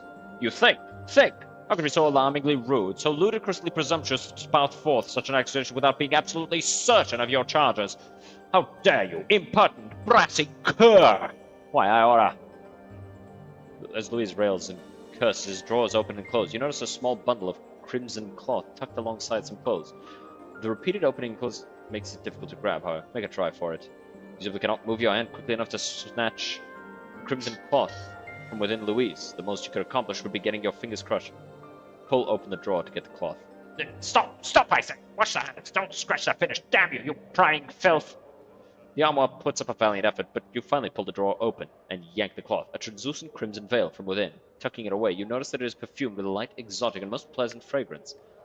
Damn it, you're a rogue, blackguard, scoundrel! You give that back this instant. That's not yours. That is an exceedingly personal garment that belongs to a lady of this establishment. They would not appreciate you fondling their private things. Oh, but it's all right for you, you wooden pervert. I'm not doing anything so criminal and malicious as you are. I'm merely soaking in sensations necessary to my growth as an individual. Farewell, Louise. So we've got the veil, and I'm pretty sure this is Vivian's scent.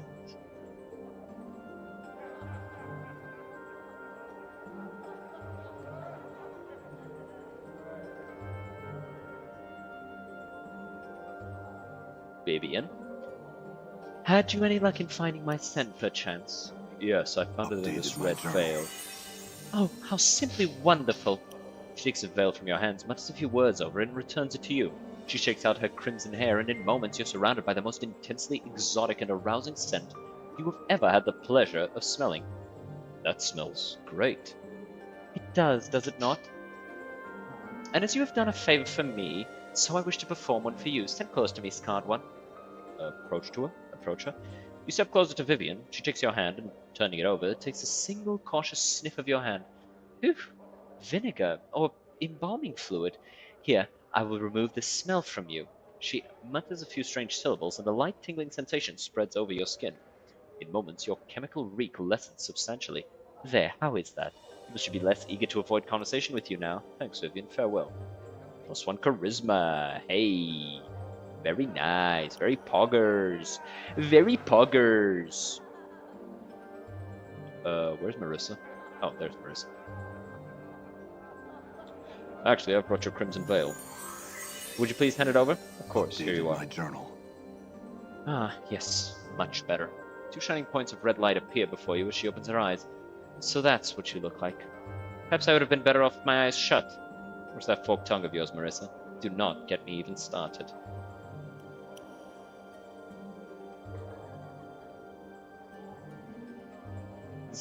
Did he also steal the other thing?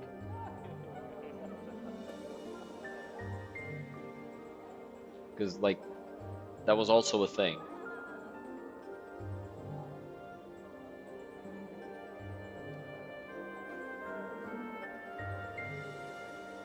I'm gone. I had some questions, Louise. You practically feel the hatred radiating from the wood, but he won't speak a word to you. I'm gone. Alright. Dick. Bitch ass bitch. Oh, I forgot to pick Aye. this lock. Why not? Got it. Oh.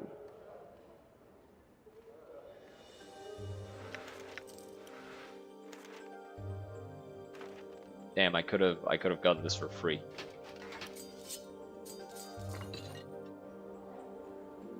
Done.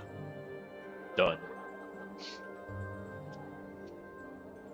I had some questions. Alright, I guess that problem just wasn't a real problem.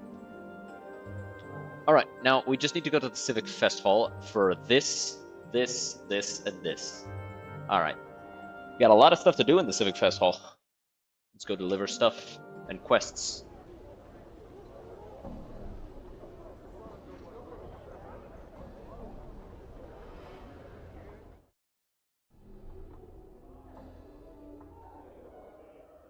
Splinter. Like the rat? Welcome to the Civic Fest Hall, traveler. We are Splinter, doorman to the Fest Hall and priest king of Ur. How may we help you? Despite his humble offer of aid, his voice is powerful and commanding.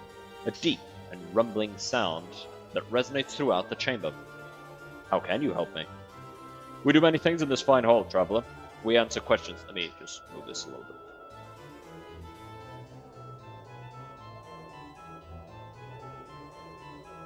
How could I buy something from the Sensate vaults? You must be a member of the Society of Sensation. What if might I become a Sensate then? In order to join, one must be willing and prepared to share their own experiences. 5 are required, 1 from each of the senses. Alternatively, one may contribute a single experience that has strong elements from all 5 senses. These must be either new sensations or improvements upon our current stock. Should we find them acceptable, they will be placed into sensory stones, and you, having become a sensate, will be taught the sensory touch. It'll allow you to draw others' wounds. That's all I wish to know. I don't want to become a sensate, though. Mertwin the Headless. Bonk.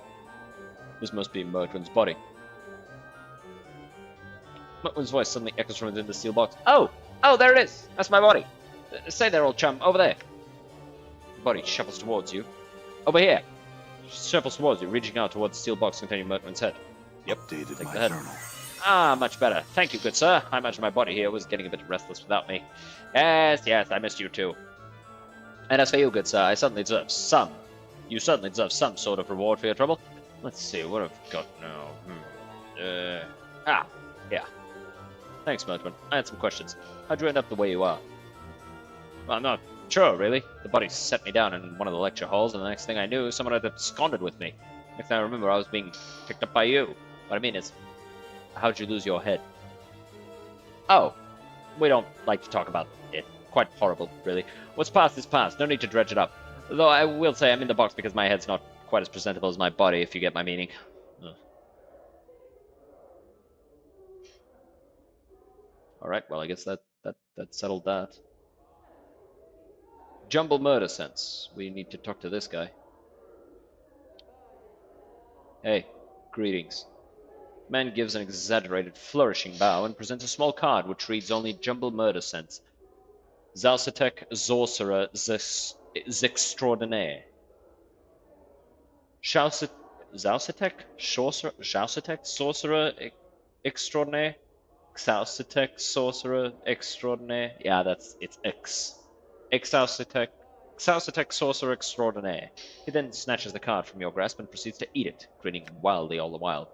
Somewhere an asylum is one balmy short. I'd like you to remove Requin's curse. John pretends not to hear you, instead belching loudly and resuming his belly drumming.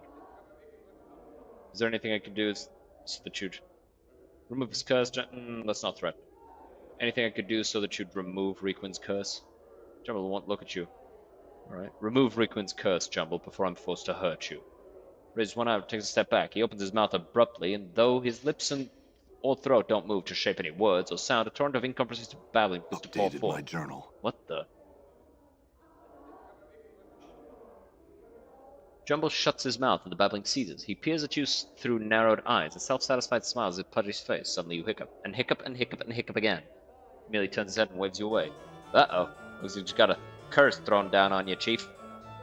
Jumble, please undo whatever you've done. Jumble. Better find someone who can help me lose this curse. Farewell.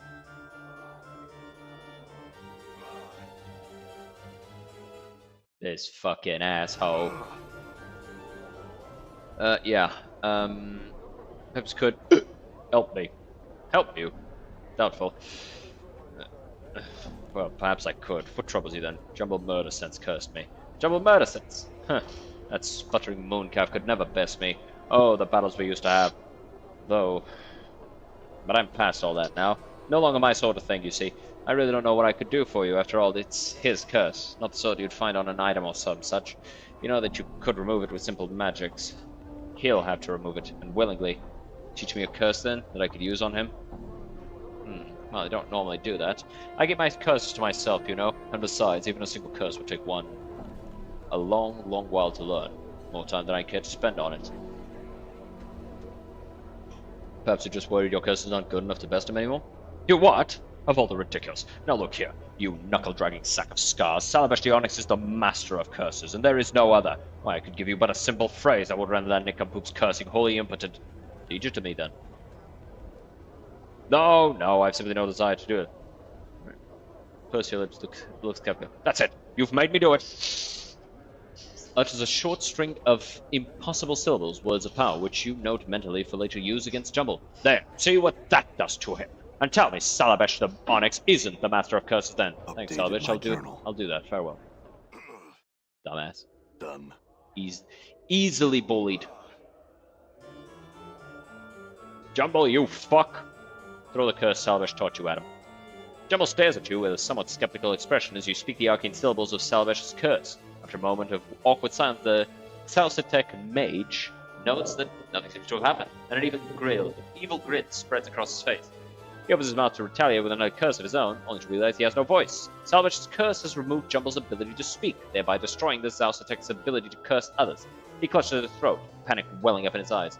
Looks like the tables are turned, Jumble. What do you think will happen when anyone you've ever cursed finds out you can't speak or curse anymore? Drops to his knees, a pleading expression on his eyes. He looks ready to burst in tears. Will you remove the curse you placed on me and swear never to curse another who didn't mean you harm? Jumble places his hand over his heart and nods vigorously. Remove the curse then. My journal. Jumble sighs with relief as you remove Salabesh's curse from him. He in turn removes his own. And your hiccups finally stop. He then bows humbly and casts his eyes to the floor. I'd like to take your curse off Requin as well. Jumble nods, pouting, and with a wave of his hand removes Requin's curse. There you go. Problem solved. Now for Montague. This handsome young man seems lost in thought, his brow furrowed and the slight frown upon his lips. Greetings. And to thee, sir, hail. What dost thou wish of me? Are you Montague? I need to speak with you about Juliet. Oh? I've overheard her speaking at the brothel. She's having an affair, you know. Thou speak falsely. I would have thee present proof before I took thy claim as true. I also found these letters here. Read them. It's the letters. Alas, 'tis true. She has found another who loves her passionately. Ah, heartache is a sensate's fate. I wish I shall move, I think. I shall move on to another love and let this other suitor have her, considering the passion of his words. Wait, this was all a ruse. Huh? What is this thou speak of? She's trying to trick you into being more passionate. Then why did she not simply say something? I don't think it really occurred to her. Apparently not. So what should be done? Turnabout is fair play. I say ignore the chit. Act distant, unconcerned. That'll spice things up considerably. Truly? Trust me, kid. Start ignoring her. Create some friction. Leave him wondering. They'll be clawing all over to discover what the matter is. Right, Chief? Yeah, she'll think something's wrong, and for once, he'll be playing the game rather than being the target. Aye. I like the sign of that very much. Good luck. I hope it works out. Farewell. And a farewell to thee as well, sir. Now, I have some things to attend to. Should we meet again, we might speak more on the matter. Let's talk to this guy, Quisai. This is a life-sized granite statue of a gentleman standing with his arms at his side, eyes closed. He is of excellent craftsmanship.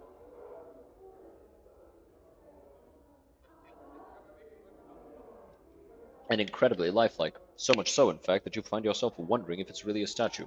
Greetings. Statue makes no response. Chief, you've seen statues before, right? Know that they don't talk or anything? Perhaps, Maud. I'll just touch him. Just find that while the clothes that adorn it are of grey cloth rather than rock, the skin is as cool and hard as granite.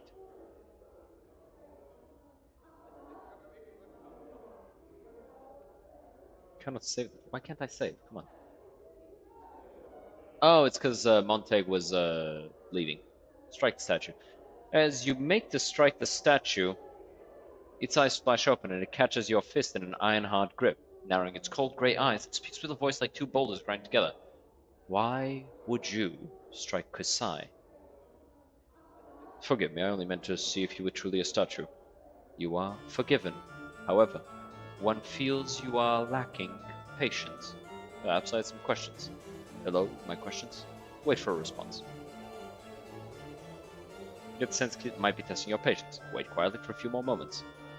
Statue's eyes open, he gazes at you with cold grey eyes. He speaks ponderously with a voice like two boulders grinding together. Your patience is noted. Quisai would speak with you now. Powers, no, not another book that talks like this. I have questions about you. Ask, what is it that you were meditating upon when I first found you? Quisai meditates upon the way of stone. The way of stone? A philosophy, a method of combat. With it, Quisai seeks to achieve invulnerability. Invulnerability? You'd be unbeatable in combat. Yes. Now, the way is not yet perfect. Kisai will make it so one day. Kisai knows this. Can you tell me what you've discovered so far? No one has asked Kisai to share his knowledge of the way. Kisai shall do this now. Updated my journal. After hours of listening and many questions. Ooh, -1 armor class. Very good. In combat, you will use it to resist and deflect your enemy's blows, improving your armor. Thanks, Kisai. I had other questions. I have questions about you. What do you do here? Also trains others in the arts of combat. Can you train me? He looks you up and down, making a deep, rumbling noise. Slowly, he holds up his hand and breaks off one of his fingernails with a sharp crack. Ow. Guess I would see you break the stone. Break the stone. With some effort, you snap the shard of rock in two. He takes the stones from you and places them in his mouth, chewing them to dust with a harsh, crackling sound. Kisai finds you physically suitable. Kisai would now ask, why do you seek training? To defend myself. What do you mean?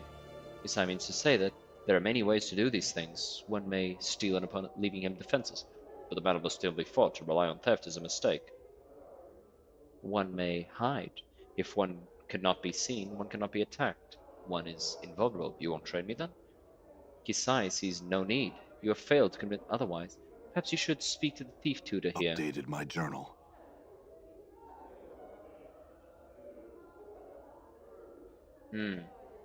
Okay, so I need to ask him. Okay. Let's convince him to train me. All right, I want to learn this. Updated my journal. All right, come on. Questions? What do you do? Can you train me? Break the stone to crush my enemies. What do you mean?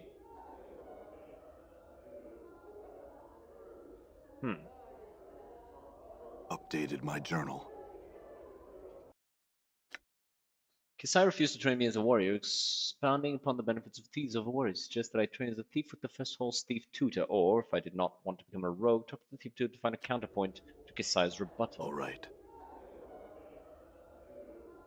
What's this?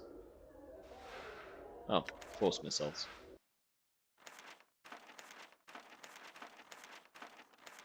Yeah, you can hold on to that. I'm gone. Who's this? Oh, right, the messenger thing. You there, might I have a word with you? You're Jomi, correct? I spoke to your Updated messenger. my journal. I'm pleased to meet you then. I'd make you a somewhat unusual proposal, though you must admit you are an unusual man. I'll give you 1,000 copper commons for your permission to kill you. Are you open to discussion on the matter? Why?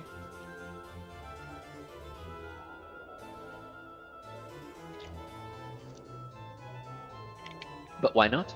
I thought it might be an interesting experience, paying someone for the privilege of murdering them. When I first heard rumors of your existence, how could I resist? So, what is your answer? Shall we discuss the matter in greater detail? Sure. Work out the details. It comes down to the following terms. Jomi will pay 1,000 copper commons. In return, you will allow her to drive her dagger into your heart. She will wait for you to awaken, at which point she will give you the coin. Do you agree to this, then? Yeah, let's do it. Your fear is over in moments. She's already cleaned her blade and put it away by the time you've recovered. After picking yourself up off the festival floor, Jomi hands you several rolls of copper coins while you rub your aching chest. Somewhat disappointing, I must admit. Oh well. Coin well spent nonetheless. Farewell. Updated Farewell. my journal. What a goddamn weirdo.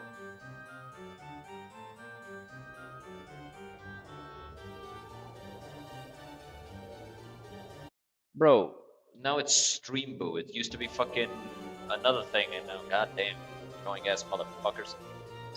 Right, now listen up. This is the seminar of the war. If you're here to listen about the blood war, take root. If you're not, you're in the wrong hall, and you'd best umper soft, comfort-loving Sigilian limbus stamps out of here. Blood war? More boring than listening to a governor recite laws. That's why some young senators who need to be indoctrinated in the ways of passion. I want to hear this. Then suddenly throws a dark eye over the audience as if looking for something. And further, if you're Tenari Batasu, up your scaly eyes out the door. Eyes not letting your ornery bastards bend an ear to this and then listen to your balmy arguments. Because there's no discussion on who's right. You hear the sounds of something large leaving the lecture hall. It just tells the blood war from the human point of view. It's not promoting one side or another, because they both stink in different ways. So, what's left of you wanting to listen to some blood war stories? Tales about the war. It hear the awe of it all, no doubt. The floating fortresses wove and weaved a human skin. The plains, wide battlegrounds, the blood war they fought on. Give me a second.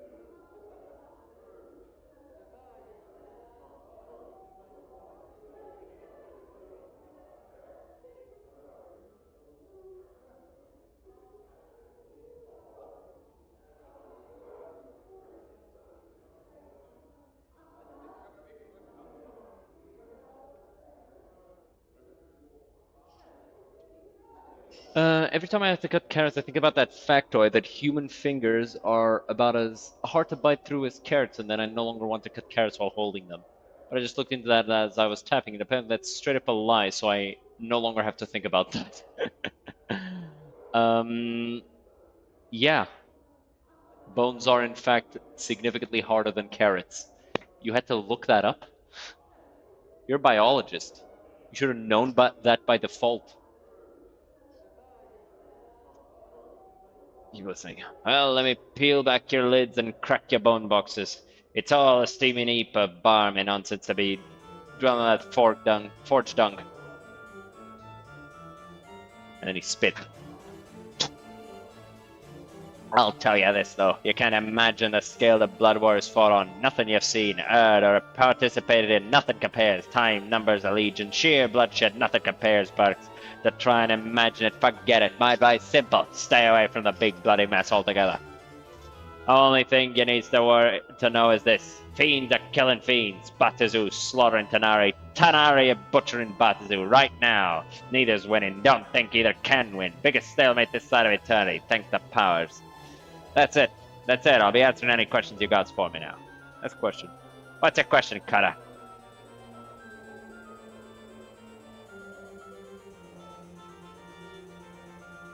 What started the Blood War? You got a right to be curious what started this big old sodden soupy mess in the first place. What set the fiends to locking horns in the first place, biting and clawing at each other until that was the only reason they were alive? Go on. Simple. They met. Tanari and Batsu crossed each other one day, and like two drunken bigots, they set to fighting. That's simple. Well, nah, like that. Imagine two drunken priests who believe each knows the only way to live. Now make those priests ripped with scales and fangs and horns and cruel streaks 7 leagues wide and put them in an itty-bitty sodden cell. And you have a good idea of the love that they can spring forth. And there you have it. The origin of the Blood War. Why are two evil races fighting? One believes evil should be nice and orderly. One believes evil should be chaos. Running rampant across the plains. Both evil, but doesn't mean they can agree on anything. Bad blood, bad blood. Each wants to exterminate. Each wants to exterminate the other, so only their brand of evil remains. They hate each other. Like...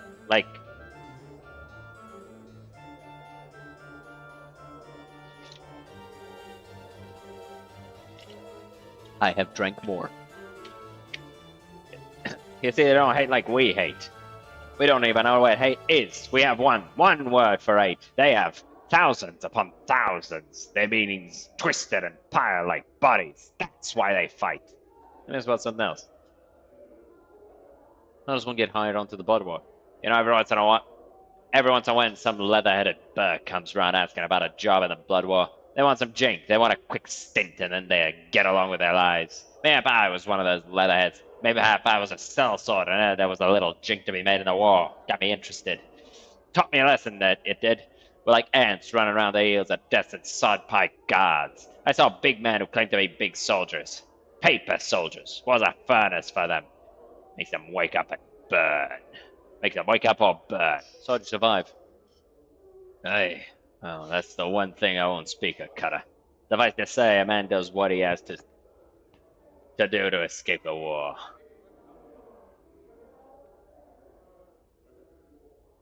So tell us no tales of the Blood War. Alright, 1. Let me give you an example of what meat means to them. They'll get some mean-spirited mortal mercenaries together. Maybe drop a few million strong, and let them slaughter each other for no real reason at all. Pointless battle over some power-forsaken piece of land. Guess where all their souls go? Their souls sink into the plains of evil they fight on, where they can be ripped from the soup of the plain and set to fight again as lemurs or manes or whatever the pikins saw those little fiendish dung heaps become. The more of those sodden petitioners they get, the more troops they have. How does one... How does one survive the Blood War? You want to know how to survive the Blood War? 3 things, Cutter. He holds up a maimed hand with only 2 fingers. First off, you stay the pike out of it. Secondly, keep yourself the pike and elves out of it. And lastly, you stay the bloody pike and sword pike out of it. If any part of the war rolls your way, Let your imagination give your bum a kick and run as fast as you can. As far and as fast as you can. If you can't run, then lie real still and pray it passes you by. Except there's no place you don't touch, and there's almost nowhere you can run to get away from it. There's nowhere to run. Why aren't there fiends fighting in Sigil? Ah, now cut a look. They have fought here a few times. Sometimes we get a little spillover from the blood war. Our Lady of Pain, bless your steel-ridden heart, puts out the fires. Some of the time. There's been times some horrifying drizzle on yourself, you're so sodden scared times, when they've smashed and burnt and clawed their way through old sodden city blocks in Sigil before she decides to clean house. So she ain't always as keen on stopping the blood war as it might seem, see? Why don't the fiends just take Sigil? Nah. Don't get me wrong now. Both the Tanari and the Batsu want Sigil fierce. It is the most precious staging ground in the Piken multiverse. The cage the city adores and connects everywhere. You can't ignore it. And if you're serving in the blood war and want to win, you gotta have it. It's just the fiends aren't gonna get it while the lady's in charge is all. She's tough as nails. Her blades will cut you deeper than any fiend's fangs. And that knocks the fiend's stems like you wouldn't believe. One quiet lady, her hands tucked in her sleeves, holding back the blood war all by herself. I don't find it hard to believe that a woman can stop the blood war. But fiends are still allowed in Sigil. Oh, damnably certain. They can't brawl in the streets too much, so as neutral ground, Sigil allows them to rattle their bone boxes without trying to murder each other. Sometimes they'll chat it up with each other here. Please don't stay that way for long, though.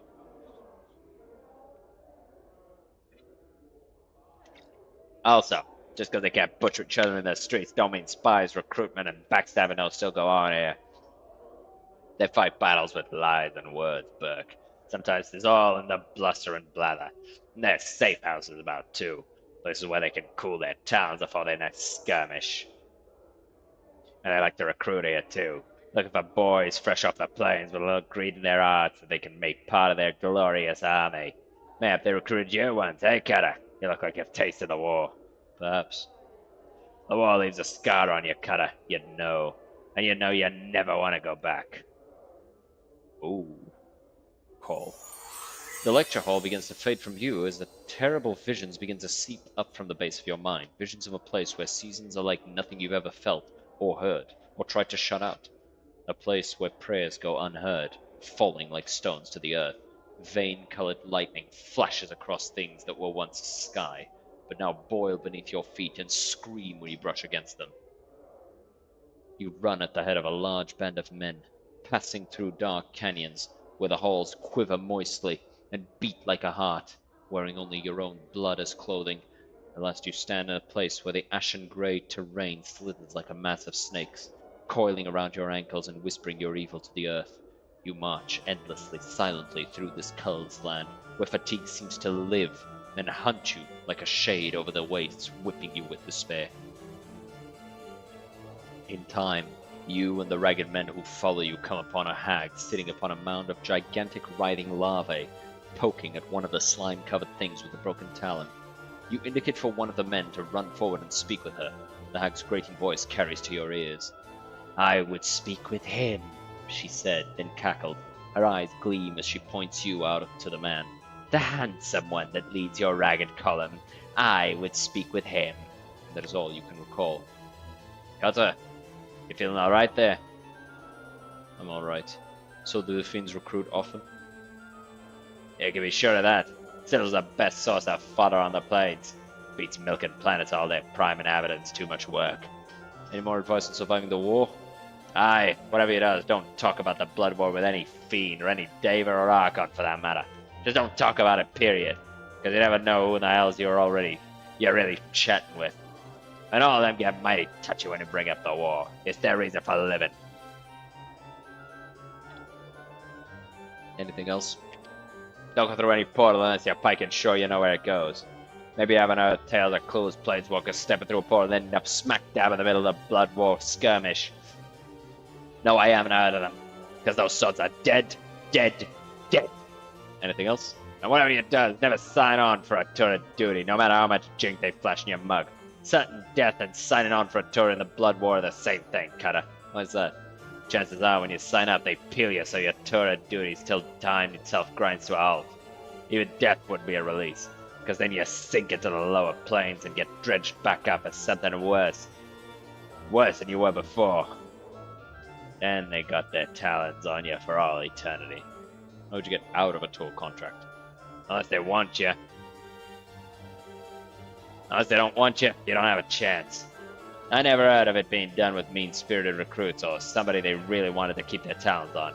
Outwitting the Tanaris are risky, but can be done. The Bots are much more dangerous to their contracts. You sign one of those, you're damned for life. You might try with a gun and try and daub them, and they might let you make a run for it. But where would you go? There's so many L's. Dying of the blood will be an especially bad thing. If you're evil, sure. If you're good, you go to another plane to spend your afterlife. You'll still be a debtor. Now, for me, I still got a lot of evil to wash from me soul, so if I died in the lower planes, they would have had me lock, stock, and barrel. Explain that. Go talk to the other death lecturer if you want the dark on that. I can't explain it as well as he, though he's twice the fool and might scald you with the hot air roaring from his mouth. How would you get out of a tour contract?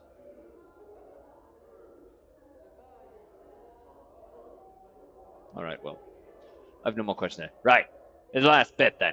Some of you are sensitive. So I got one thing to say to you. Don't sign up to see what the Pike and Blood War is about.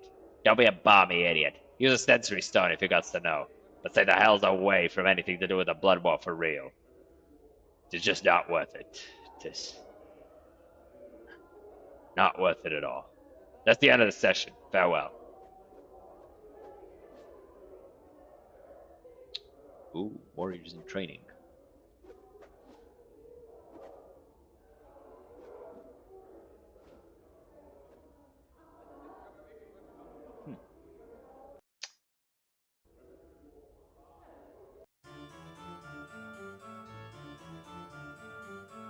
Merriman is her first love. Ah, there he is. Wait, Delora, wait. Merriman, my name may be, but marry I am not. Off with you, young one. No time for the likes of you. Wait, Delora wanted me to speak with you. That's so. About what, eh? Well, she says you're her first love, and that so long as you hold the keys to her heart, she'll never be free to love another. She told you that, eh? I'm surprised.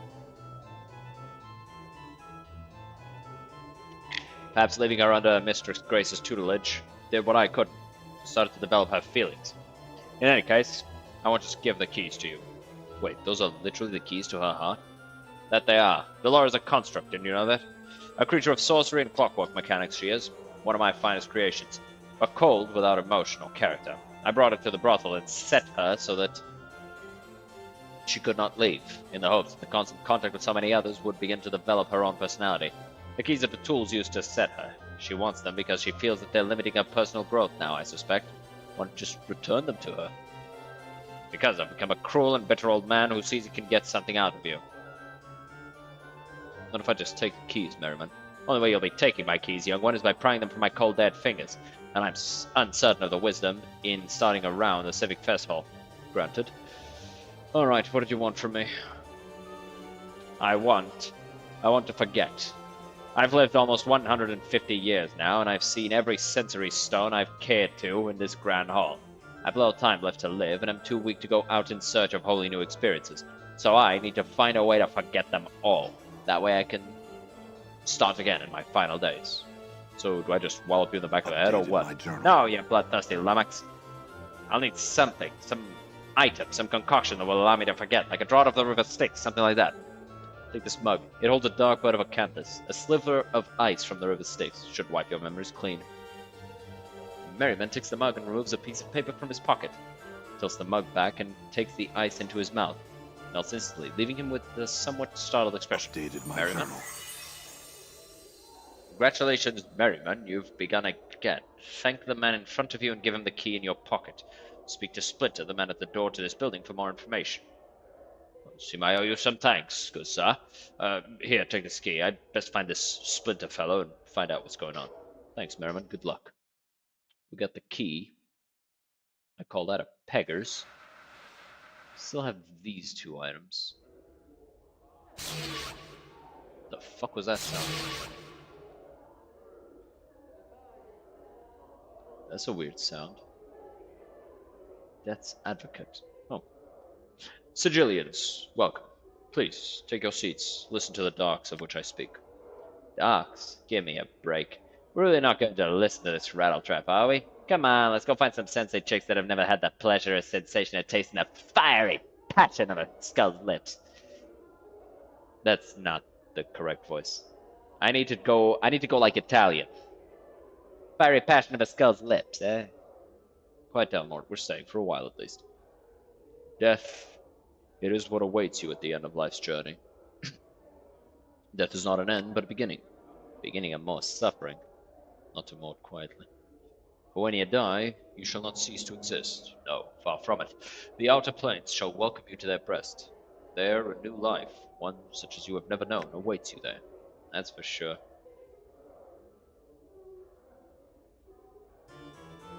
Ignore Maud, keep listening.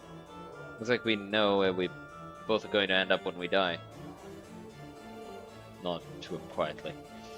And perhaps you have lived a life of bloodthirsty evil, contemptuous to your fellow men, laying others low and doing as you pleased without a care for who or what you hurt. Then it is perhaps one of the lower planes, Batur, or the chaotic swirling layers of the abyss that shall welcome you. Evil to the core are the spirits that come to this plane, and most are doomed to mindless cruelty and suffering or servitude in the dreaded Blood War. That's if you're lucky. No matter where you go, know this. You shall be embarking on a new life, my Sigilians.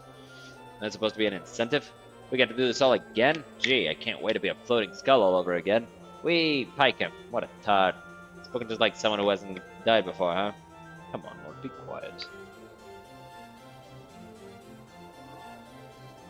You shall be able to start anew without the burden of memory, or your past life, your sole goal, if you will. He smiles at his own humor, is to emerge with this new plane that you are on, becoming one with the ideals and the very substance of the plane itself.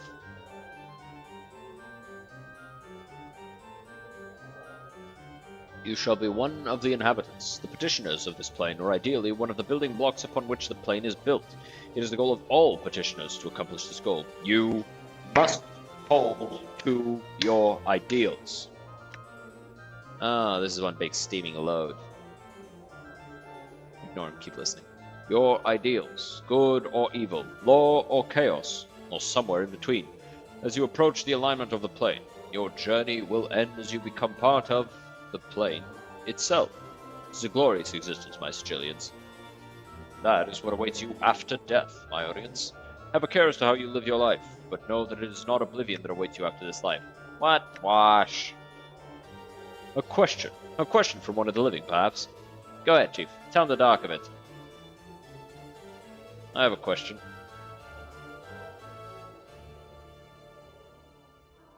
Why do petitioners lose their memories? Many pardons. What? I said, why do petitioners lose their memories when they die? Well, you know, who wishes to be burdened with such things as memories? But why do they lose their memories? I imagine that it is because you must start afresh. Your petitioner's soul pure when you arrive on your new planes. That's no answer. Do you have a better answer, my friend? Perhaps one you can share. I don't remember where or when, but I seem to recall having heard that memories drift on the astral plane as memory cores. He's right. Speaker turns to face the audience. Well, perhaps he is. Well, then the question becomes, is a lifetime of memories more important than living life again? Yes, it is. Then it's simply enough. Don't die, friend. I had another question.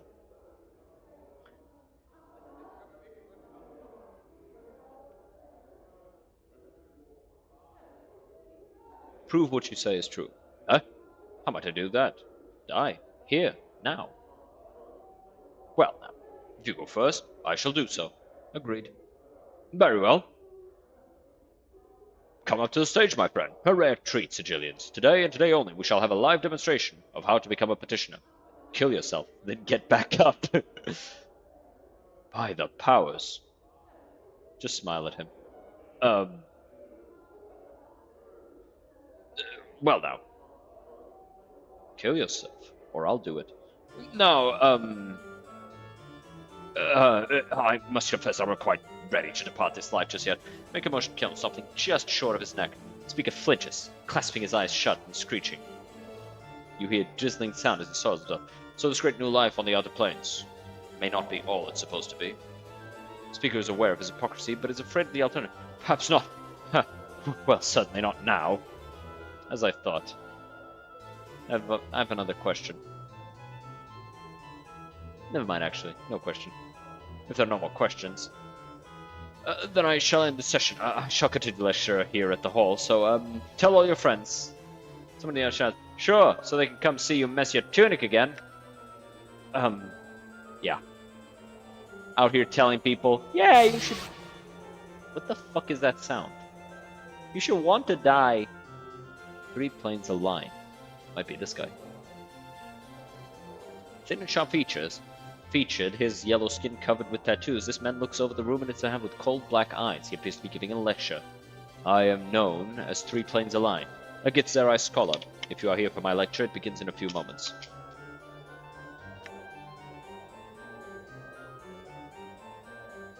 Just be quiet for a bit, Mort. I want to listen for now. Today I shall speak of the power of alignment and belief and how they shape the planes. I shall explain the concept of alignment.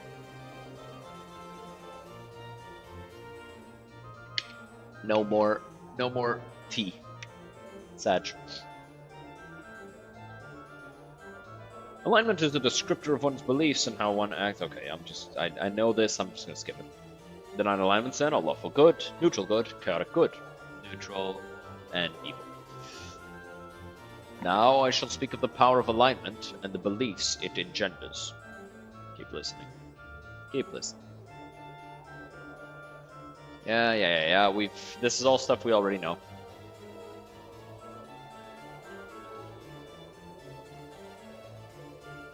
This, then, is the power of alignment and belief to shape the planes. May belief guide your actions. Alright. Ah. Eli Havelock. Huzzah! Look who's arrived. Welcome to my stomping grounds, Cutter. Ready to train? Not now. Kisai still won't train me as a warrior. He says I could hide from enemies, thereby becoming... What do you think? No scout, not even myself, has mastered stealth to such a degree, and some foes can't be hidden from. Your scent, or very thoughts, will give you away. Thanks, Eli. My journal. Farewell. And these mages in training. Ah, this is probably where the sound's coming from. Fucking mages using magic and shit. How dare they? Fucking pussies. They should learn to fight like me, like a real man.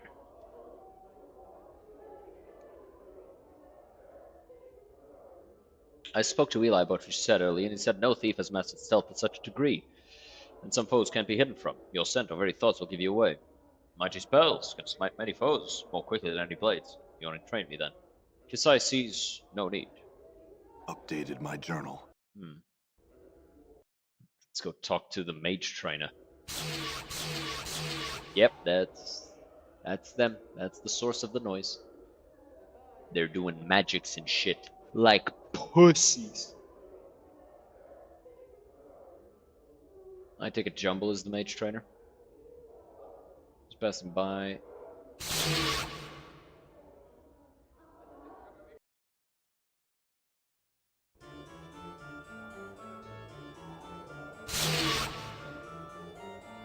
Greetings, what is this place?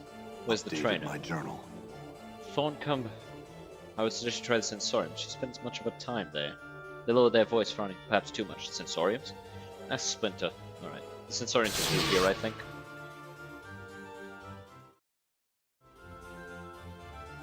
Done.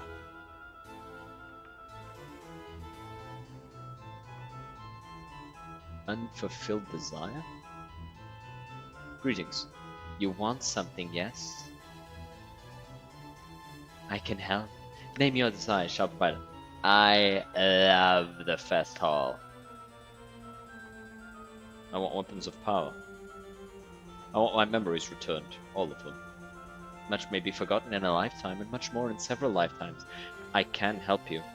Explain to me the ways in which you want these memories. Speak to me your craving.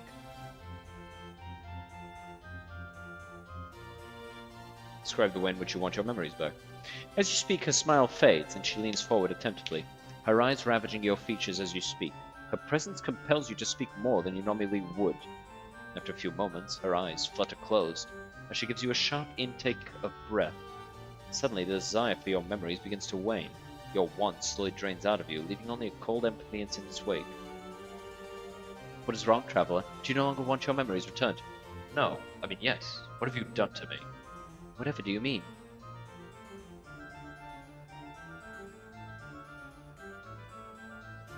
Oh, wow. That's a terrifying thing. Aye. Right. All right.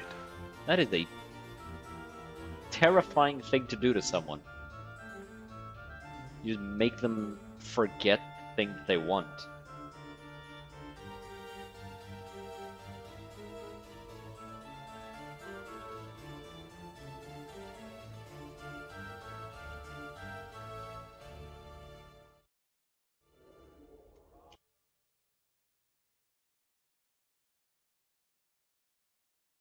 Done. Let's talk to this guy to go to the thing. Splinter. How can you help me? Show me to the sensoriums. Take me to the public sensorium. Done. Where is Lady Thorncombe?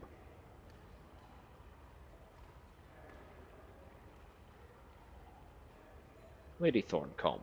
Hello. Greetings. Are you by any chance Lady Thorncombe? No, I'm not, sir. But I think you are. I was told you're the Mage's tutor of the Civic Festival. And if I was this woman, what of it?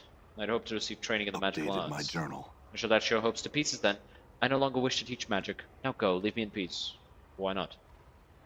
As if it were any concern of yours, but it is. I seek to learn, and you can teach. I would know what I might do to convince you to train me.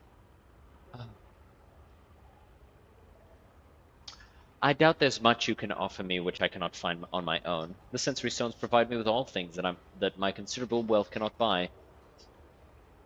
Yes, each stone is recorded within it one experience, or another. When I first came to these halls, I spent little time with them. Only now do I realize what I had been missing. What had you been missing? Updated my journal. One could spend lifetimes here, among the stones, experience after wondrous experience. Mere words cannot express their magnificence. I can only suggest you see for yourself. You sound addicted. Nonsense. I could stop any time I wished. I merely choose to bask in their wonder.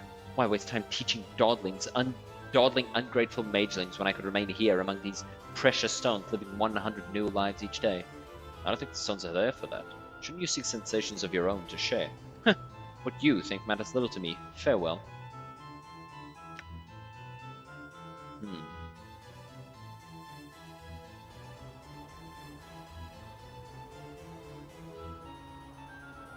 He says spells are more effective in melee and combat. What do you think? Updated my journal. This is not always so. Mages are physically deficient. Our spells merely crutches against this deficiency. When one sorcery is spent, the core of combat still remains.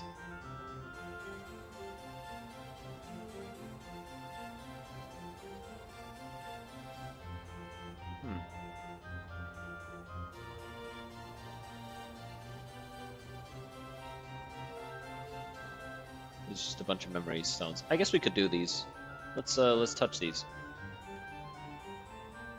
Unusual, it's securely fastened. Well, I can interact with all of them, and that makes me want to do so, so I'm just gonna... I guess we're here. Yes, it shall be I don't know, done. these strike me as important. All right.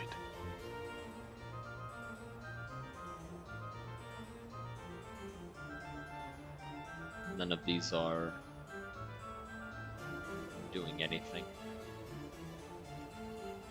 Maybe I'll need to talk to one of these guys, the guides.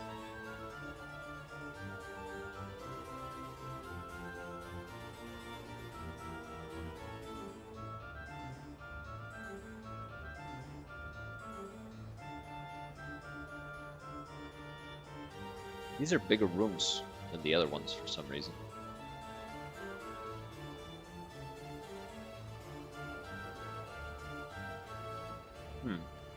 Let's try and talk to the Sunset Guides.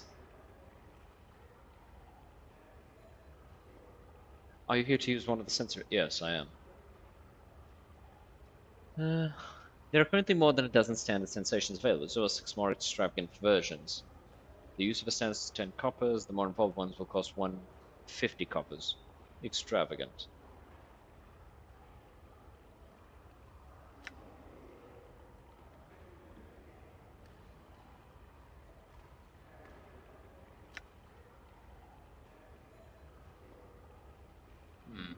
All right. I'll come back to those later. I'm gone.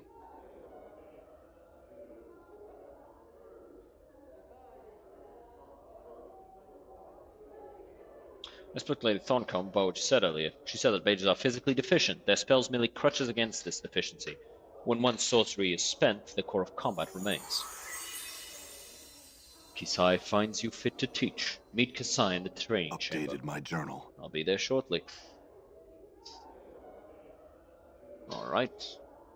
Let's go here.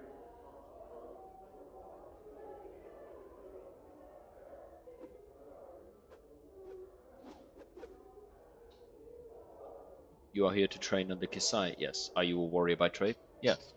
Oh, he just trains me with these. Alright, I guess. We'll... Once we reach level 14, we'll be able to train hammers to tier 5. Until then, no luck.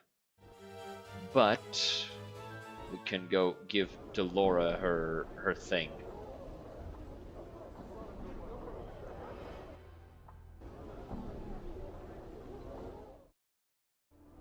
All right.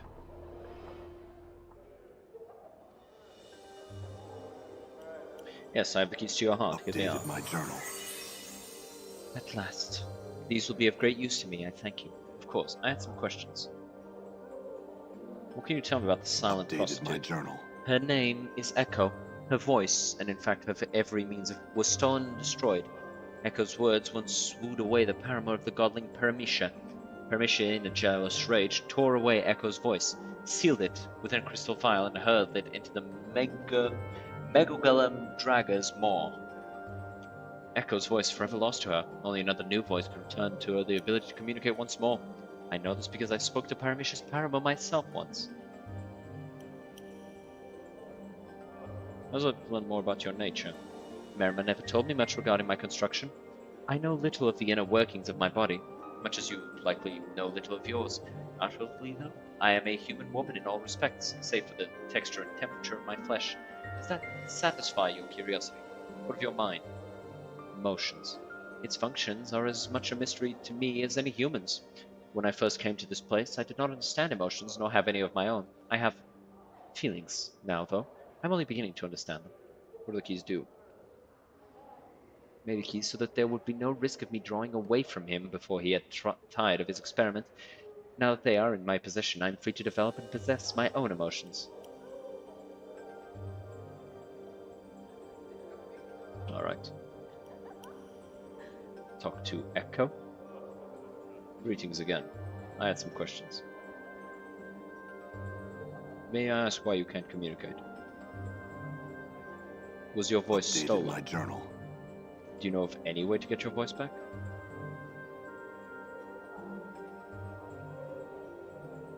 Is your name Updated Echo? my journal. I swear I'll look for a way to return your voice. Updated my journal. I've gotten this fiend's tongue for you. I'm told that should you place it in your mouth, he'll regain the ability to communicate. She takes the bottle from you. She gingerly picks out the severed tongue from the briny solution and, after staring at it for a moment in disgust, places it into her mouth. Suddenly, her eyes widen, and there's a burst of reddish light from between her lips. Are you alright? I can speak again. Oh, joy! Damn thee to the darkest pits of hell, thou stench-ridden worm! Kneel before me in supplication, insect! Echo yelps and covers her mouth with both hands. Her eyes are wide with panic. It must be the fiend's Updated tongue. my journal. It seems I must devour thy frail shell and consign thy soul to the abyss for all eternity. Thou shalt serve in my battle thrall till the plains grind to a halt. Thou art mine, mine, mine! Wait, try using these Davis tears. They should soothe the tongue's Updated my cursing. journal. She nods, smiling, takes the vial from you. Echo places a few of the sparkling blue drops onto her tongue. I believe the tears are working. Yes, they are. I can speak in my own voice once more. Oh, how I thank you. It was my pleasure to help. Farewell, Echo. We helped. We did a nice. I don't really need these letters anymore. I'm gonna put them here. We have Finnem's book.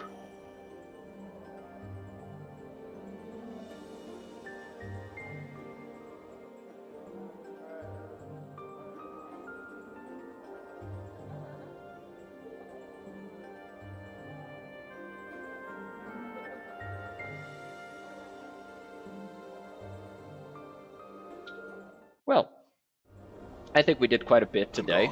We did a bunch of questing mostly. I think that's good for today. So I hope everybody had a good time. I know I did. It's a lot of fun to play this game. But it is time to finish for today. Tomorrow is going to be a Warhammer Wednesday. I think tomorrow is going to be a Space Marine 2 day. We're just going to spend the whole stream just playing Space Marine 2. I need to do the PvP achievements, so I think I'll be doing that tomorrow. Just doing a bunch of Eternal War.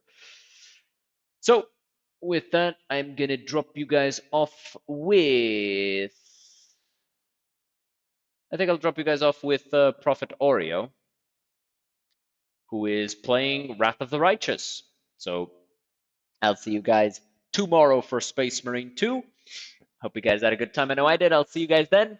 Make sure to follow if you're not already. Cheers, guys.